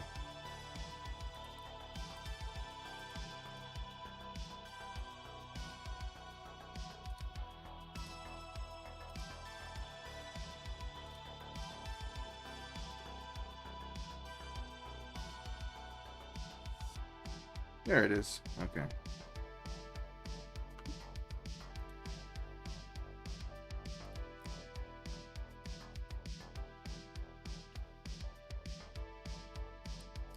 The perfect image. I'm gonna render this.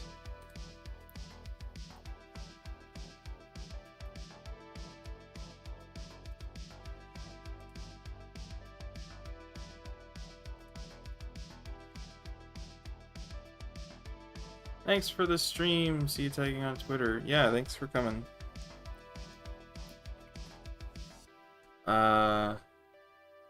Yes, you are all welcome for the stream. Sorry I got carried away with this stupid ocarine nonsense. But tell me that isn't weirdly hilarious.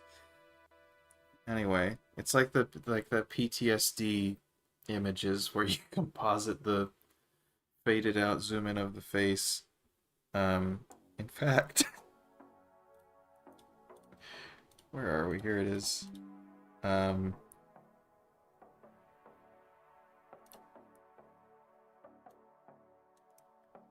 like, who in God's name is gonna stop us?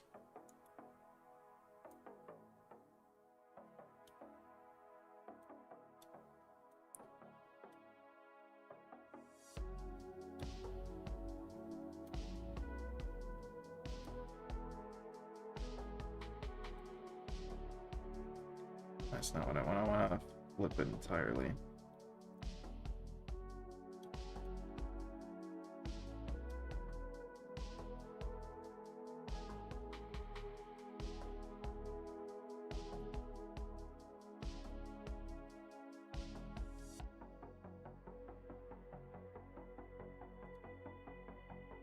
Clip Studio is fucking panicking, man. It's like, hold on. What is going on? It is, it is. It is hitching so bad. It is trying to load this, trying to save the transformation I just made. And it is having such a hard time upscaling everything, I think. With the transparency. It's like, what the fuck do you want from me?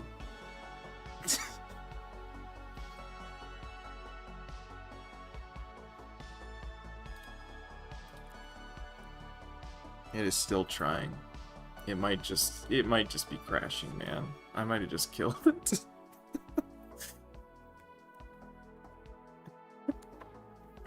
This is the longest it's loaded for me ever. It's usually great. It's usually perfect. But at least we have the you guys can screenshot it or something.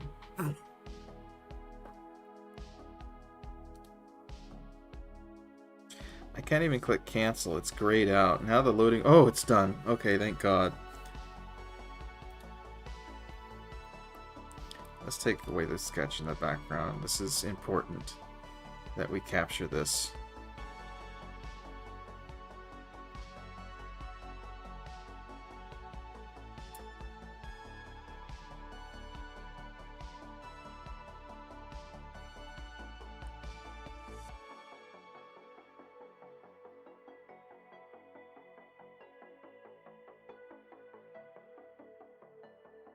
Is absolutely vital, in fact.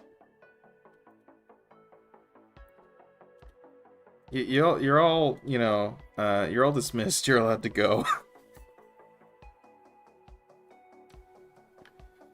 Nothing of importance is gonna happen at this point. It is all downhill from here, I'm afraid. Already got a vehicle for what it is I would like to do.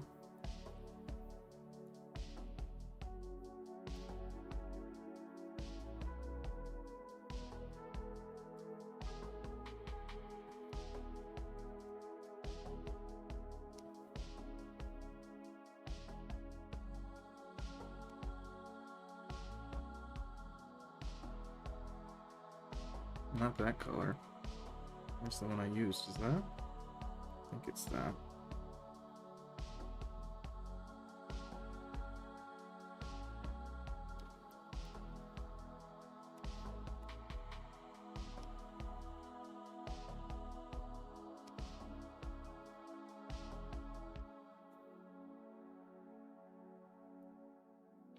Actually, I need a truly massive brush for this now, don't I? There we go. I guess we gotta unmask this.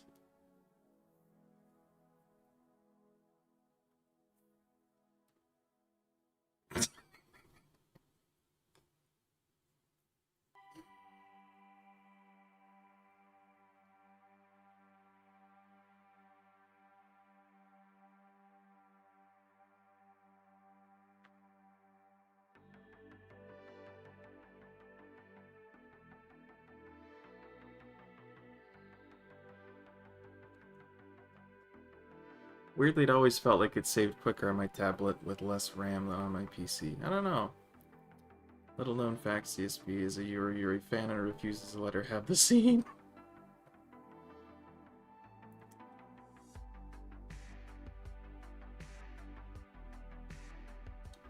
Okay, what we do need to do is... Where the fuck is this layer?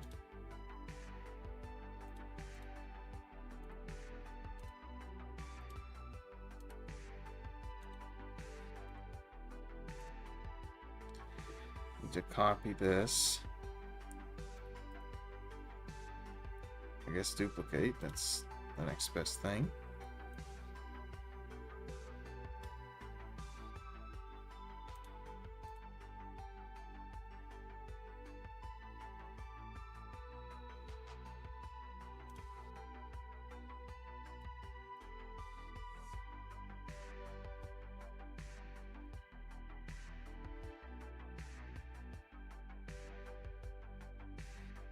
Actually, let's keep this over here so I can control the opacity separately.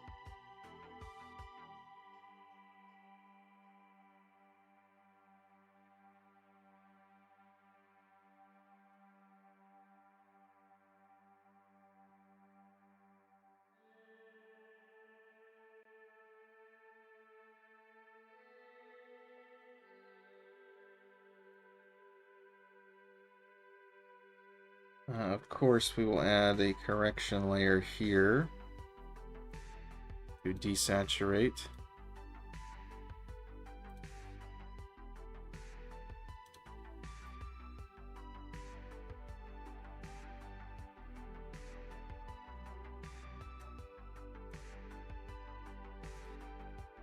Good.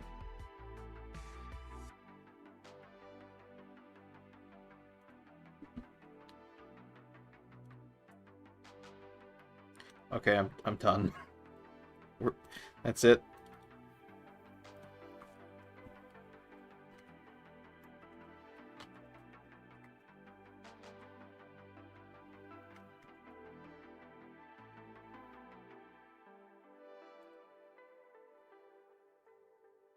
Thanks again for the stream, and then the long outro with the PTSD incarnation. Yeah, these are all gonna get posted. Maybe not tonight, but eventually. Okay, let's close out all this shit.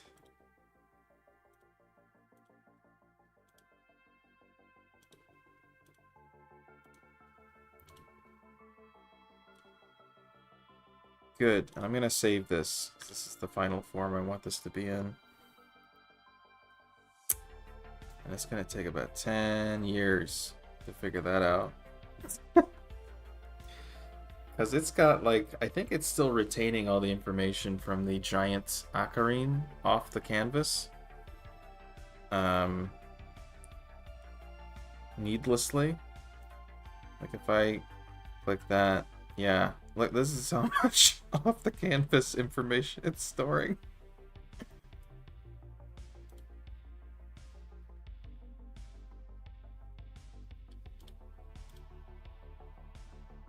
Okay. I'll see you guys Friday, hopefully, for another Elden Ring stream. And then Tuesday should be more drawing. So, thanks for joining, and I'll see you guys later. But bye. Like and subscribe.